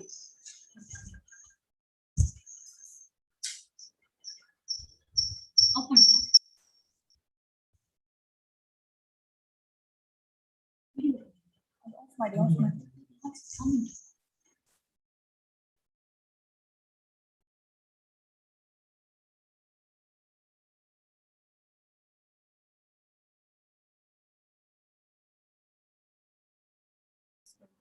Hello. Benzira, can you please stop sharing your screen?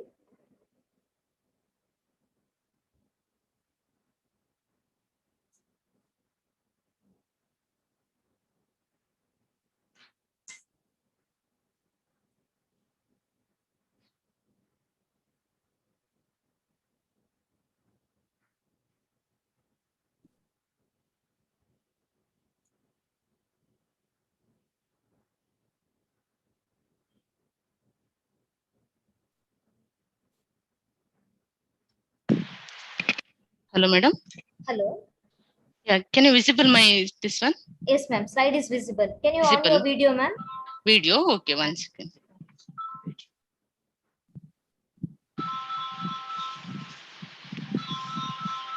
Yes, ma'am. Now visible, no, ma'am. Yes, yes, ma'am. Yes. Okay. You can start, ma'am.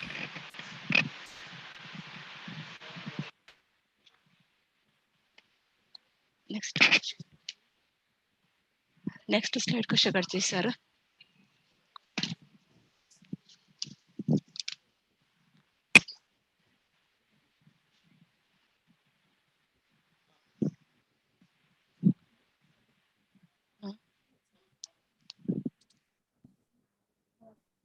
Sir sign.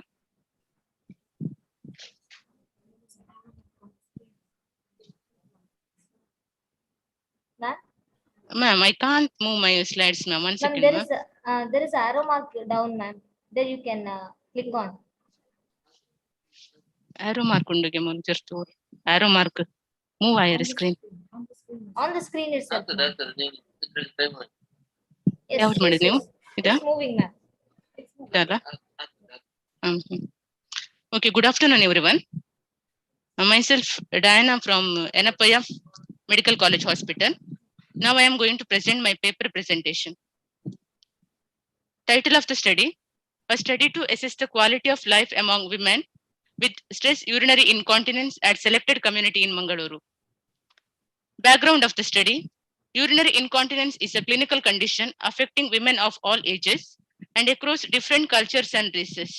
It is a symptom resulting from impairment of the bladder or the sphincter mechanism. The most common urinary incontinence are stress, urge, and mixed. Urinary incontinence negatively impacts the quality of life, affecting daily activities, sexual relationship, psychological well-being, and social interaction. Need for the study. Stress incontinence is a conditional loss of urine happens when physical movement or activity puts pressure on the bladder. The incidence of urinary incontinence varies widely, ranging from 8 to 41% in women worldwide, 10 to 67.9% in India. A descriptive study conducted to assess the prevalence of urinary incontinence among 552 women at Andhra Pradesh showed that 50% of the women had symptoms of stress urinary incontinence. Many times it was noted that women suffered silently and not reveal it to their family or doctors. Most of them were not aware of the impact of urinary incontinence had on their quality of life. Thus, the investigator felt the need to assess the quality of life among women having urinary incontinence. Review of literature. The literature has been organized under 3 headings. The literature related to prevalence and risk factors of urinary incontinence, literature related to association of parity and urinary incontinence, and literature related to impact of urinary incontinence on quality of life of women. The title of the study is Prevalence of Urinary Incontinence in Women and Impact on Quality of Life at Outpatient Clinics of Cocktail University Hospital. The methodology was used as cross-sectional study was performed among 1,050 female participants aged between 20 to 80 years. And the result shows that the mean age of women was 48.80 plus or minus 11.53 years. The prevalence of urinary incontinence was 44.6%. Among them, 31% had stress urinary incontinence and 47.4% urge and 33.1% mixed type. 95.5% of the women reported a negative impact on the quality of life. Hence, the study concluded that the early diagnosis and treatment of urinary incontinence should be treated to implement the quality of life. Then another literature shows that the parity as a correlate of adult female urinary incontinence prevalence at Aarhus, Denmark. Here the methodology was used as 3,114 women aged 30 to 59 years were selected at randomly. Self-administered questionnaire was used, and the result shows that 78% were parous and 24% had 3 or more childbirth. And in women aged 30 to 44 years, the prevalence of urinary incontinence found to be associated with parity, and in women aged 45 years and more with 3 or more childbirth. And the research methodology, the research approach was quantitative approach, and research design is descriptive research design, and setting is selected at rural community in Mangaluru. Then target populations, women with stress urinary incontinence, and sample is women with stress urinary incontinence at selected community Mangalore. The sample size is 100, and sampling technique is convenient sampling technique. The final duration of the data collection. The duration of data collection is I collected from December 3rd to 23rd December 2019. The area was selected as Kumpala community. Then the steps for ethical clearance was obtained from the institution, permission taken from the medical officer from Kotakar Primary Health Center, and the investigator self-introduced to the participants. Permission, consent, and tool administration was done, and the data collected systematically from each subject. The tool consists of two parts. Demography performa and King Health Questionnaire is used as presence of incontinence and quality of life of women. Then pre-testing was done and the respondent found it easy, and time taken for the completion was 5 to 10 minutes. And pilot study done on 10% of sample at Kumpala, and it was found feasible and cost effective, and it is reliable. Then results. The results are mainly organized under three following headings. Section 1 is description of the demography variables of mothers in terms of frequency and percentage. Section 2 is description of quality of life of women with stress urinary incontinence. And section 3 is association of selected demography variables with quality of life score.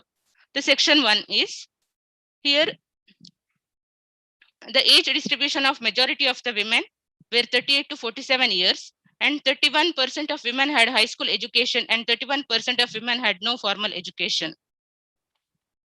And under occupation and marital status, the 62% women were housewife and all the women were married. And most of the women belongs to nuclear family and Hindu religions. And majority of the women underwent 2 deliveries, that is 69%, and that is through normal process with monthly income of less than 10,000. And the description of quality of life of women with stress urinary incontinence. Here, the majority of the women had role limitations like 88% affect little household tasks. All the 100% women had little effects on job and normal daily activities outside the home. All the women, that is 100%, affects a little effect on physical and social limitations, like it affects physical activities. It affects the ability to travel and affects the relationship with the partner. And 59% of women affect a little limits on social life, and 60% limits ability to see and visit the friends. 41% had moderately limits the social life, and 40% had limits ability to see and visit the friends. And the personal relationship, 68% not had any effect on their sex life and 100% on their family life. It also shows that half of they are not depressed, and 58% had little anxious and or nervous, and 69% had bladder problem. And the majority of them had little effect on sleep and energy. Next, this table shows that the quality of life score obtained by the women are arbitrarily graded as follows. Here I given 3 grades, that is poor, average, and good. The poor is 0 to 28 score I given, that is 50%, and for average 29 to 42 score I given, that is 51 to 74%, and good quality of life is score is given as 43 to 56, and the percentage is 75 to 100. Here all the women, that is 100% women are having a poor quality of life. Then table 6, here I can say that there was a significant association of quality of life score with selected demography variables like age, education, occupation, type of family, number of delivery, and monthly income, and hence it is significant. And the discussion here, The present study shows that the all 100% were married and majority of the women belongs to age group of 38 to 47 years and 31% of them had high school education and 62% were homemakers with 2 deliveries. There one more discussion I taken, that is in my study it is all 100% women had poor quality of life, and similar study is conducted to assess the quality of life of women with urinary incontinence in outpatient clinic hospital Universitario di Junadi showed negative impact on quality of life of patient complaining of incontinence. Approximately 40 to 56% referred symptoms of bladder problem. Then nursing implication, the nursing education, here nurses are playing a vital roles in imparting knowledge and education the women to managing the stress incontinence, and it is good to incubate the topic into nursing curriculum. And the nursing practice, nurses also can give health education to the public regarding prevalence and practices of urinary incontinence and improve the quality of life of the women. And in nursing research, this research lays solid foundation to carry out the further research on improving the quality of life of women with stress urinary incontinence. The conclusion, there is a regardless of severity of urinary incontinence, it shows that majority of the women had poor quality of life and patients complaining of urinary incontinence. Thank you, ma'am.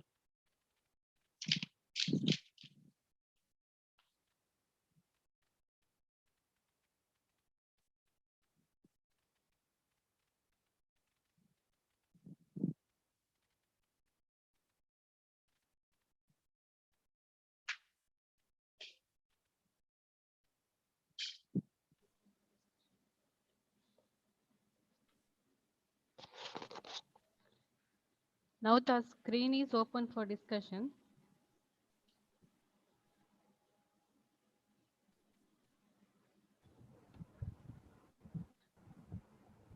What are your inclusion criteria? Inclusions criteria, the women's all are more than 18 years of age, I selected. And yeah, all the women, that is more than 18 years of age. Then how did you identify that they have stress urinary incontinence? Means by communication, ma'am, I will discussed about that personal things, means how they are feeling like this one. So there was no screening performer? Ma'am? You are not used any screening performer. Just your orally you have asked. Yeah, verbally, yeah, communication, by through communications only, I came to know that they're facing some problems. Okay, so you did not have any structured performer for that. Questionnaire I used, ma'am. King's Health questionnaire. To identify the women with stress incontinence? Yes, ma'am. Okay, then the quality of life questionnaire, did you prepare or is it a standardized question?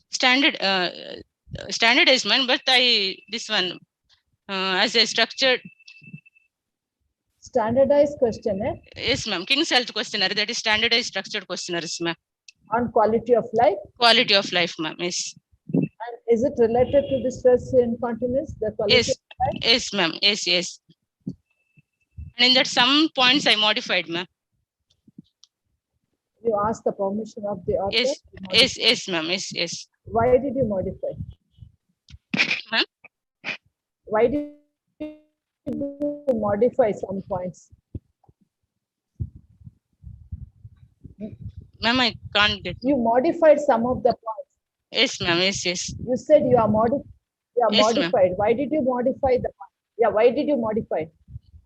Because I thought that there is some questions are not this in their understanding language, it was not there. That's why I made, because there is local people and they are uneducated.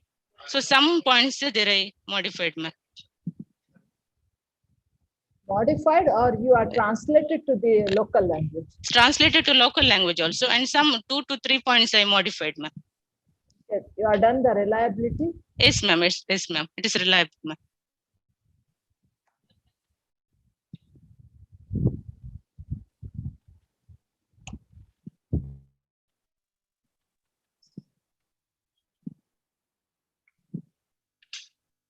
Okay, Miss Diana, how did you Yes, check ma'am. the reliability of the tool?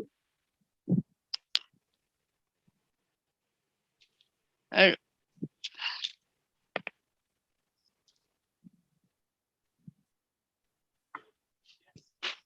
Hello, can you answer? Ma'am, Which method you use to check the reliability? Cron's back alpha method, ma'am. Okay, what is the reliability? 0.08 I got, ma'am. It is reliable. Okay. Okay. Your sample size was 100, right? 100, ma'am. Yes, ma'am. 100. Yeah. How did you calculate the sample size?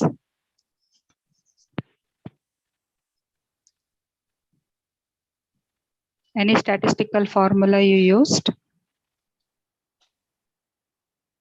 Statistical form. No, ma'am. That Okay, is fine. yes. You did not use any statistical formula? No, ma'am. For calculation, I did not use, ma'am. Okay, so just for a rule of thumb, you have taken that sample Yes, size. yes, ma'am. Yes, ma'am. Okay, yeah. And your study resulted poor quality of life. Poor quality of life. Majority of the sample had poor. Poor Yeah. quality of life. What did you do? What Yeah. did you do? Any interventions you are given? Yeah, because I planned that to conduct the health educations and train the nurses to give the health education for the people. Okay, so you are not conducted, you are just planning stage. Plan, right? yes, yes, ma'am, because of. Okay, thank you. Thank you.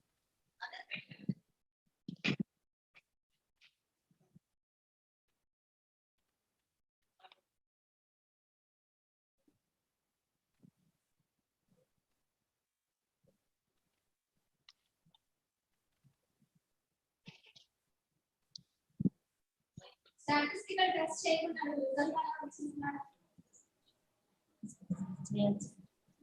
చేస్తున్నాను. Convenient sample అయితే statistical test అవసరం. Now I'll call chess number 5, Dr. Krishna to present.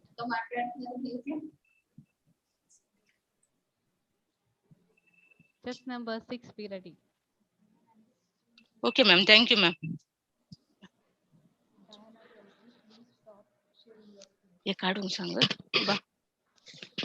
Diana FLC, please stop sharing your screen.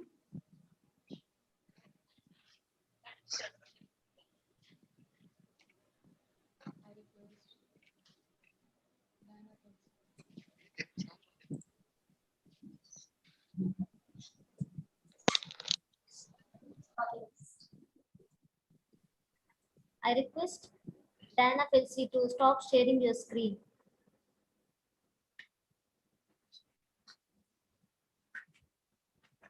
Dr. Krishna, you can share your screen. Is it visible, please? No, ma'am.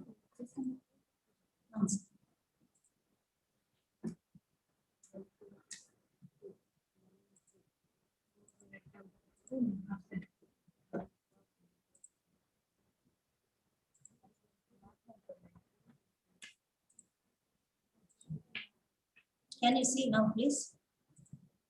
Yes, ma'am. Yes, ma'am. You started sharing the screen. Yes, yes, ma'am. Yes, okay. So a very good evening for all the delegates. And I thank Masood College of Nursing for providing me this beautiful opportunity to present an interesting topic in front of the audience. My study is on effectiveness of aloe vera gel cleansing on prevention and control of dental plaque. Actually, this is a UG project done by one of my students. It is a combined study. On behalf of her, I am presenting this study. She is the first author, that is Bindu Bhavani Rajeshwari, and myself, Dr. Krishna Vaishnavi from Pitham Institute of Nursing. So let me go on to the topic. Dental plaque is one of the common problems, and the majority of people are having this, but one of the neglected problem is also said as the dental plaque. You can say this dental plaque is nothing but it is yellowish discoloration of the teeth. Many of them will be thinking that it is a simple problem, so they can neglect it. But once if we neglect this problem, it will leading to many deeper problems leading to periodontal disease or gingivitis, and finally these may end up into systematic disease. So a lot of prevention should be taken on this dental plague. So this can be prevented as well as controlled. One of the best method to control dental plaque is using adequate brushing techniques. But only brushing techniques will not remove 100% of dental plaque. We need to use some mechanical methods like using antimicrobials. There are so many antimicrobials available in the market like chlorhexidine. But still, in spite of using these antimicrobials, there are many side effects like there will be discoloration of the teeth, and there will be staining of the teeth, a change in the color of the teeth, color of the tongue, change in taste. These are the side effects. At the same time, there are so many, and it is also on long term, patients are not, people are not willing to use this antimicrobials. So while we are doing review of literature and when we are discussing, when we are brainstorming, we identified there is a need to invent a thing which is more economical with less side effects and more convenient for using. So we, in our search, we identified that aloe vera gel is one of the best antimicrobial agent which can be used for preventing or for controlling dental plaque. So this is how we have used. And this can be used as one of the alternative for chlorhexidine. And this has been found out that this is an alternative, or else it is equally working in par with chlorhexidine. So we wanted to do it in the form of the study, and so we have started this study. And the main objectives of the studies are, first, our primary objective is we wanted to find out the effectiveness of aloe vera gel in prevention and control of dental plaque.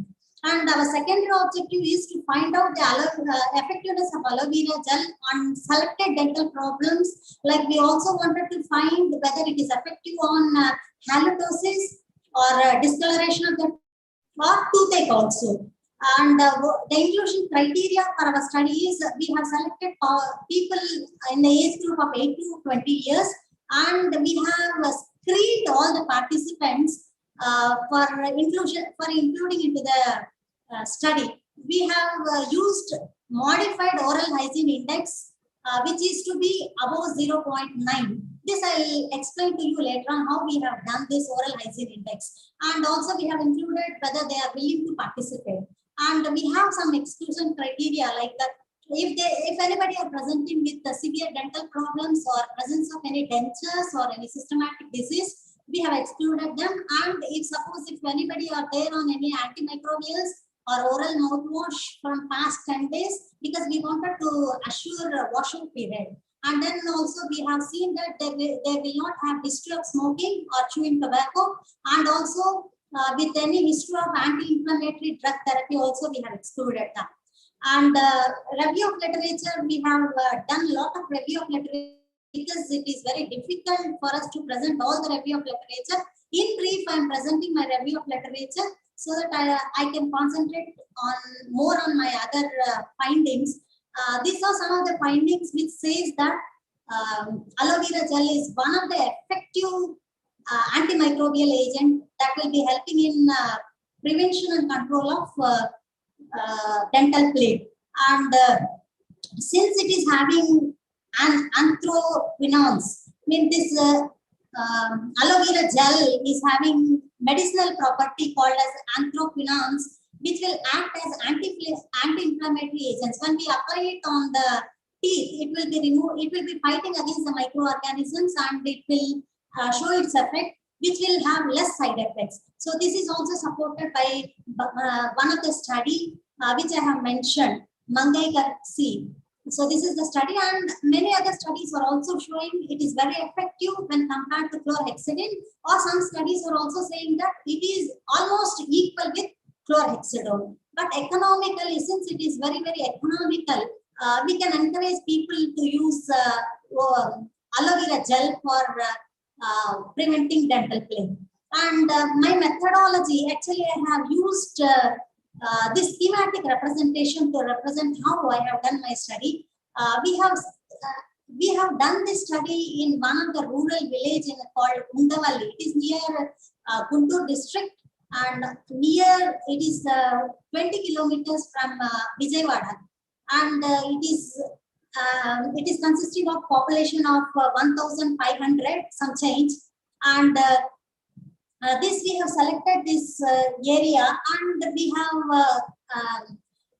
involved local self-help groups as well as youth members in that particular village, so that we told them regarding our aims of the study, and we have encouraged them to participate in the study. So we have got institutional review board clearance from the Geetham Institute of Nursing, as well as we got written consent parents as well as participants, because we have combined not only children age group, we have got 8 years to 20 years. So both we have got permission from parents as well as children also. Then while we are doing screening, we have used our simplified oral hygienic index. We have screened 42 subjects. Out of 42 subjects, we have excluded 12 participants from that, and we have selected 30 samples. And this we have selected using convenient sampling, and this is a quasi-experimental design with one group pre and post test. And this we have used observational checklist of oral hygienic, simplified oral hygienic index we have used. And this simplified oral hygienic index, it is being used in dental screening. It has been given approval by WHO to use this tool for screening of dental plaque and dental problems also. And our researchers also got training from our dental doctors, and then we have got trained to use this screening method. So on baseline, see, actually this is a follow-up study. We have done the assessment on day 1, and then we have done baseline simplified oral hygiene index we have done, and we have prepared homemade oral hygiene, aloe vera gel. There are many market available gels, we did not rely on market available gels because it is costly. And this is aloe vera gel is a succulent plant which is available readily on any places. And what we have done is we have taken this aloe vera leaf, and we have taken out the green part, and then the jelly part we have taken, we have washed it with soap, with running water, and then whatever jelly part is available, that we have blended it using a mixie, and we have got a gel-like substance, and that we were supplying it to the participant, and daily they are, after brushing, along with the regular brushing, they are also supposed to do this aloe vera gel cleansing using this whatever quantity they require. Just like a toothpaste, we are asking them to do it, and we have done it twice daily for 21 days. We have followed this for 21 days, and then we have done it. We have assessed for a simplified oral hygiene index. That is, this simplified oral hygiene index is nothing but we will be assessing for plaque level as well as calculus level, and together plaque as well as calculus together will give us simplified oral hygienic index. And we have checked for pre-test as well as post-test level. On day 1, we have assessed for baseline, and in inclusion criteria, you might have remembered, we have taken only people who are having oral hygienic index that is 0.9, means people who are having 0 to 0.9 hygienic index means they are having good oral hygiene. So we did not include in our study, and people with above 0.9 oral hygiene index are included in the study because they will have poor as well as fair oral hygienic index. Based on that classification, we have included participants in our studies, and we have done our assessment on day 7, day 14, day 21, and we have done analysis. And if you see the findings, I will show you my findings how we have done it. First of all, let me share with you my demographic data. When you see this demographic data, majority of the participants are belonging to the age group of 16 to 20 years, and 66.66% of them are following are under this age group, and then majority of them are male, that is 56.67%, and Coming to the educational status, we have majority of the people in the classes of 6th to 10th standard, that is 53 to 34%. And majority of them are Hindus, that is 93.33%. And then if you see, this is very interesting to notice how there was a change in oral hygiene index. If you see on day 1, we could not see any difference, but when you see on day 7, mean and standard deviation is there, and you can see there is 36% difference. Yes. Ma'am, excuse me, ma'am, your time up. Now the screen is open for discussion. Oh, fine.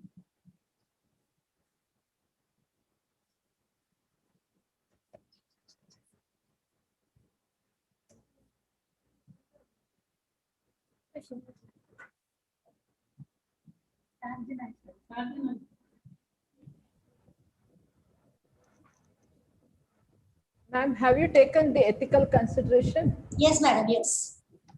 We have explained the procedure to the participants, and we have got consent both from the parents as well as children also.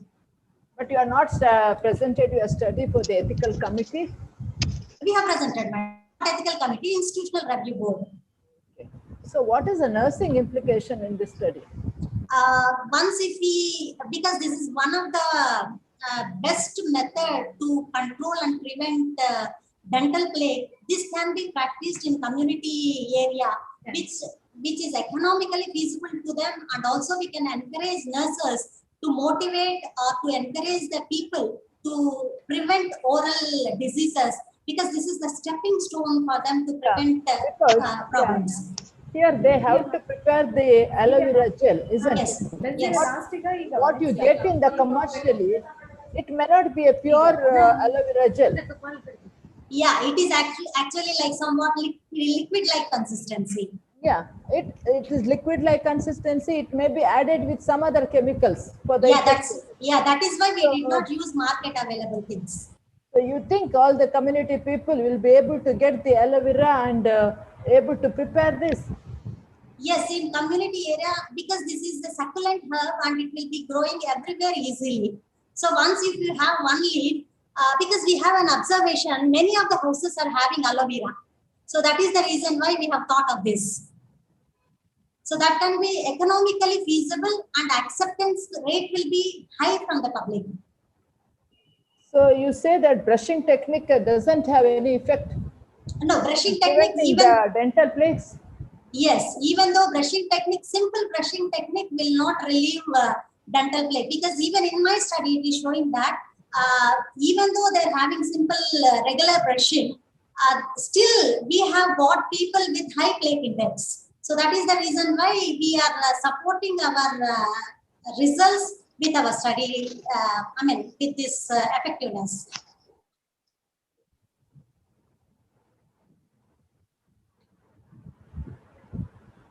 Okay, Dr. Krishna, I have a question for you. Yes, madam. You have presented your design as a quasi-experimental. Yes, can you justify? Yes, this is one because the sampling is convenience. Yes. Sampling is convenience. Yes, because we have done. There is no randomization. No randomization, and people have, pre-test has acted as control as such. Because we are not using randomization and there is no separate control group. Pre-test acted as a control group for us. Yeah, but you have not done any analysis of it and there is no comparison. Yes, comparison is there. Justification of this design. Yeah.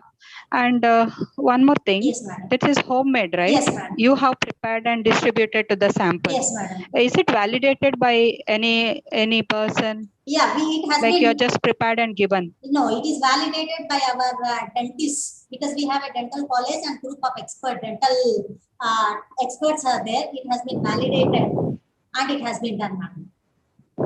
So your preparation has been validated. Yes, madam. Okay, and how is the taste? See, your sample group, most of them were, about 20 years, less than 20. Yes. So how did they manage to take that? Because the taste is bitter. And how did you ensure that for the 21 days they have used? Because you were not present during the data collection. So how can you ensure that they have used it? And that made the difference. Yeah, actually, we have ensured that, and there is no, because there is a conception that it will be bitter in taste, because that bitterness will be there because of yellowish discoloration on aloe vera. So once if we remove that, you will not have that taste. And we have been in touch with participants, and one of my co-researcher, she is a resident of that particular village, and every day we have been in touch with them, ensuring that they are practicing this, because we cannot supply at a time. Every day we were supplying them with this gel. Freshly prepared. Yes, yes. So it was a UG project, you said, right? Yes, madam. Yeah. Then who are the other co-researchers who were involved? Yes, this is Bindu Bhavani Rajeshwari. This is one of the researcher, and myself, both of us. Okay.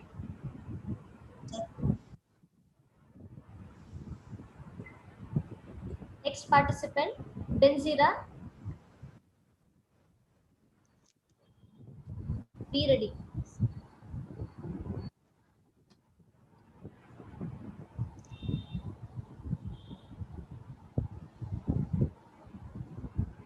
Yes, ma'am, ready. Yes. You can start, ma'am. Share your screen, ma'am. 1 minute.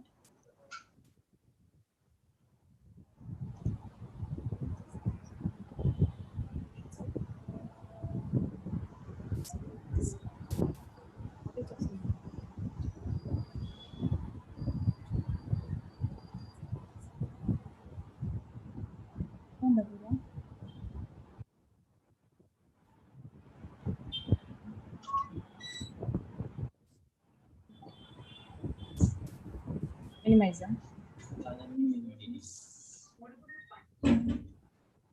Sir.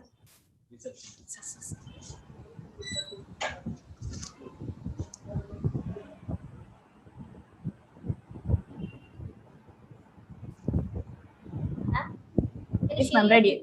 Yes, ma'am, ready.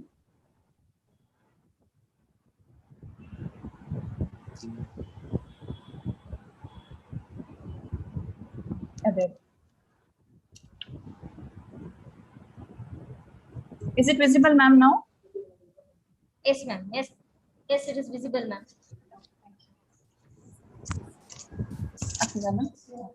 You can start, ma'am. Yes, ma'am. Good afternoon, everyone. I welcome once again dear judges and dear audience for my paper presentation. I'm the principal investigator for the project. It is study to assess the malnutrition and factor influencing to malnutrition in under 5 children, visiting Enapoya Medical College Hospital, Mangaluru. These are the co-authors contributed for my study: Melba Roshni Lobo, Assistant Professor, Department of Pediatric Nursing from Enapoya Nursing College, and Hina Sauka, dietitian from Enapoya Medical College Hospital. These are the co-authors. I'm very grateful to them. They had the help for me to success my project. So, introduction about my study. Malnutrition is one of the major concern in worldwide, and it is one of the major public problem in India too. The huge disparity in the prevalence of malnutrition across geographical areas and countries and within population is due to the fact that it is deeply rooted in poverty and underprivileged social environment rather than biomedical causes. As all of you know, the government of India has undertaken lots of projects to prevent this malnutrition, but still we are the gap. We are not fulfilled this gap, but still it is existed in under 5 population. Need for the study.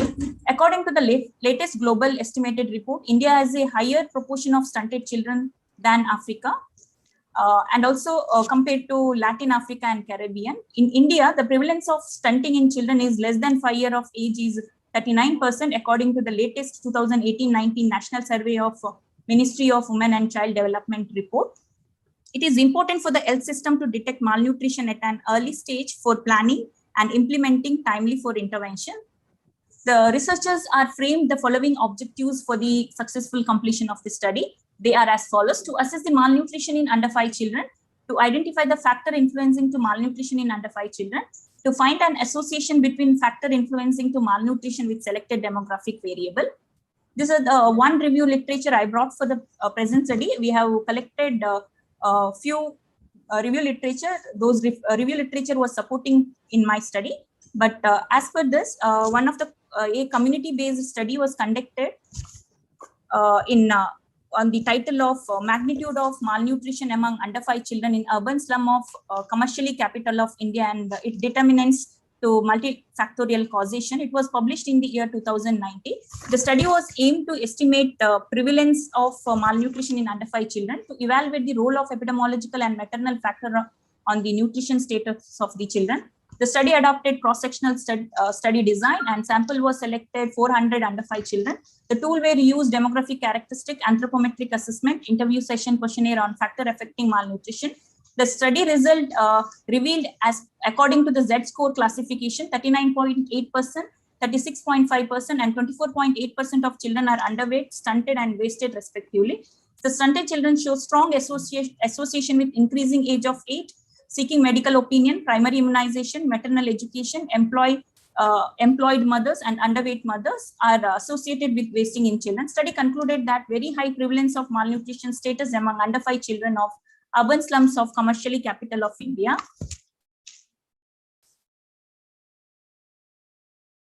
This is a brief flow chart I have brought today for my presentations. It explains about design, sample and data collection procedure. A descriptive survey design was selected to carry out the study in the tertiary care hospital over a period of 2018 to 2020. The researchers surveyed around 850 under 5 children. Among 850 under 5 children, we measured 850 under 5 children's anthropometric measurements, where researcher concentrated on weight and height parameter. Among this 850 under 5 children, we found 142 under 5 children are malnourished. They were falling under the category of mild, moderate, and severe. And we used Gomez classification for the finding out malnutrition status of under 5 children. Thereby, we interviewed 142 under 5 children's mother, and we introduced a checklist on factor affecting to malnutrition, and thereby we collected the some of the informations where what are the factors are influencing to under 5 malnutrition. Research methodology. So researcher framed following hypothesis, and this hypothesis was tested at 0.05 level of significance. H1, there will be a significant relationship between malnutrition with factor influencing to malnutrition. There will be a significant and association between malnutrition with selected demographic variable. The present study selected non-probability purposive sampling technique. The inclusion criteria stated was under 5 children who are malnourished, visiting OPD and hospital admission children, having parents present during admission. And exclusion criteria stated was under 5 children who critically ill with life-saving devices, who cannot cooperate throughout the period of data collection.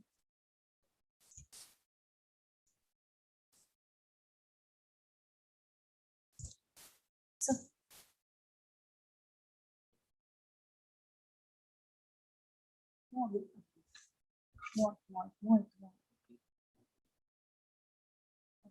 the tool used for the present study was demographic performer checklist to identify the factor influencing to malnutrition in under 5 children, anthropometric assessment. The tool was validated by 7 subject experts, and reliability of the checklist on factor influencing malnutrition was tested by test and retest method. It was found good, reliable, and score of 0.8.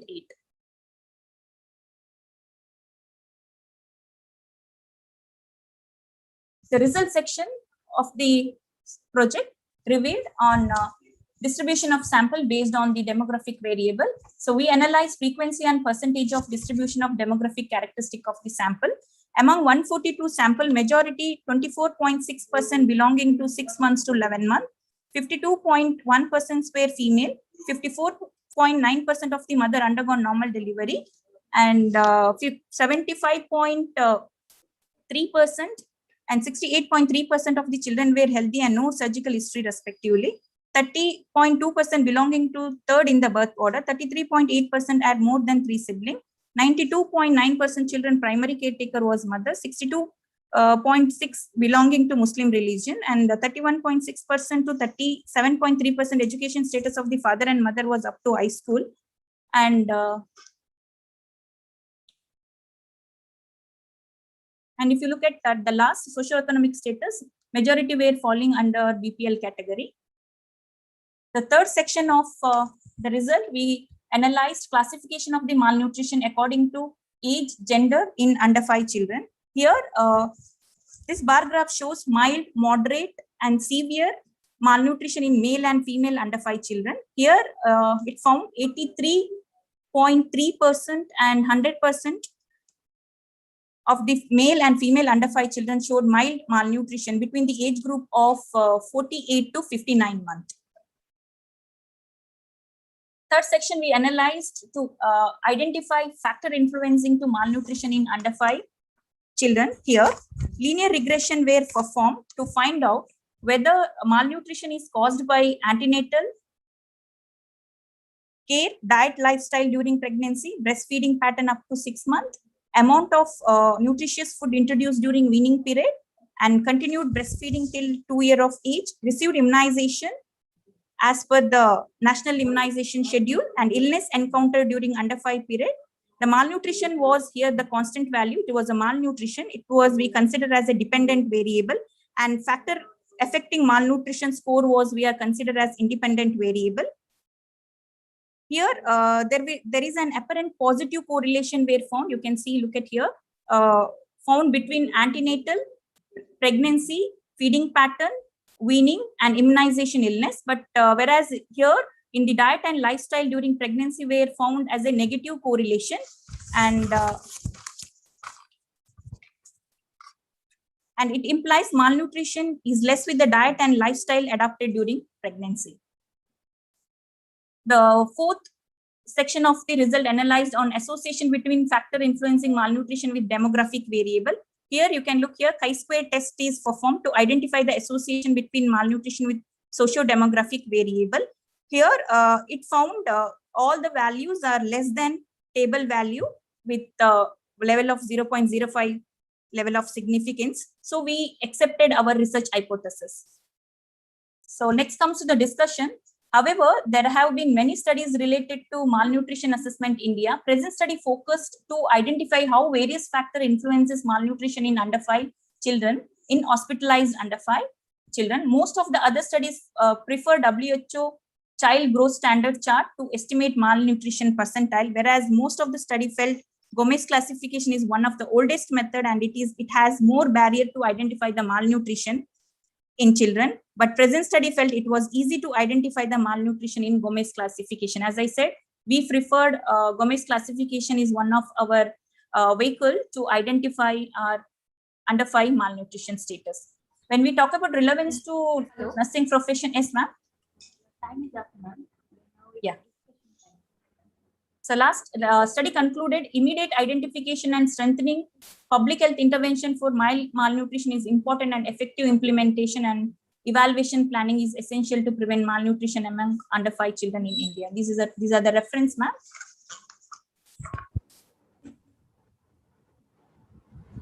Okay. Thank you. Yeah, you conducted the study in Dakshina Kannada district. Yes, ma'am, Dakshina Kannada district. So what's the percentage of under 5 malnutrition in Dakshina Kannada district?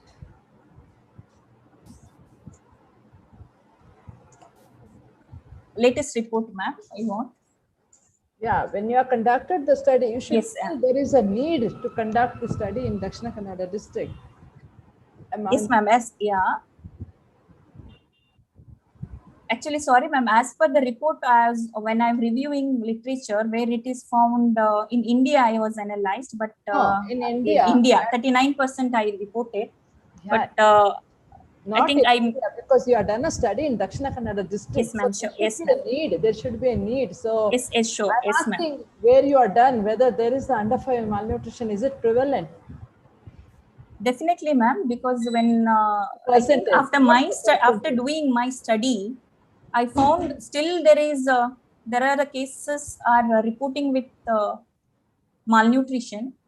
So I couldn't. I mean to say that I was not reviewed on Dakshina Kannada district because I Karnataka wise and yes, definitely need for the study to do it in that particular area. Yes, ma'am, definitely. Or I missed that. The district, in the district, at least you should have seen it. Yes, ma'am. Sure.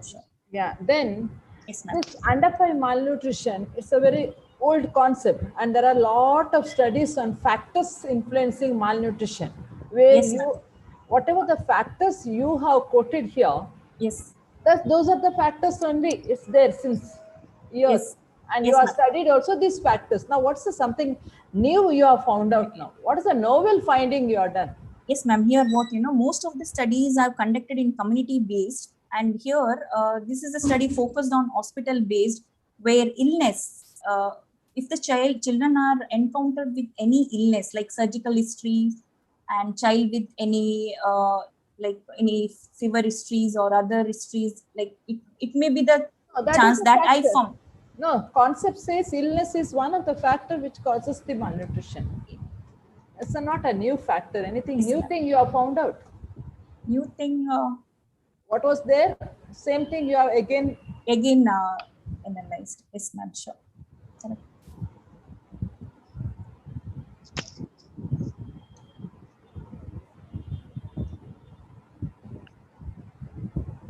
Miss Benazira, Yes, ma'am. as it is a hospital-based study, have you kept any specific exclusion criteria?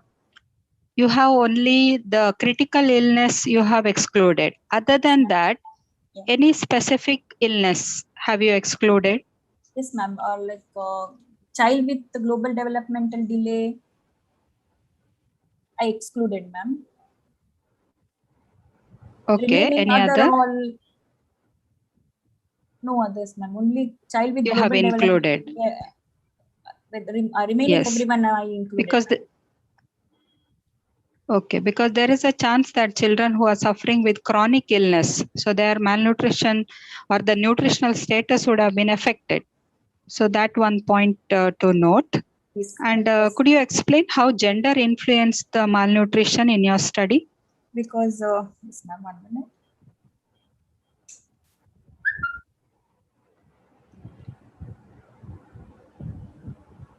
In the male category, ma'am, sorry, in female category, I found more are malnourished. 100% were reported on the age group of 48 to 59 month reported higher rate of malnutrition in mild category.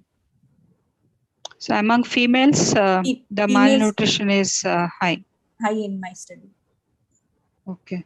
What are the challenges you faced as it is a hospital-based study? Yes, ma'am, definitely, because it was one of the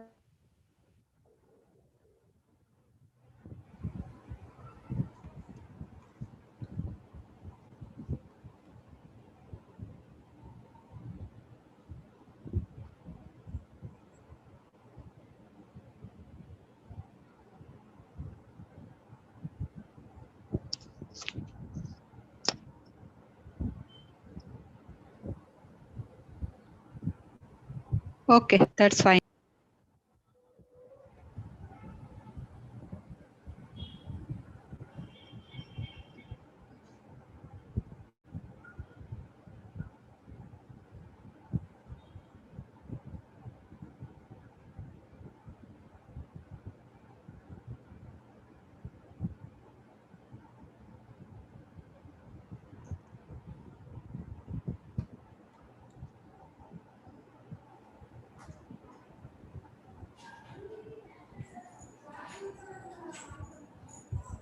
Chest number 6, Gayatri. Yes, ma'am. I'm You in. present your screen. Yeah.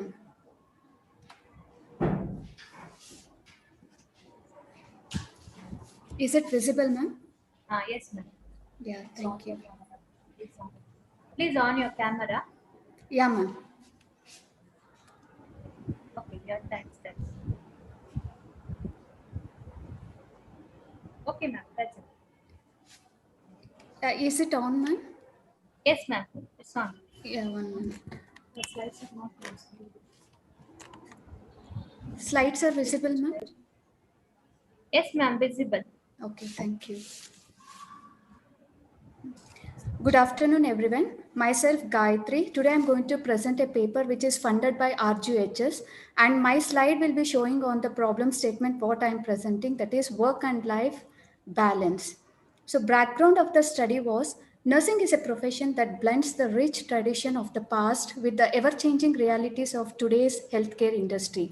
When we speak to nurses, usually maximum of nurses expresses saying, I'm thinking why I joined nursing. I'm not satisfied in the work I do due to various reasons like respect, workplace, work stress, domination, workload, decision making ability, and many more.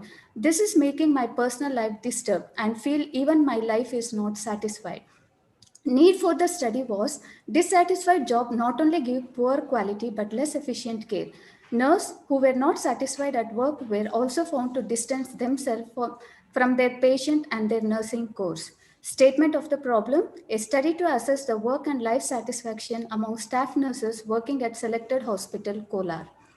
Objective of the study was to assess the work satisfaction among staff nurses working at selected hospital Kolar by using modified Minnesota job satisfaction scale and to assess the life satisfaction among staff nurses working at selected hospital Kolar by using satisfied index A questionnaire, find out the correlation between work and life satisfaction among staff nurses working at selected hospital Kolar.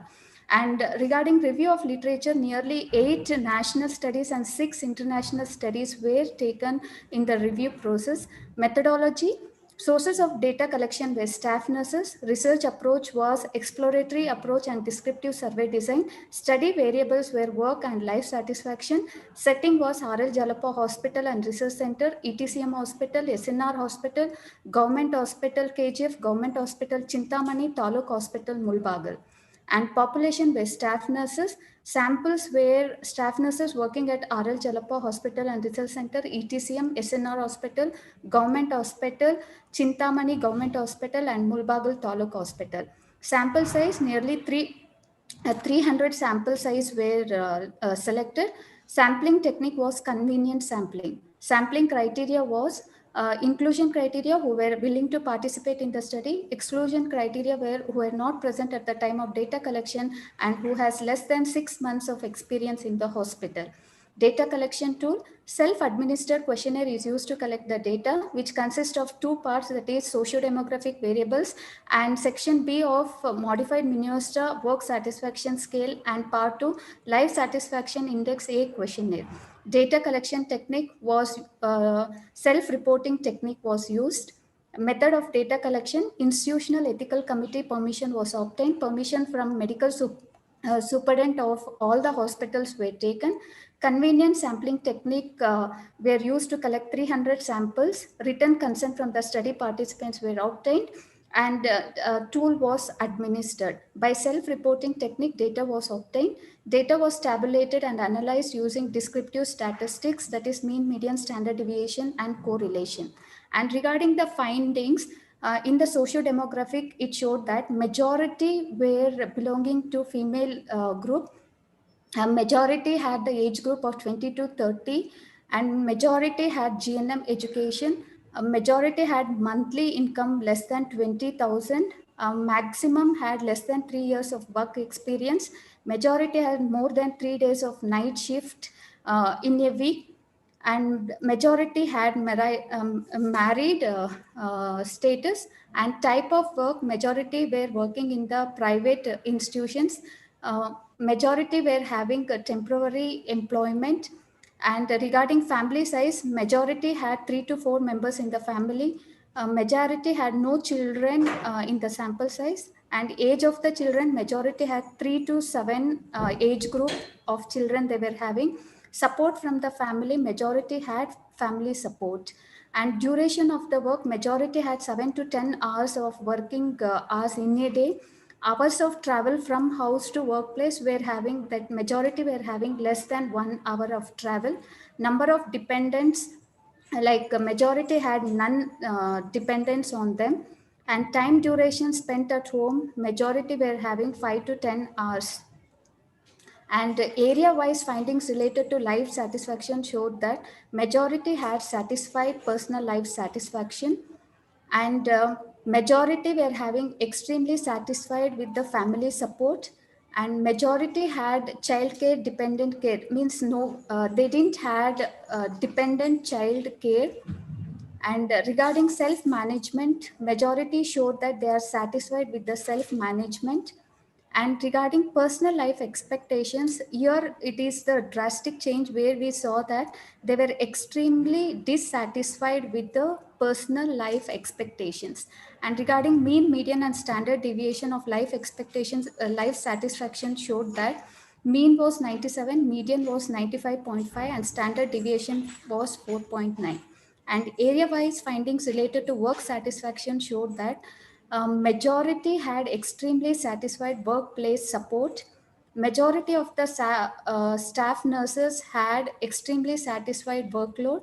And findings related to financial assistance, majority said that they are satisfied with the financial assistance.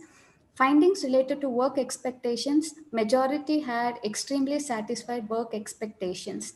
And findings related to work satisfaction, it showed that they were having extremely satisfied work area. They were satisfied with the work area. So mean, median, and standard deviation of work satisfaction showed that mean was 122, median 129, and standard deviation was 3.37. Findings related to correlation between life and satisfaction showed that they had positive correlation, that is R is equal to 0.17. They had the positive correlation which showed that both are interrelated. That is, if they are satisfied in the work area, they had satisfied life. Hence, it concluded that proper working condition gives life satisfaction of the nurses. So, in the discussion, there were similar and contradict findings was seen in which is related to my study. That is, in the life satisfaction, contradict findings was seen in the study conducted by Isabella, which showed that the participants had low sense of life satisfaction. Whereas findings related to work satisfaction, similar findings was seen in the study conducted by Namrat Mahita, where they showed they had high level of satisfaction with advancement, authority, and hospital policy. Findings related to correlation, it showed that similar findings was seen, which was conducted by Samuel Aron, which showed they believe that the relationship between job and the quality of life is interrelated. And summary of my study is nurses are the backbone of the hospital. Nurses spend more time with patient than their doctors do. Nurses take challenges that extend beyond the hospital doors. Nurses are the only resource available 24 hours for the patient's needs, and they are well placed to understand the complex nature of the health and wellness. Work and life satisfaction refers to the effective management of multiple responsibilities at work, at home, and in other. Life satisfaction is a multidimensional phenomena that is influenced by many variables. In conclusion, nurses are the vital resource for health. Work and life satisfaction is correlated to nurses' stress, workload, and lower commitment with the organization. The purpose of this study was to determine whether there is a relation between work satisfaction and life satisfaction of nurses. The study was based on a sample of 300 nurses. The work satisfaction was measured by means of modified Minnesota questionnaire, and life satisfaction was measured by Index A questionnaire. And it was found that there was a positive correlation between life satisfaction and work satisfaction. And nursing implication in the practice area, in the current scenario, there is a growing interest in the work stress among staff nurses, which is directly affecting the quality of care and personal life satisfaction of nurses. It is also affecting the mental and well-being of the nurses. So, satisfaction of nurses both at work and life leads to better care of the patients. And in the administration wise, it is important to early identify the satisfaction level of the nurses and take preventive steps like improving work environment, providing free time for staff, teaching on stress management, giving good remuneration to the employee. Good staffing steps to retain the staff in the institution helps in satisfying the staff, and also creating various posts and position in hierarchy of the nurses help to reduce overburden among the nurses. And in the research, it has been conducted on various parameters on work and life satisfaction to Excuse me, know ma'am. in-depth knowledge on Excuse me, areas. ma'am. Yes? Your time open. Yeah, Now ma'am. the time is for discussion. Yeah, ma'am. So with this, I'll be concluding, and these are my references. Thank you.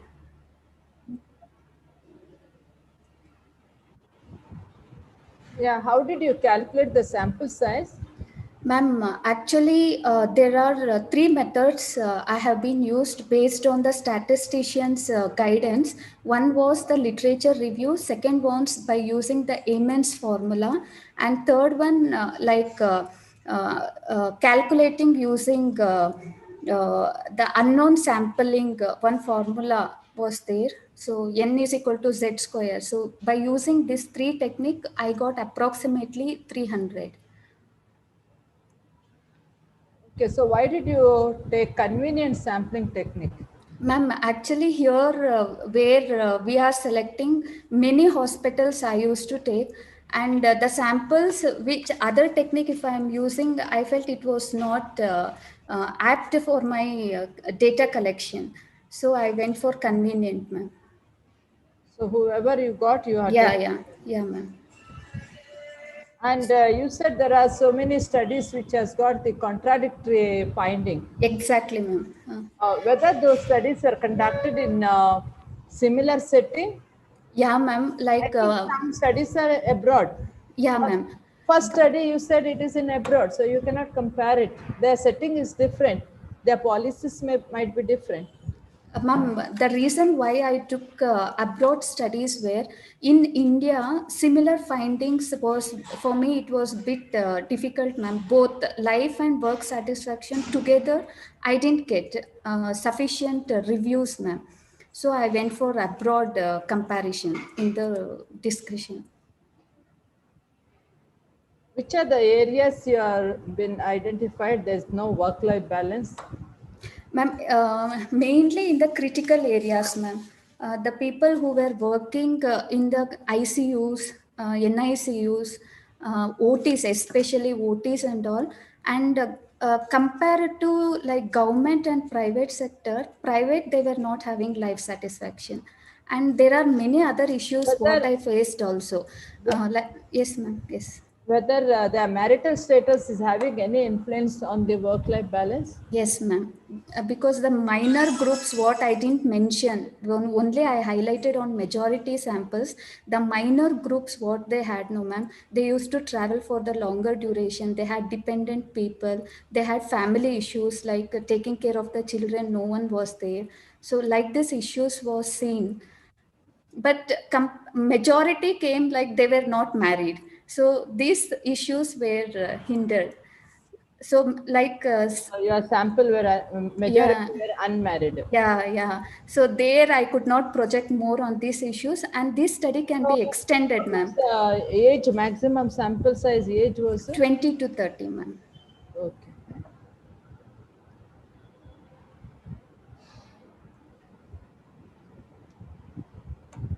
Yeah, as Miss Gayatri, you already presented. One is the age and the income, what you quoted. Is it family income or the nurses' income? Nurses income, ma'am. Nurses.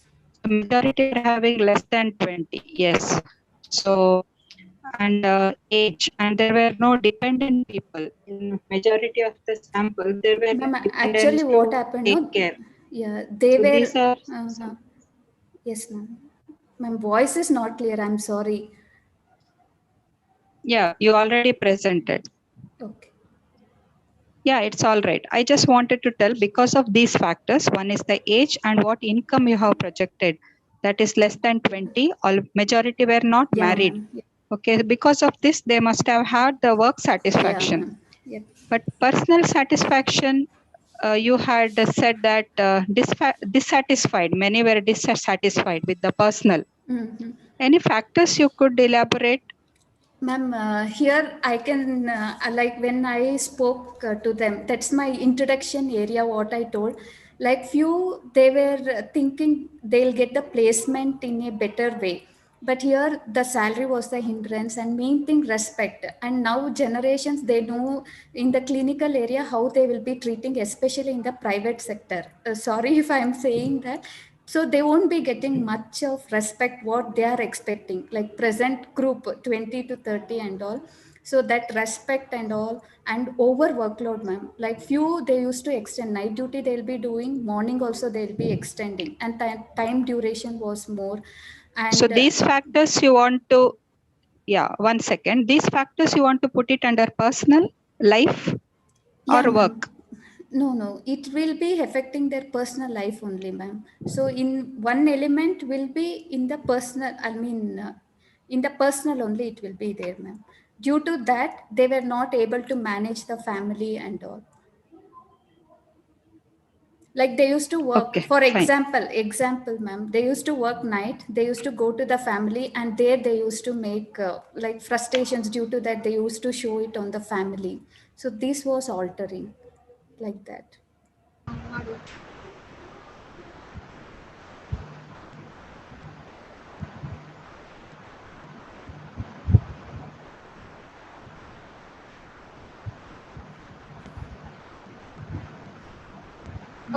We are moving on to the chess number 7, Carol. Thank you, ma'am.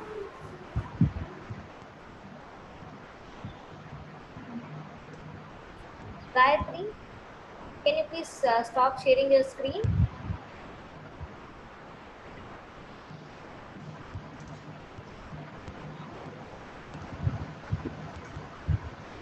Carol, you can share your screen.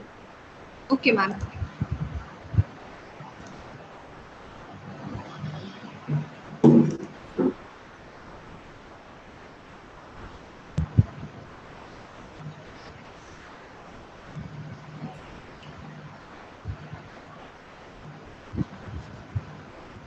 On your video, madam. Okay, ma'am. 1 second.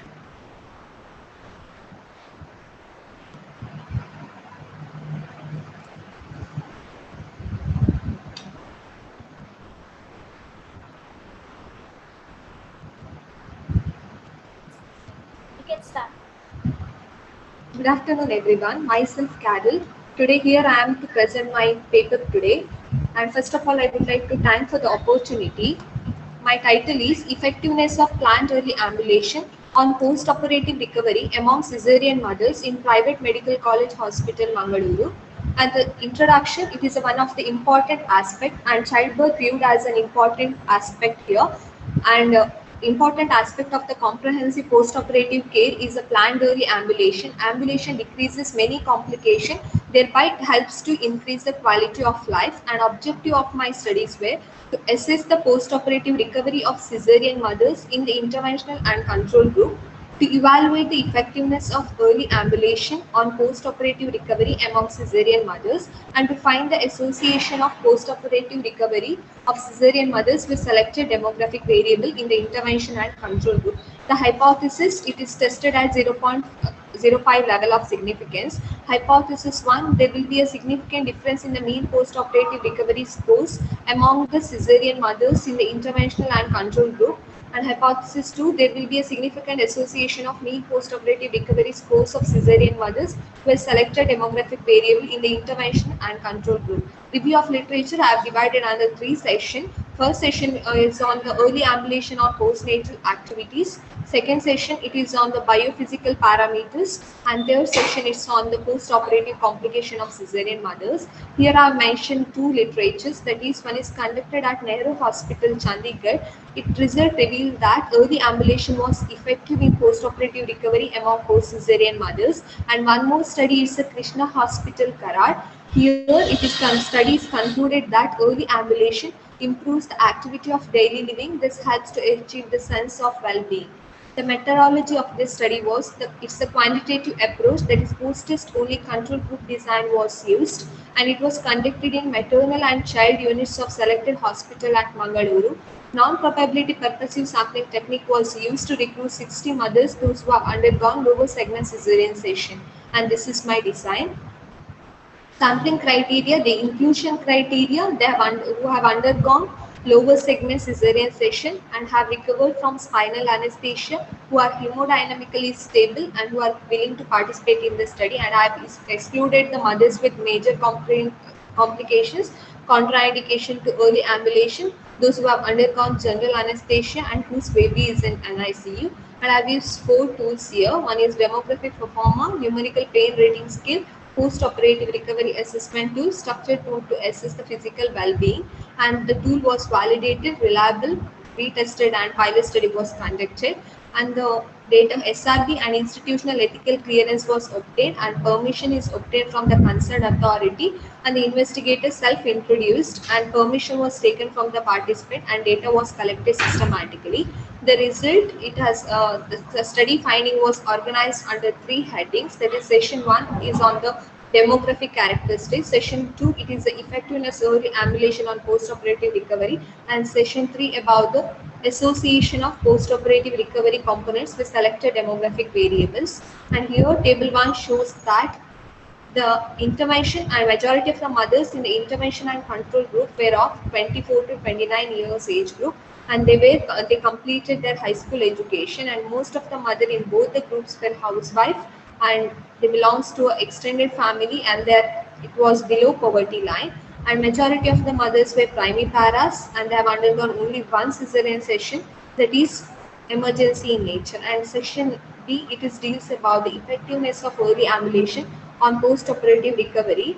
Here, this here the figure 1 shows the percentage distribution of post-operative pain score of the mother delivered by the cesarean session. Here day 1 as well as day 2, both the groups had severe pain, whereas on day 3, majority had severe pain in the control group, whereas in experimental group, they had moderate to mild pain. And figure 2, it shows the percentage distribution of feeding and holding the baby independently. Here on day 1, majority of the day 1 and day 2, majority of the mother fed and held the baby with support, and where on day 3, majority of the mother fed and held the baby without support in the experimental group, whereas in control group they held with support.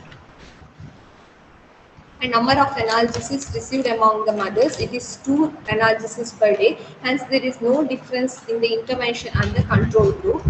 And here table shows 2 shows the comparison of post-operative pain score, breastfeeding and holding the baby, involution of the uterus and amount of loci among the mothers in the intervention and control group.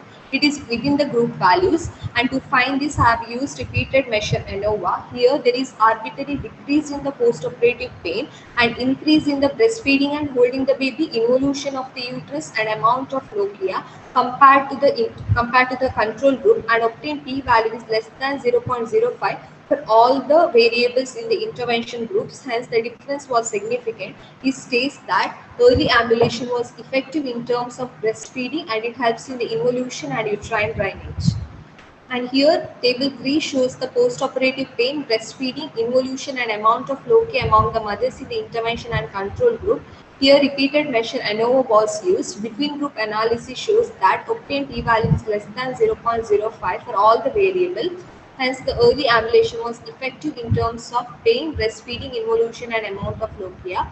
And table 4 it shows the comparison of activity of daily living among the mothers in the intervention and control group. To find this, I have used independent t-test. There is a significant difference in the activity of daily living in terms of first bowel movement, initiation of oral intake, removal of catheter and moved out independently from the bed. It is within the group, so it states that early ambulation helps to improve the activity of daily living. And this graphical representation shows the assessment of physical well-being of the mothers delivered by cesarean section, and here independent t-test was used to find the significant difference. Majority of the mothers in the intervention group had outstanding well-being, whereas the majority of the mothers in the control group had average score.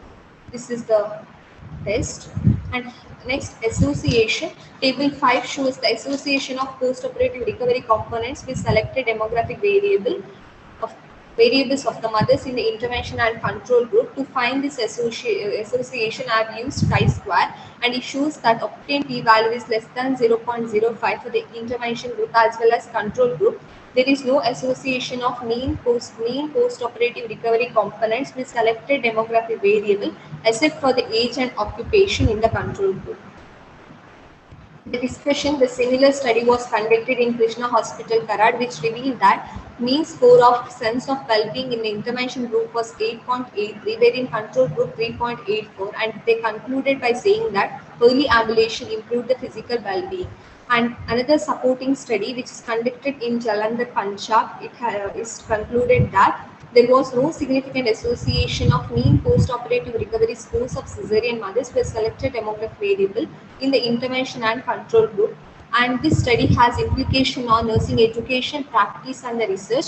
In nursing education, CNEs can be conducted, or the health education can be conducted in this.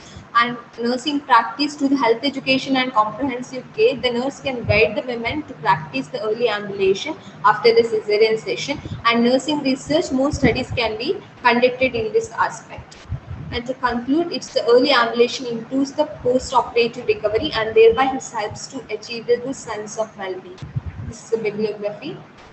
Thank you, ma'am. Okay. As a researcher, why did you feel that there is a need to conduct this study?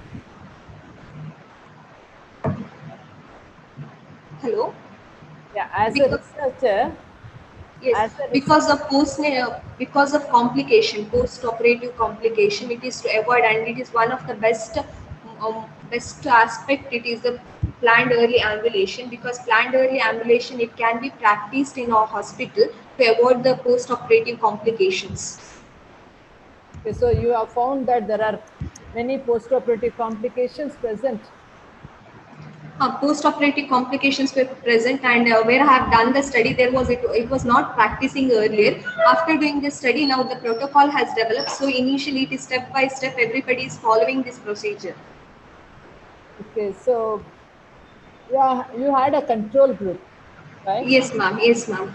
Was the study conducted in the same hospital for the control group and the Yes, ma'am. For the same hospital, it was conducted. So how did you select the sample for the experimental group and the control group? Initially, I have conducted 30 samples for the experimental group. Thereafter, 30 samples for the control group, ma'am. So how many days you took for the experimental group samples? It's around 1.5 months. So 1.5 month experimental, and after that 1.5 month you took for the control group? No, ma'am. It is together 1.5 months for the control group and experimental group, because study duration was 1.5 months. No, you said that experimental group and the control group samples, there was no bias, or the mixing was not there. Yes, ma'am. So once the experimental group sample, they discharged from the hospital, and after that you took the control group sample?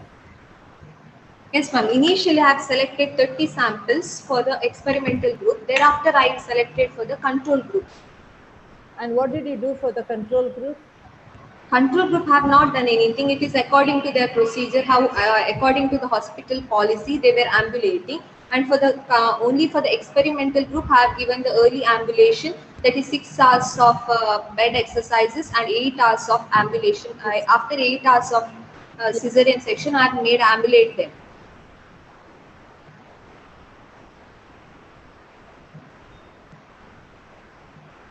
Miss Carol, Yes, ma'am. your study has positive findings. Is it implemented in your setting where it was done? Yes, ma'am. Yes, Your ma'am. It study was findings, implemented. whether you have implemented? Yes, ma'am. It is Okay, and it is implemented in going my on now. setting. Yes, sir. Yes. Any difficulty you encountered during your research study? Maybe Yes, for ma'am. the ethics, or for the healthcare workers? Yes, ma'am. I have encountered the ethical clearance, because the study duration they were not satisfied with, because it was earlier, it was 8 to 10 hours, 8 hours of bed exercises and 10 hours of ambulation. So they thought that it is too late to do that. So later on, I obtained for the ethical clearance. That time it was 6 hours of bed exercise and 8 hours of ambulation. So because of vulnerable population, this ethical clearance I obtained, it was so late. Okay, you have excluded the mothers whose baby was in NICU. What Yes, was ma'am. the reason? That is because one of the component in the post-operative recovery tool is to assess the breastfeeding and holding the baby independently. So I need baby, no ma'am. Because of that, because I have to assess the latch here. So that is the reason I've excluded the Okay. babies, mothers with NICU.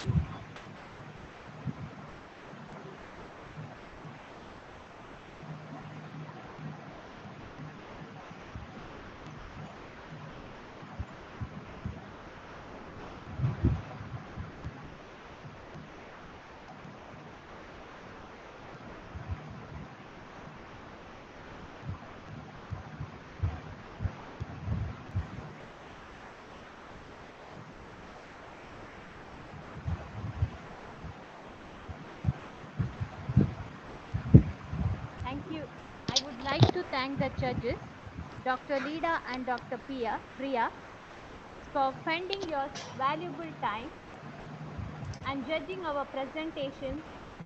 And I would like to thank also the KMC Observer, Professor Renita Shanti Lobo, and all the delegates and participants for attending paper presentation. Thank you all. See you tomorrow.